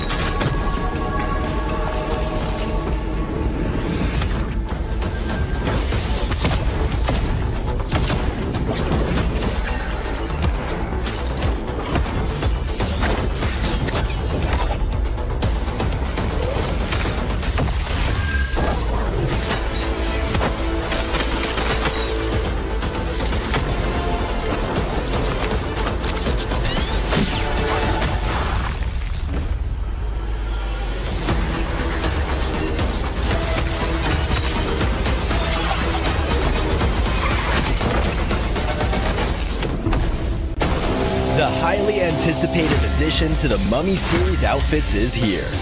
Paired with the new Ice Tomb Glider, the Polar Spectrophage set is just what you need to freeze your enemies. Or send them ablaze with the Inferno Fiend set's new upgradable Chain Inferno Uzi. All the Mummy outfits are back. Get them all. Join now and collect the whole series to turn all eyes on the battleground. Event period, July 10th, 2025 through September 2nd, 2025.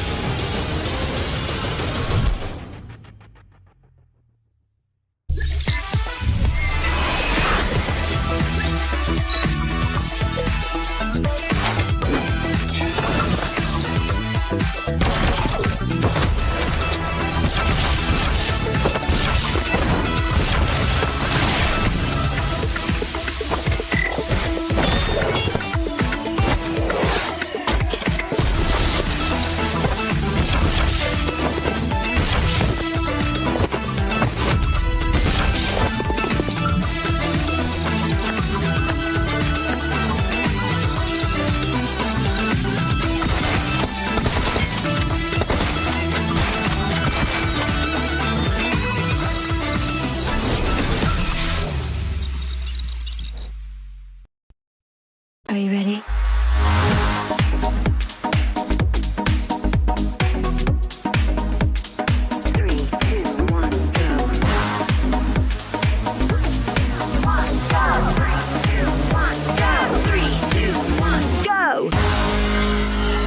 You smashed it. One thing is for certain, there is an abundance of fans here in the arena. Influence Rage, talk to me. How has the performance from the team been so far? I think we can do better. Do better? Yeah, we can do better. Well, you're currently sat in the area of the crowd where all of the Team Falcons fans are. Is it a little bit scary for you? Yes, I am. Well, is there anything you want to say to the Influence Rage team right now? They need your support. Let's go, Inf. I believe. Let's go. You believe in Influence Rage? Yeah. Yeah, they can do it. Let's find out whether or not they can. Well, it wasn't Influence Rage that got the win, but it was DRX being able to get the... It wasn't the back-to-back.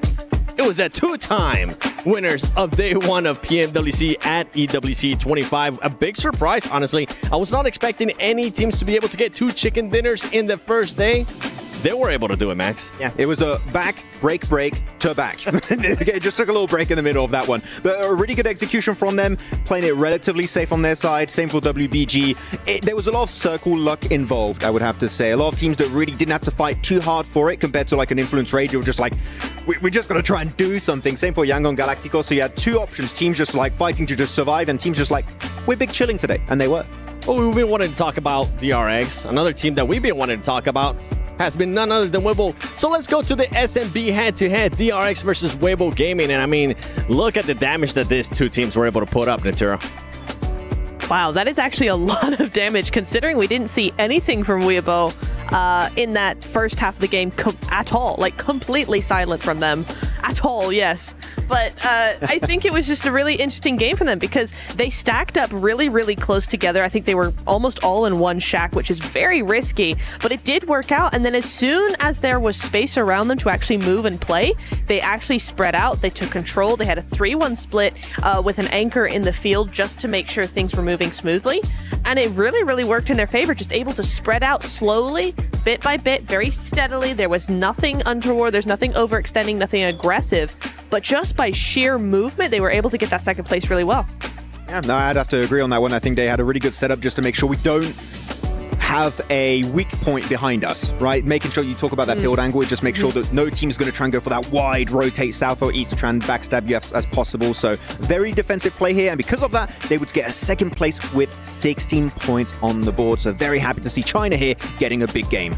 And I'm pretty sure V2K is still going to be telling his team, we need to do better. Even though they ended up in 4th place there with those 9 points, one team that did end up doing better that I'm happy to see here in the first page, Max, is Regnum Carya Esports with 8 points, 6 of them coming from eliminations. Yeah, actually a very, very big fight in the center versus, I think it was Fireflux. It's like, we're both from Turkey, guys. Let's be homies. Like, no. There's no peace between us right now. We have to fight for this position. A very good send onto Fireflux because you might say, well, the high ground position is just flat. Actually, you do have a slight dip, and you just need to make sure you clear that area first, and then you just zone teams away, which they were trying to do.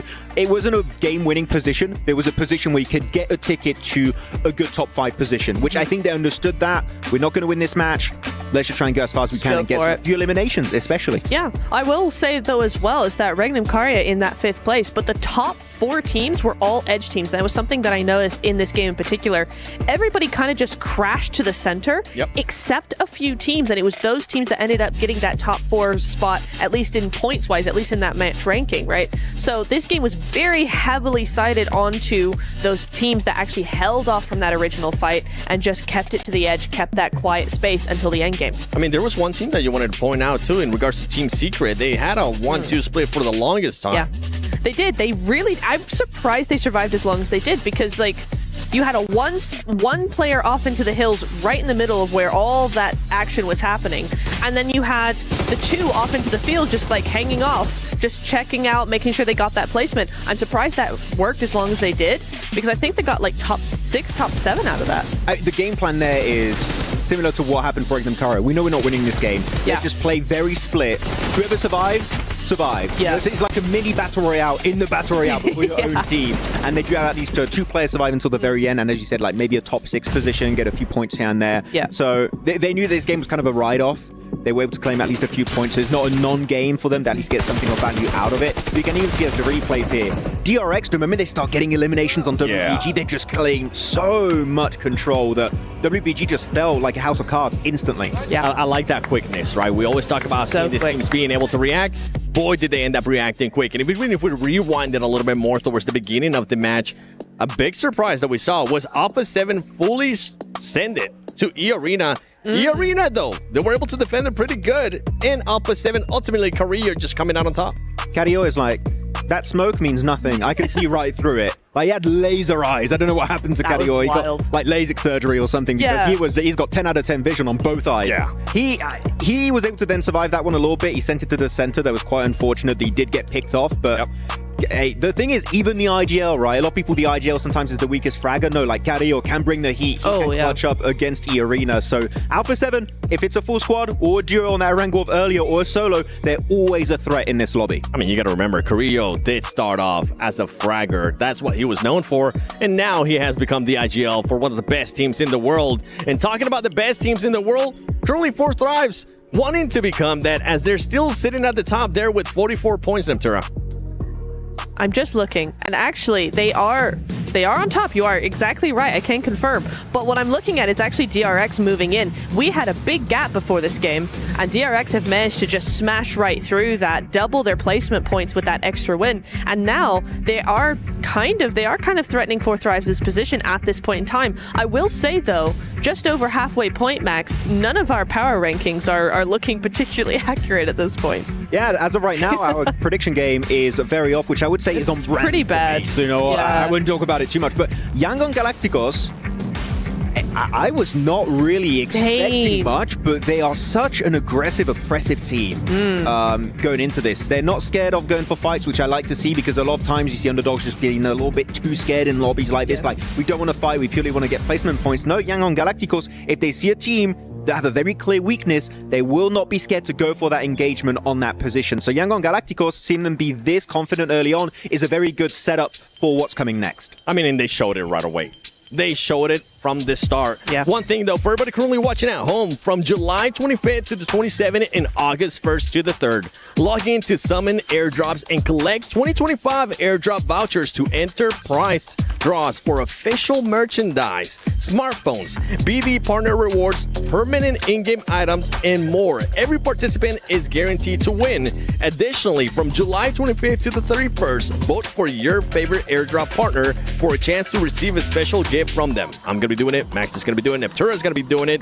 Don't miss this year's airdrop carnival and unbox your surprise, because we're all going to be doing it, and I can't wait to see what surprises we're going to be unboxing, especially when we go to Miramar. And I kind of want you to go with the Dr. Suleiman Al-Habib hot take. Are we going to be getting any hot drops, Max? Well, there's actually a lot of teams dropping in El Pozo, so I would say yes. El Pozo hot drop specifically is going to be happening. El Pozo? Okay. All right. Neptura? Yes. To answer your question? Okay. Right on. Yes. What a hot take. Wow. Yes. My other hot take was that Miramar is hot. Spicy. It's going to be spicy. Should we just ban her from the I think we should just... I'm going to ban myself at this point. Yeah, they're not good. No. Now, at one point, going back to that last match, though, I think you mentioned something in regards to 4 Thrives, Neptura. Is there anything you wanted to mention about them? Because it was a lackluster match considering that big gap that they had. I think they were just too hesitant in that last game. They didn't know where to go. Honestly, they didn't have many options left to them. Maybe with Miramar being a bigger space, they'll be able to actually have those more options in a tricky zone, but we need to see a little bit more proactiveness from them. They did have a surprise though, Max. Fireflux came in from military base, and I think that they were not expecting that. Actually, they didn't even really encounter each other, but they know this typically the pressure might rotate. There's going to be Fireflux. There was power earlier, so they're not being also completely careless because Alpha Gaming's not here. They're like, they might be a team, let's be a little bit respectful, but Alpha Gaming's going to be the real competition when they do encounter Group Green eventually later on down the line. But they were very cautious, but I do have to fully echo what you were saying here, Neptura, on this game. Very hesitant. I don't care if you go for a good or bad play decision. Commit to it as a full team. Your odds of being successful are way higher if you just send it on a big play. And you know what? Your sheer fragging power that we know 4 Thrives have might be enough to just tear down any team they go up against. Well, I think the team that we were all looking for them to actually go after was going to be Weibo. And if that would have happened, if they would have came out on top of that fight, guess what? It would have been a top 2 guaranteed. But you know what? I'm excited to see what's going to be happening here in Miramar. Let's send it over to Reflections and John Allen. The tables keep on turning, and we will not stop. We're 1 and 2 more revolutions going around Miramar for 2 times, 2 laps of the desert to see us out of the first day of games here with our first 2 groups on play. We've seen some miraculous turnarounds from these matches. DRX holding their nerve on the northeast side. We've seen Alpha 7 holding the riverbanks right now. But what will the desert have in store for us? That's the question, isn't it? It's going to be a really good time as DRX take over second place after a tremendous win. They've won 2 out of the 4 games today. Question is, what can they do for the first time on Miramar? A map where teams start to wake up, more specifically from the Americas region. Influence Rage do very, very well on Miramar. Alpha 7 as well. I've seen them drop 20-plus elimination games on Miramar. That would be insanity if they do it here. But top 8 is what they're shooting for currently. Top 6, still very healthy. But you want to finish off day strong. You want to finish off, in top 8. Doing so will then set you up very nicely going into your next group stage matches. We've got a pretty standard playing path, which means we shouldn't see too many crazy drops. Yeah, we are going to be fairly fair on the start of this Miramar here in terms of achieving that top 8 towards the end of this tournament, right? Well, the first league stage, rather, of this tournament. You're going to be looking, as we said, during that last match, probably around that 80-point margin, which sits you at 6 2/3 point average if you're doing specific exact math. Sure. So if you're looking to get above that, you want to be putting up 7-8 points average, right? To feel a little bit more comfortable when it comes towards those later games, if you're able to keep that up. So over these first 4 matches, you're going to be looking up towards the mid-30s right now to be looking a little bit more healthy. Obviously, 32 points would be really nice, but not too many teams have been able to break that 30-point barrier just yet. However, it is always more dramatic, the curve of the point scoring going over this one. A pretty dramatic circle shift as well coming on through all the way down to the south side here. I said standard. Well, it's not going to be. We go all the way down low to the south, which for all those rosters who are still up in the air, right, going to their original POI, their landing POI, now have to rotate towards the south, which, of course, you know there's going to be a lot of competition going your way. And so for Hora, Alpha 7, maybe going to run into a bit of a scuffle for Team Vision. They've got the longest travel all the way up towards the top side, but that's just the way it goes. It's going to be relatively slow until the very end. But for DRX, another great position inside stage number 1, which could put them in an amazing spot to potentially win 3 out of the 5 games today. That would be pretty incredible. And the fact that there's 2 chicken dinners and they're not in first place is kind of miraculous. But, you know, that's just how Fourth Thrives like to play it. And Fourth Thrives didn't have a great game last time around. So DRX certainly have stiff competition, letting themselves down on those non-winning games, right? And when we talk about averages, you really have to look at these lower performing games. And for DRX, that is what is currently dragging them down. They would be miles ahead of the field. Doing miles for your benefit, of course. You know, I appreciate your freedom units, baby. Absolutely. But they would be absolutely streets ahead of everybody else in this lobby if they could bring up those averages. I always give this comparison, right? You can look to earn 12 more points in one match, or you can look to earn 1 more point in 12 matches. And it is if you could do that every single time consistently, that will build up to the same result. Sure, you can look for those 18 elim chicken dinners. Yes. Or you can look to put 2 more points on average every single game. And those are the small differences that really start to bring up these averages that can really power you through these tournament stages. It goes back to that consistency conversation, right? You can have a great flash in the pan game, but if you only have 1 out of the 12 games you're playing in group stage, that's incredible. Yeah, you'll be up 40+ points, and well, then it starts to dwindle away, and by the time you reach the final game of your group play, now you're in trouble. You've got to go for another Hail Mary attempt, and well, it might not work out, and typically it doesn't, so you'd rather average a better position than, of course, have just a good flash in the pan play. By the way, thank you once again for doing the miles. We were talking kilometers the other day, and I'm trying to think to myself, what's the conversion rate from kilometers to miles to teaspoons? I couldn't tell you because I don't even know the difference between a rock and a ficus, man. I get so lost in the conversation. It's about 17 millimeters, I think. Somewhere around there. DRX, though, they might have had a central position, but Yangon Galacticos getting aggressive, like Max was saying on the desk, trying to take that from them and immediately taking down one of the South Korean players. players there losing and going down to 3. Smiles on the chase as well. He wants more. He wants more, and he might get it. Shots potentially connecting a bit shaky. It's far out there. I don't blame him, but he at least says, hey, I'm still here. You cannot take any respite. You cannot rest. Keep on going and get out of our location.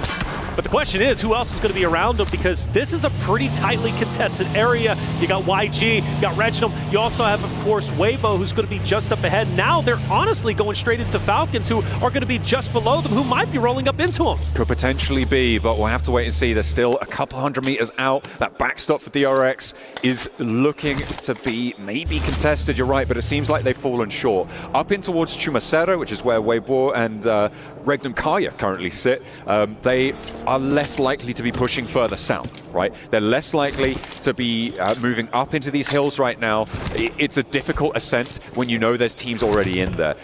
It will be difficult if it goes further south, but I imagine they're going to look potentially to split around the sides. Currently just looking to hold a little bit more pressure there. They'll have the high ground in Chumacero, hopefully under control, fingers crossed. But for now, they're just trying to keep the teams moving in from that north side out and force them into these coastal rotations. Falcons in a great spot, looking pretty good. They need a decent game. Feel like they've kind of fallen a little bit behind, but still relatively healthy within the top 9. As we look at their position, the question was, would they be able to see DRX? And they can, way off in the distance, but for the meantime, there's no reason to get antsy. For the teams who are down here towards the island, like, they're chilling. There's no reason for them to engage. There's no reason for them to get too crazy, unless you're trying to, of course, overtake one of the hillsides. For DRX even, despite an early loss, losing a teammate, I would still say they're relatively healthy, right? They've got 3 members up. They're still relatively center zone. For them, no reason to get too crazy. Four Thrives, though, maybe getting into an engagement with Weibo up top. You got IQ, who's already down and out. The question is, Four Thrives, do they challenge once again for the hilltop? No, they do not. They are dipping out. Alpha 7 are behind this as well, about a kilometer out of this, so could potentially run into this fight if it carries on. But Four Thrives, you're right, disengage. They don't want this fight. This is a really good opening for Weibo to maybe look to transition to the hills on the south side. It's difficult when you don't know the timing of the teams approaching you to try and establish. And with Four Thrives backing up, they're going to shunt straight on into Yangon Galacticos, who, remember, crashed into DRX earlier on, but they find out just what is waiting for them. They figure it out immediately. They're straight back down the hills. Straight back down. They see it. They dip away. They're gone. Couple of warning shots. Hey, don't come back around our area. We're controlling this hilltop, and Weibo in a power spot for sure, without question. Still very tightly contested. Alpha 7 now starting to get a little bit active coming into where Weibo's at. Of course, a lot of distance still separating them 100 meters, as I just learned from you just a couple seconds ago. But yeah, for the rest of the rosters moving in, you know, it's still going to get even tightly contested up in the northern side, especially if we have a shift up there. Things could get wild for all the southern teams. It certainly could. It is going to be the South Chumacero Hills, still the focal point. I'm waiting for this second circle to pop before we go a little bit crazy here, because we do have that potential Partona finish. That Minas del Sur area could potentially be on the cards. It's a little bit unlikely. In fact, I would say bordering on impossible, but it could be the case, right? The second circle shift can be pretty titchy when it comes to the cutout on the area. So we'll see where we end up. We've still got about 20 seconds or so before that one comes on through. And we'll have to see where that drops. Could go over to Los Leones as well, or center up on Chumacero to the north. Find out very shortly. The arena set up nicely inside of a compound themselves. Team that desperately needs to finish these two Miramars strong. Take a peek at the map as it will be transitioning very shortly. Every team very, very healthy. We do have a shift towards the south, which is going to be great for DRX. Honestly, even better for Alpha 7 as far as I'm concerned. They've got Hora moving in, but for Alpha 7, DRX, some heavy hitters still looking strong in this next stage. I was interested to see if anyone is going to go down to this south island, like Falcon, try and head on through. It looks like they might be taking that option, or they could. I think they're just wrapping around the coast for now. But potentially could branch out. Alpha 7 down to Carrillo as well. Carrillo, I mean, they're moving. Yeah, they're moving. They're still just on this coastline, but it could be a crash between the Falcons and Alpha 7 on this coastline. Influence Rage trying to send straight on past. Weibo allow them through here and trying to get more central towards Yangon Galacticos. It looks like Regnum Carya have a similar idea. Teams are moving fast. fast indeed. Question is, when do they run into each other? Eventually, they're going to have to. Influence Rage still has a lot of distance between them and other rosters. It looks like Carrillo has backed away, by the way. I got a little bit worried because if you go back to the last area we casted, Carrillo was isolated by himself from his teammates, and that was really unfortunate. You don't want to see too many teams splitting up as much as they do, and Alpha 7 does have a tendency to do that. Granted, typically they hold their ground, but running into a full-fledged unit of Falcons would have been scary for Carrillo, but they get back together. Here it is, Influence Rage. Regnum Carya also going to be very, very close to each other, but for the meantime, it looks like everybody is settling down. Loxy defending this new roll-up position for Regnum Carya, all four of them in the same spot. At the end of the day, overall, they should be looking in that sort of ballpark. Obviously, 80 points is where that bubble should be, in towards that 8th place at the end of all 3 of our days of games. But getting half of that done in your first day, that's great news. The more you can do, the better. So for Alpha 7, for 4 thrives, they have already managed to pass that metric. You can bet that they'll want more, though. Alpha 7, Falcons, Influence Rage on a rotate towards the south, getting to the next stage. Falcons had a down player earlier. Mafioso managed to get a drop, but you notice they are now officially 4 strong. Falcons live to fight yet another day. The blue zone's not going to be too much, and I believe everybody's going to come in relatively unscathed. The question mark I do have, however, Falcons and Hora, because they're relatively close to each other, and Falcons are going to skate just by them. Still not quite fully in conflict here. Hora could potentially divert, so could the Falcons. They haven't fully committed yet. The circle bounces back, so we had a hard southeast shift, but we do go further up north. I mean, this is good for all the teams that sent in towards Chumacera. It helps them out a little bit. For DRX, it looks like they're going to try and rejoin that mass of teams in the center. But that conflict on the west that you spoke about just before their reflections is going to pop off. And at the moment, it looks like Hora are going to be eating dust first. But Redox doesn't look super healthy. Will get knocked in turn. Yeah, you got No Fear, who's also down. Jiggle from off in the distance. Falcons look to be winning this in style. Granted, 1 player down, and well, they're not out just yet. In fact, they look like they're trying to dip, which means they're going to be leaving their teammate to bleed on out, which is so unfortunate for Hora. Putting up a wonderful fight, and Falcons are feeling the heat. Sleepy able to spray them down, and actually Hora staying as live as 4, with Novalo getting felled as well by 4 thrives. This is disastrous for the Falcons. They couldn't afford to have a bad game. They weren't able to leave El Pozo uncontested, and they are now flagging horribly. They are not going to be able to earn a lot of points on this map, and it looks like they're going to be ending their day on 22 points. Alpha 7 have taken a knock over towards Carrillo in the meantime, but they are looking a whole hell of a lot healthier. Unfortunately, there's an IQ nade sent over the top. Is it going to connect? Doesn't look like it's going to find that knock, and will be allowed to find the reds for Carrillo. 4 thrives. They got history, but hey, there's even a third party off in the distance. Things are getting spicy. To be expected on the final map. Teams are fully committing. IQ finishing off Revo. That's going to hurt. Typically the lead slayer for the Alpha 7 roster, but Mafioso also gone. And just like Falcons, same fate for Alpha 7, it seems, right? Both of those rosters started at a standstill. We thought they were going to explode into an engagement. It doesn't happen. By the time they have to shift all the way down south, well, they run into some issues. Our top rosters, unfortunately, falling a little bit early. And for Alpha 7, time is running out for them to get their last teammate back onto his feet. I just don't think it's going to happen. It's most likely going to be a solo trying to take on the world.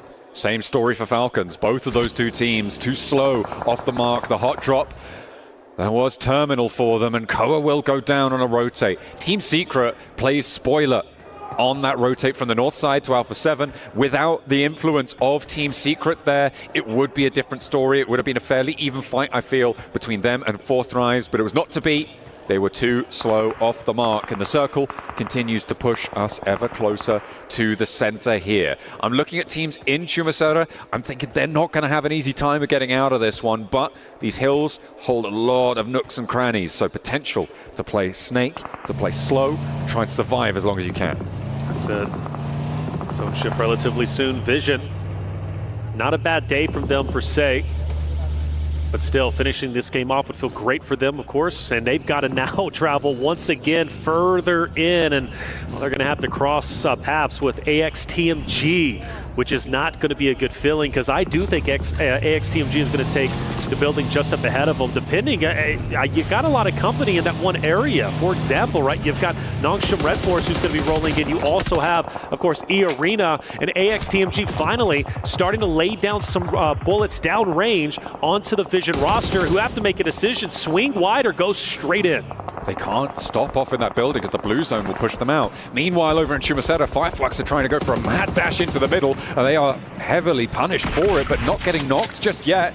There is the push coming on through as they will crash straight into Yangon Galacticos here. They're not going to get any further than that. Scarface flushed out. Fireflux tried it, but they weren't able to get much more than that single knock on the Smile. All the teams we knew crashed into this area, now forced to fight against each other. And if you're looking at the perspective, of course, the Fireflux, well, they're still taking a bit of damage. And, well, they're in shambles with only a duo left. Weibo up ahead. You also have, of course, Nongshim Red Force, who might be crashing in on you. It's going to be a tough one, but you would have to expect that. Going to these compounds this deep in the zone, you understand and fully know it's going to get active, it's going to get busy. You need to be ready to fight. Vision rotating down to this south side now. They go for a wide sweep out wide. It's one of the decisions they had to make, and they have gone up towards Chumaceta. Look to go downhill off of this one. Where DRX started to play, they are going to look to push in from this south edge, with DRX already much more central here.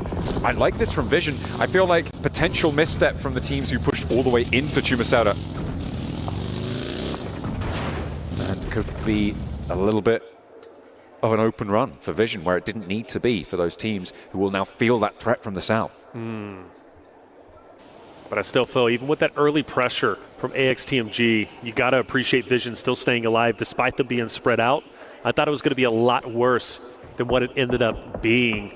Squash, unfortunately, last alive from Alpha 7. We talked about it, and, well, he's going to try and survive as long as he can. But for 4 Thrives, they're looking to put the final nail in the coffin, and IQ is looking straight at Squash. I don't know. Are we starting to set up a bit of a storyline? 4 Thrives, the boogeyman of Alpha 7? Could be. I mean, these guys came in. They're hugely popular. They've got a lot of support. Now they got the numbers to back it up here on the global stage. It is really good to see. Coming through from the CSA region, having a massive impact there. Looks like they want to have that repeat performance, a real breakout show from this roster from Pakistan.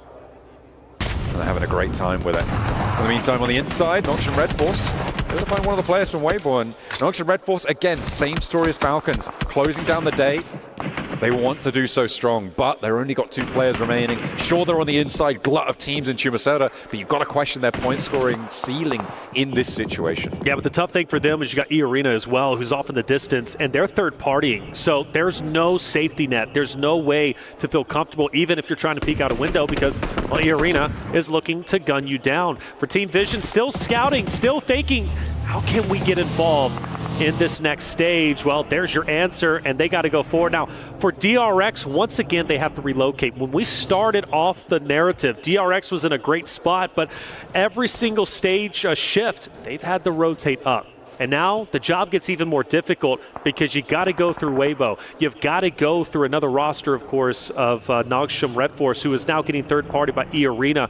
Then you have Galactico, too. DRX swinging left, maybe swinging wide where Hora is currently positioned. Is that a realistic option, or do they have to go forward straight into the other rosters? It's such a difficult decision. I feel like fighting through these urban environments is always really difficult, especially with the road that's on your screen right now being as bad as a river in terms of getting across this one. There's so many teams in the circle on the far side of it. You have to think, maybe try and go around, right? Maybe try and sweep out wide, take a fight on an off angle, and try and play that west side against Hora, potentially one of the options there. But they've taken a knock, and that is, again, just going to slow DRX down. It's going to make their lives a lot harder towards this next rotational set. But all of those teams in Chumaceta should hopefully keep each other busy. Squash, in the meantime, trying to ply his trade, but it looks like IQ has his number. That's right. IQ's been keeping a close eye on him. and is ultimately going to get the elimination. If it wasn't going to be him, it was going to be Naki, who was rotating over to seal the deal. He's still angry that he didn't clutch up that final player in Squash in map number 5. Finally, Vision gets active onto the team of AXTMG. This has been boiling for some time. Vision was just on the outside looking in. XTMG effectively held them back. Vision then went for a bit of a reset, but now it's no longer time to sit onto the sidelines. It's time to push up because this compound is valuable and both teams want it. It's also a chance for Power to third party if they want to try and find that engagement, but E-Arena are just around the corner as well. Power are too split right now to go for this full force, and the fight hasn't really set off right now. Engaging at this stage could just draw Team Vision into that backfill counter. That might be a tough time, but Vision now look to be committed onto the inside of the compound. They've moved 2 players on in, but they have disengaged. The game given away a little bit by an early third party from Power on the north side. Marcelo, he's the one with the off angle. You got to question who's going to be looking his way. And Henry actually looks the opposite, so I think he's going to be the... Oh, you know what? He's even going to have a teammate. So this is a decent push as far as I'm concerned. Power, though, you mentioned that third party. They are hinting at it. They want to, but I believe it's going to be Nalif up top from Team Vision who's keeping them back so they don't get too overzealous. But that means he's going to be out of play, and now you got the Vision members who have to try and finish off the remainder of this XTMG roster who has 3 members. So it's going to be a good old-fashioned 3v3. The thing is, the longer this extends, the more opportunity for Power to move up, maybe even another roster to third party. And then at the end of the day, worst case scenario, you both end up cannibalizing each other. And then now you got to fight the rest of the roster with a solo or a duo. But either way, the fight must happen, and the fight continues. The next circle just about to pop, and it will move away from the compound, meaning that this fight doesn't necessarily need to happen now. It could be a disengage. I feel like that's exactly what Vision may have been looking for there. They might be able to find some exit frags, but they can disengage now. They just needed to keep AXTMG busy. They kept Power busy on the north side, but Marcelo charging in. They're changing their tune once more. Never Alone also breaking out with a bold push to an open wall. Was in a lot of danger there. Could have been nasty. In the meantime, over on the northwest side, IQ from 4 Thrives has been found, and they're now down to 2 players. Yeah. Leaving Hora with the advantage on the numbers. They've moved 3 players forwards. You can see No Fear on the back, looking for that backstab. Yeah, it's T24. He's the thorn in the side currently of the roster of Hora. No Fear trying to take him out. Finally, Vision as well as AXTMG start to unfold. Henry is down. Bolt swings wide. Takes down yet another member. The cleanups are in, I believe. 1 solo remains. I don't know where that XTMG roster, or excuse me, it's Aaron. He's going to be off in the distance to the south of Vision. The question is, why was he so far away and not helping his roster? Because based off of what I'm seeing, he had a beautiful off angle, but he had 0 effect. I think there just wasn't those sightlines available to him. It's really hard to have that impact against someone who's pushing so fast through those tight corridors. You don't know which window you're looking in towards. Could have potentially been played a little bit better, but in the end has to back off. In the meantime, a lot of teams are suffering now as they're having to move through, past, around, any way to get past Chumasaura. It looks like DRX are going to break out west. They're not going to go through. They're going to float up towards where Hora were. They've given ground a little bit on Hora's side. Hyunbin, Rezable here, and this high ground position for DRX actually looking pretty tasty. They could potentially strike out all the way along it if they want to. Yeah, they could, and I think it's going to be necessary because fighting this fight against Yangon Galacticus is not going to be easy. They already got 1 down, like you said, back on the feet, though, for DRX. They're going to be a 4-man unit, but Galacticos is looking straight at them. There is an opportunity, maybe, if a third party comes in onto Galacticos from the likes of Fireflux, maybe Weibo, who's just to the right-hand side of them. But for the meantime, Hora also, T24 going up against Jiggle, who is going to get taken down from the backside. I believe that was a third party from DRX. T24 finds the opportunity, takes a little bit of damage, but gets the finish nonetheless. There it is. And Hora now down to 1 player alive. They had 4 on that angle, but DRX moved up. They got a knock and a flush, I believe. I don't know where all of their players went down, but we just saw that 4 Thrives kept it together towards the top side of those tables. DRX having a big impact here on all of these teams. They've managed to now get ahead of this Chumasaura rotation. The flank out to the west, unchallenged anymore by Hora, is huge for DRX. This high ground spit of land is absolutely massive when it comes to the shots that they they can take towards Fireflux, to Weibor, That's right. to Yangon Galacticos, and across the circle towards Regnum Carya. Yeah, they've managed to take a power position. I'm so impressed. This could very well be the roster right before you to win 3 out of the 6 games today. A heroic effort for a roster that has played so very well. Already at 3 eliminations, one of the things we discussed was they're in 3rd place with 2 wins of the day. And that means because they're not necessarily slaying out per se, but this game could be incredibly valuable based off of their positioning. Now, I do want to say rest in peace, right, to one of our rosters, 4 Thrives, who is out. I feel like they put up a wonderful fight and a good engagement against Alpha 7 a little bit earlier, but they exit a little bit earlier than they were wanting in our final game of the day. But yeah, at the moment, I think DRX are in a great spot. The question is, though, for Galacticus, how can they get out? Can they effectively lead? Because I think DRX is going to gatekeep them. It feels that way.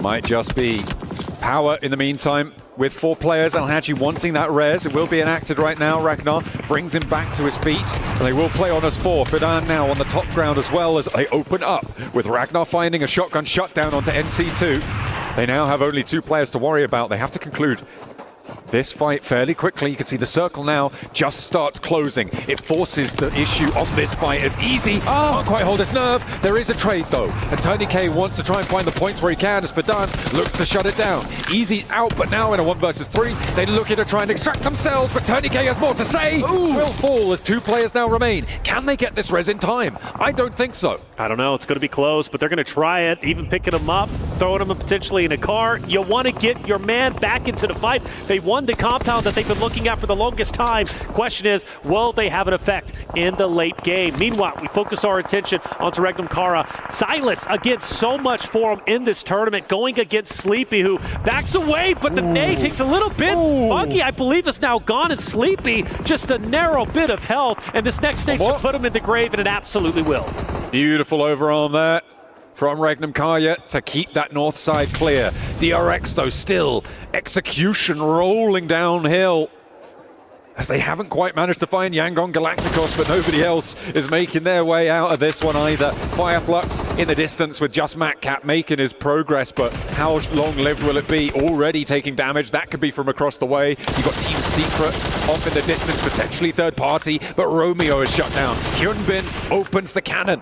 DRX are down to 3 players, but they've got such an advantage on this high ground. They absolutely do. Say Cloud Smile. I think this is going to be the ending. You have really nowhere to go, and DRX are all focused on you down below. And this is such a power spot that's been set up a little bit earlier in a future stage. You know, you look at where DRX is currently at in the standings, what they could potentially do in this moment. Yes, they've lost a player, but they're taking down the big dogs. But do they get tunnel vision? Because my only concern is Silas is also in the distance, and there is a chance potentially he's able to third party from where he's currently at.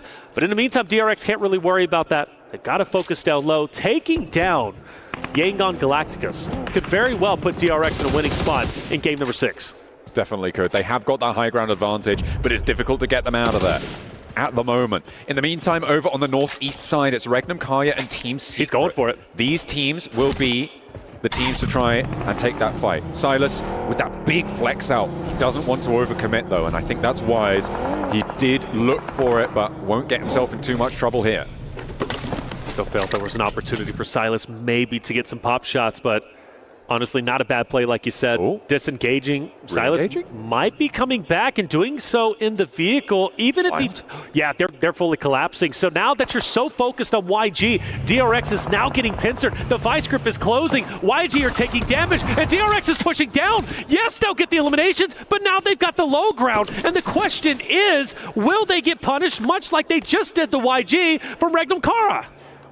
They've left Soaz up on the high ground. That will slow down Regnum Carya because that high ground is not fully under control. They don't know that 2 players from DRX have dropped down. They know that a fight has concluded there, sure. Matcap is also a thorn in the side of this position, and DRX need to be careful here. A misstep, and they lose a player, and that could be devastating. A nade in hand for Matcap, and there's a lot of damage being poured on in. Team Secret are here to play as well, and they can't quite get back up towards the top here. Matcap spotted, and the nade no longer an issue. 3 teams remaining. It's Team Secret, it's DRX, and it's Regnum Carya. That's it. You've got all 3 teams with 3 members alive. It's anybody's ball game without question. Team Secret Secret. A win here would be tremendous. We haven't seen them in the winner's circle just yet. This will be their first opportunity for DRX, though. They won 3 out of the 6 today, and that's going to be a massive drop.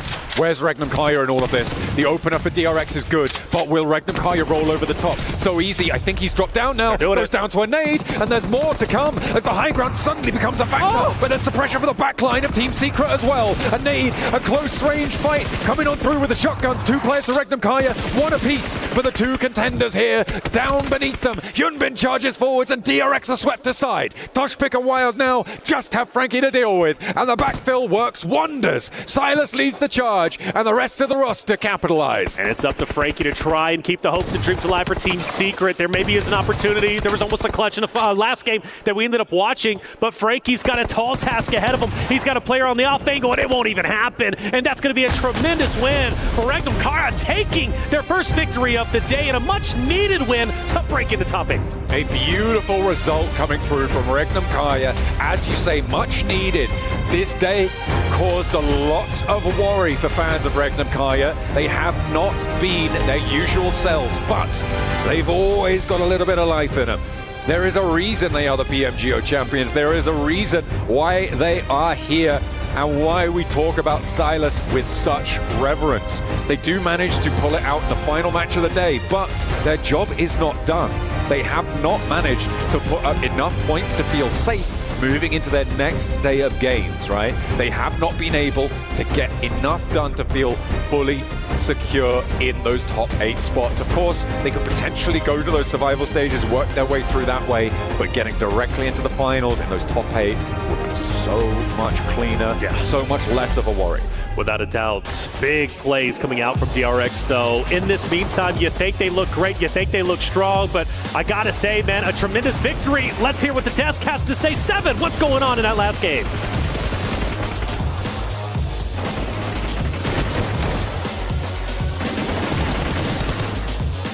We finally got somebody different being able to get the win. Not DRX, not Alpha 7, not 4 Thrives. Regnum Carya Esports being able to come out on top there with the win. And it came down to the high ground, Neptura.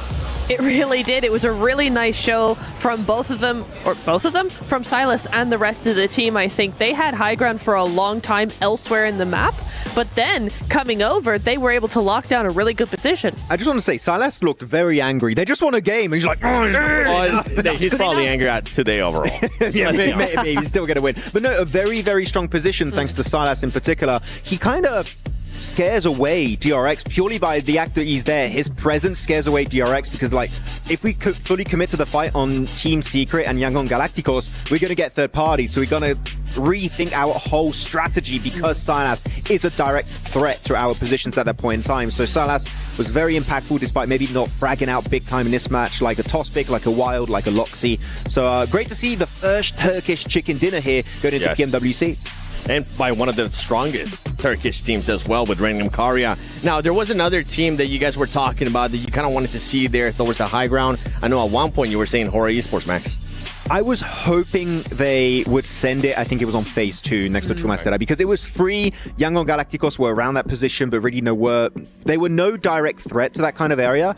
And you said they couldn't even do much with it, but at least trying to get to that position and hold on to it for as long as possible.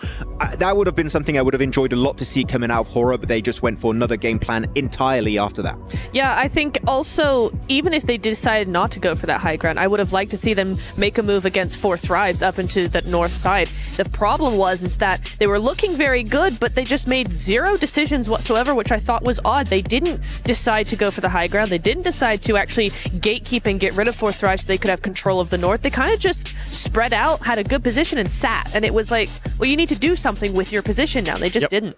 Well, I mean, luckily, and I'm glad that it was, in a way, I'm glad that it wasn't DRX because they would have ended up winning every single match today in regards to every different map. And it is 4 Thrives doing just enough to take over that first place at the end of day 1 of PMWC at EWC 25 by just 1 point.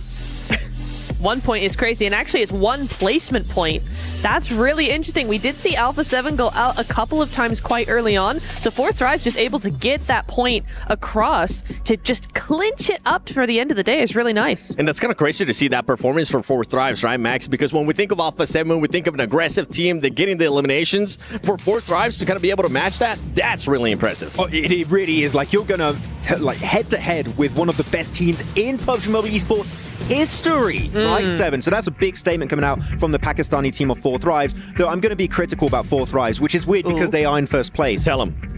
They're still a bit indecisive. They still have room to grow. If they fix those issues on that first Miramar that we saw earlier, on that one-angle game where they were a bit hesitant to push WBG, chances are they would still be in first place, but even have a lead against Alpha 7. The fact that they're doing this well and there's still room for growth is very impressive for the long-term potential of this tournament on 4Thrives. And the reason why you're bringing this up, too, is because it didn't just happen once, Max. It happened twice.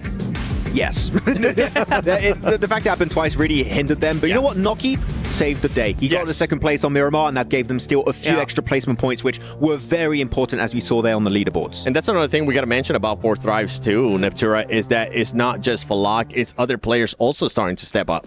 Yeah, it really is. T24 is coming into his own. Falak is coming into his own. We've talked about him, getting into his prime here. T24 as well. IQ is a phenomenal IGL. He's doing some really, really good stuff as well. The whole team, Naki, able to almost clutch a 1v3 against Alpha 7. The fact that he didn't do it doesn't matter. He almost did it. It was down to the wire. I mean, that is huge for them. So just a really, really big squad of some really great players coming into their prime all at once. I can imagine Crypto being like, guys, is there space? Like, full season? Please. Guys, I swear I could do... Don't send me DM, guys. I don't want this heat right now. I'm not going to say anything. All right. It's going to leave that there. We're currently in good terms with the Pakistan fans, so let's keep it that way. DRX, there you go. You guys have your winners for the day. DRX being able to get 2 wins.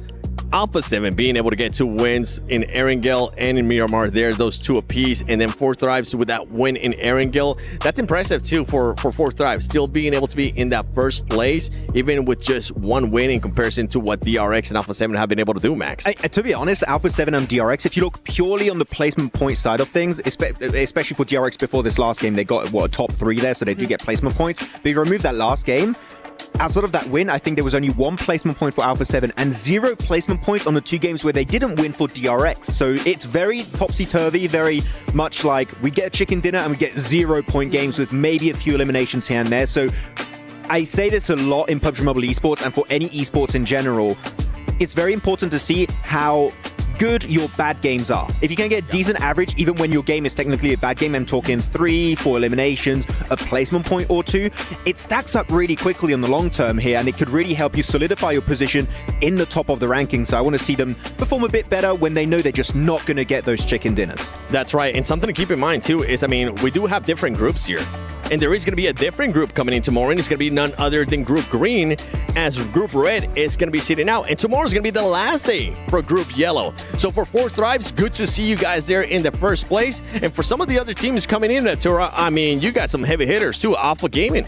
Yeah, Alpha Gaming. I'm so excited to see what's going to happen with Alpha Gaming, especially on Miramar. They're very heavily influenced towards Miramar, I feel like. And, the games that we've been seeing out of the current teams, out of today's teams on Miramar, have been really, really interesting. So to have APG come into that mix is going to be super exciting. I'm also very hyped about Thundertalk Gaming playing here. Even though I'm more of a supporter of WBG coming out from the PL teams, so many people, I was kind of impressed, were saying Jing is an MVP contender, which I would have to say, seeing how he plays in PL, is true. Yeah. But when it comes to Thundertalk, very strong locally. Globally, though, we've seen them a few times. They were struggling a bit, but now they have that international experience. So I hope that now they're going to get over that hurdle that we're not ready for this global stage. Now they should be ready. There's no more excuses, Thundertalk. Tomorrow, you better start off with a bang. And we kind of saw it too today from Weibo Gaming. We saw them start very slow, and then they ended up picking it up. So I'm just going to put you on the spot, Max. Do you think that Thundertalk Gaming is going to have that same effect coming into tomorrow, start off slow, get their gatherings, and then pick it up, or maybe come in hot? I do think they're going to start slow. I think it's quite realistic because they had PL just a few days or maybe a week or two before the start of PMWC. So I think they might be a little underprepared to be completely realistic. So I think that this is going to be the first day is very telling as to how they want to play the rest of this PMWC event. Yeah, well, a lot of teams have surprised us. We have seen some amazing plays today in day one of PMWC. So let's take a look at some of the Kiria top plays of the day because, boy, there was a bunch. And we're going to start it off with none other than Falak and 4 Thrives, Neptura. Falak, king. Just absolute icon overall. I mean, I was going to say, yeah, king of the grenade, but he's also just king of everything at this point. He's just doing such a great job. And I think we've been talking about this a lot, Max, but overall, this team, 4 Thrives, man, I don't think we ever expected them to do as well as they're doing day one. I mean, I did pick them as like a good team. I think a lot of people were like, there's no way they're going to perform, but they are. I sound like Palpatine right now. They are going to perform. They are. So I'm very happy. This was not play of the day. Oh my goodness. You and me, Niptura, were putting our hair out after that. Like, they go for 2 crashes with 10 seconds difference between the two as a 2-man. On Alpha 7 and then Hora. Yeah. Falcons, we love you guys. We do. But, we need to rethink those pushes because it's not quite what we were expecting. Meet me after the show. Meet me after the show. We have words. You're going to analyze for them? You're a coach now? No, that's Pico's job. Okay, I'm just going to say, hey, yo, we need to talk. Okay, network. Yeah. All right. Well, one favorite. You know what? Let's take a guess here. We got the Sony Hero of the Day. Before we show it, wait a second. Not yet. Take your guesses in the comments below. And I'm gonna go straight to Neptura. Neptura, who do you have first? I have Naki. 1v3. Almost. Okay. Mafioso. Ooh. Good pick. Guys, he's good at this. All right. It's like I've done this for like a few years, you know? Yeah. Okay. All right. I actually don't have to pick because I'm the host. So who's it gonna be? What? Okay, I'm bad at this. Sleepy. Here from Hora Esports. 12 eliminations, 17 knocks, over 3.4k damage. That's wild. I mean, we have a Pakistani team in number 1 from CSA. We have an MVP player of the day here. There is going to be our lad Sleepy of Hora. So CSA coming in hot already here. Yeah, I love that. I mean, we've followed CSA during the entire spring split. So nice to see them come out and do really, really well in global. At least day one. Oh, that is crazy. I did see that earlier and I was like, hang on a second. They should have won this game. Hora should have won this game. I'm going to say it again. But they didn't. But it's okay. I feel like there's a lot of situations, especially for today, that we can say that Hora should have won that game or Hora should have ended up being even higher in the overall. But if you're a team like Hora Esports, that's the position that you kind of want to be in, where we're talking good about you, where we're saying, hey, you're almost there. The execution just needs to be there, Max. One thing you can't knock Hora down for is that their early to mid-game stage is amazingly well executed. Yes. They always get into the late game stage. It's down to like slight adjustments that need to be made. I think it's more of a synergy thing because we saw, I think, No Fear get pushed by WBG. No backup whatsoever. If they start to play together a little bit more, have a little bit of a cleaner idea of how they want to execute the late game. I think on that one Wrangle, the 4 Thrives on in particular, there were like slight fumbles in terms of exact position they want to play around. They fix that. We could start seeing wins from Hora. Like, they're getting very close. Slight adjustments will make them go that far. Okay, well, we've been going through every single segment here. Let's take a look at the Honor Dominator here. Domination. Players with 3 eliminations or more. You got DRX, Alpha 7, Yangon Galacticos, Team Secret, and Team Secret backing it up as well. So you love to see it. Players with 3 or more eliminations. Not surprised there, honestly, to see DRX or Alpha 7 up there, considering that they both ended up with 2 chicken dinners for the day. I'm surprised that Team Secret's there, actually, because the amount of time that we've spent looking at them, it's like, yeah, the rotations are interesting, the 1-3 split is interesting, but where do you go from there? They always seem to play for those low placement points, and that's kind of it. So it's interesting to see them actually up on that leaderboard.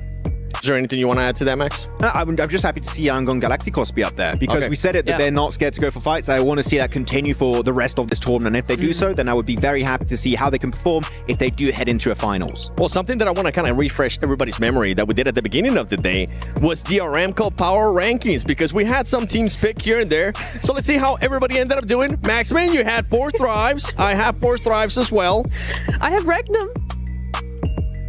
They gotta win. Hey. You're the worst out of us right now, man. Okay, I know. God, Is she? man. I mean, yeah. Falcons started off so well. What happened, guys? You let me down real We gotta have bad. something at stake here, okay? Especially for the group stage and the group stage only.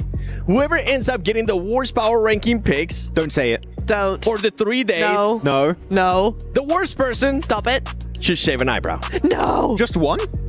Yeah, just one. Yeah, Oh. Oh, well, wait, both? I mean, if you got to make it even, we're gonna look weird otherwise. Okay, both eyebrows. Why Neptura, did you I better make it step it up. worse? You made it worse. I can't believe he just did that. Sorry. Sorry, Okay. Neptura. I didn't agree. Do you have a choice? Yeah. Yeah, probably not actually. I'm like, It's probably in the. I choose yes. Let's Yes. do it. Dang it! No. Ah. Power. Chat, back me one up. person Come on that's now. one person that's not going to be a power, and I'm actually intrigued to see who he's going to be interviewing. It's going to be Barney, so let's send it over to this stage. Welcome back to the main stage. I've got Falak here with me from 4 Thrives. Falak, what an impressive performance today. I've got to talk to you about how today went, really, because you had such a huge elimination total. Was eliminations the thing that you guys were primarily focusing on coming into this? Over placement points? Or, you know, how was the mentality coming into today? Yeah, our focus was to play aggressive because our team's gunpowder is really strong. So yeah, our main focus was on the kills, and we actually did it. So today was a very good day for us. Let's see, hope for the best for the day 2. Yeah, it was a really good day for you guys. I've got to talk to you a little bit about, you know, some of the teams that you're familiar with, because Alpha Gaming, who weren't here today in your lobby, you're quite familiar with them. Typically, when you drop an Erangel, you guys drop in quite a similar zone, and you often end up fighting early game, and that can sometimes ruin either one of your games, right, of getting into zone nice and early. Because they weren't here in your lobby, you guys managed to execute really well on Erangel, but I'm curious to know that when they're in your lobby in the coming days in the group stage, are you guys going to change your strats at all? Yeah, definitely we will make a strategy for them. I would not like to leak here.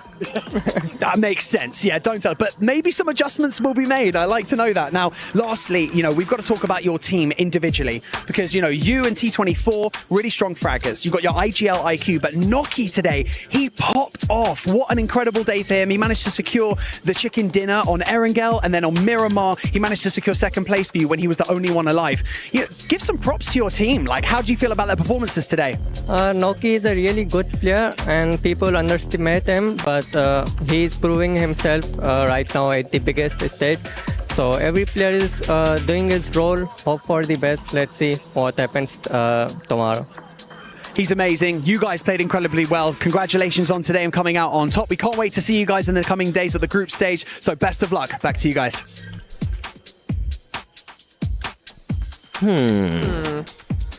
New strategies for Alpha Gaming, but he doesn't want to leak them. What could it be? Any ideas? No plan at all. Is he bluffing? Run to their desk and turn their phone off. I don't know. Way to do it. It's a bit brutal. I mean, it is one thing that he has mentioned in the past, too, in regards to just him and the squad not really being kind of fighting too much with APG. So I am glad that they do have a plan for it, Max. And it's smart that they're not leaking it, especially like otherwise, because you know Alpha Gaming are watching like, oh yeah, tell it, we'll be ready to fight you if you go for it. No, it's really cool that they know that is their main competition after many games in PMSL CSA. I mean, we covered it right, Neb. We know that these fights on Erangel were happening every single match. So it makes me confident now that they have a game plan for their main rivals here. So hopefully they can keep this victory streak going into tomorrow. Well, before we end this amazing day 1 of PMWC at EWC 25, I want something that surprised you and something that you maybe want to see a team change going into tomorrow. Neptura, you're going first. Dang it. Okay. I have team that surprised me, AXTMG. Yes. I did not expect them to come out as strongly as they did day number 1. For me, Team Secret, I want to see a little bit more than what we're seeing because right now it's kind of a half strategy so far. Max, how about you? Yangon Galacticos. How aggressive they were ready to be in this lobby was very surprising. Of course, like they're not a top team right now, but there's definitely potential and there's a lot of room for growth. So it gets me excited for the long-term presence of this team in this esports scene. Yeah, I would just say from my end, I'm excited for everything that's going to be happening here in the next 2 days of group stages at PMWC. My name is the 7WG, joined by none other than Maxman and Neptura. It has been an amazing day. I hope you guys enjoyed it. Make sure you tune in tomorrow, though, because tomorrow there's going to be a different group coming in, and there's going to be a lot of changes. Maybe some new hot drops. Who knows? Tune in for day 2 of PMWC at EWC 25.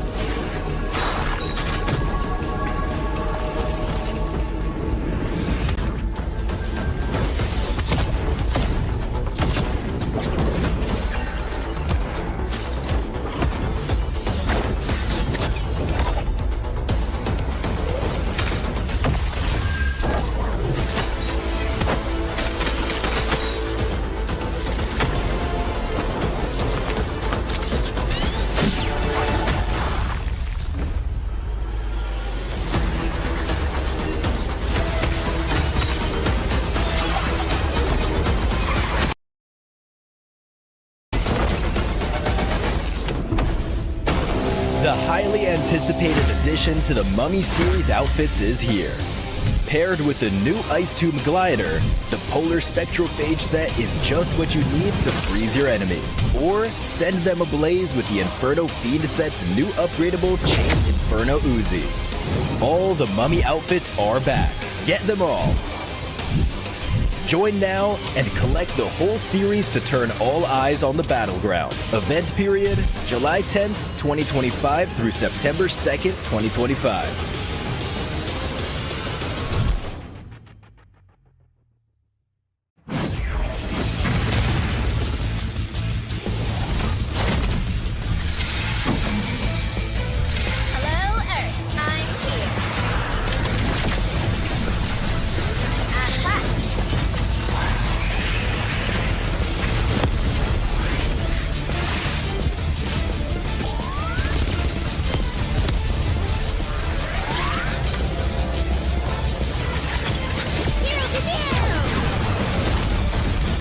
Pulsar Legionnaire available now. First outfit with special head animations and voice lines. The Pulsar Legionnaire set comes with its own super cute voice lines that can be toggled on or off.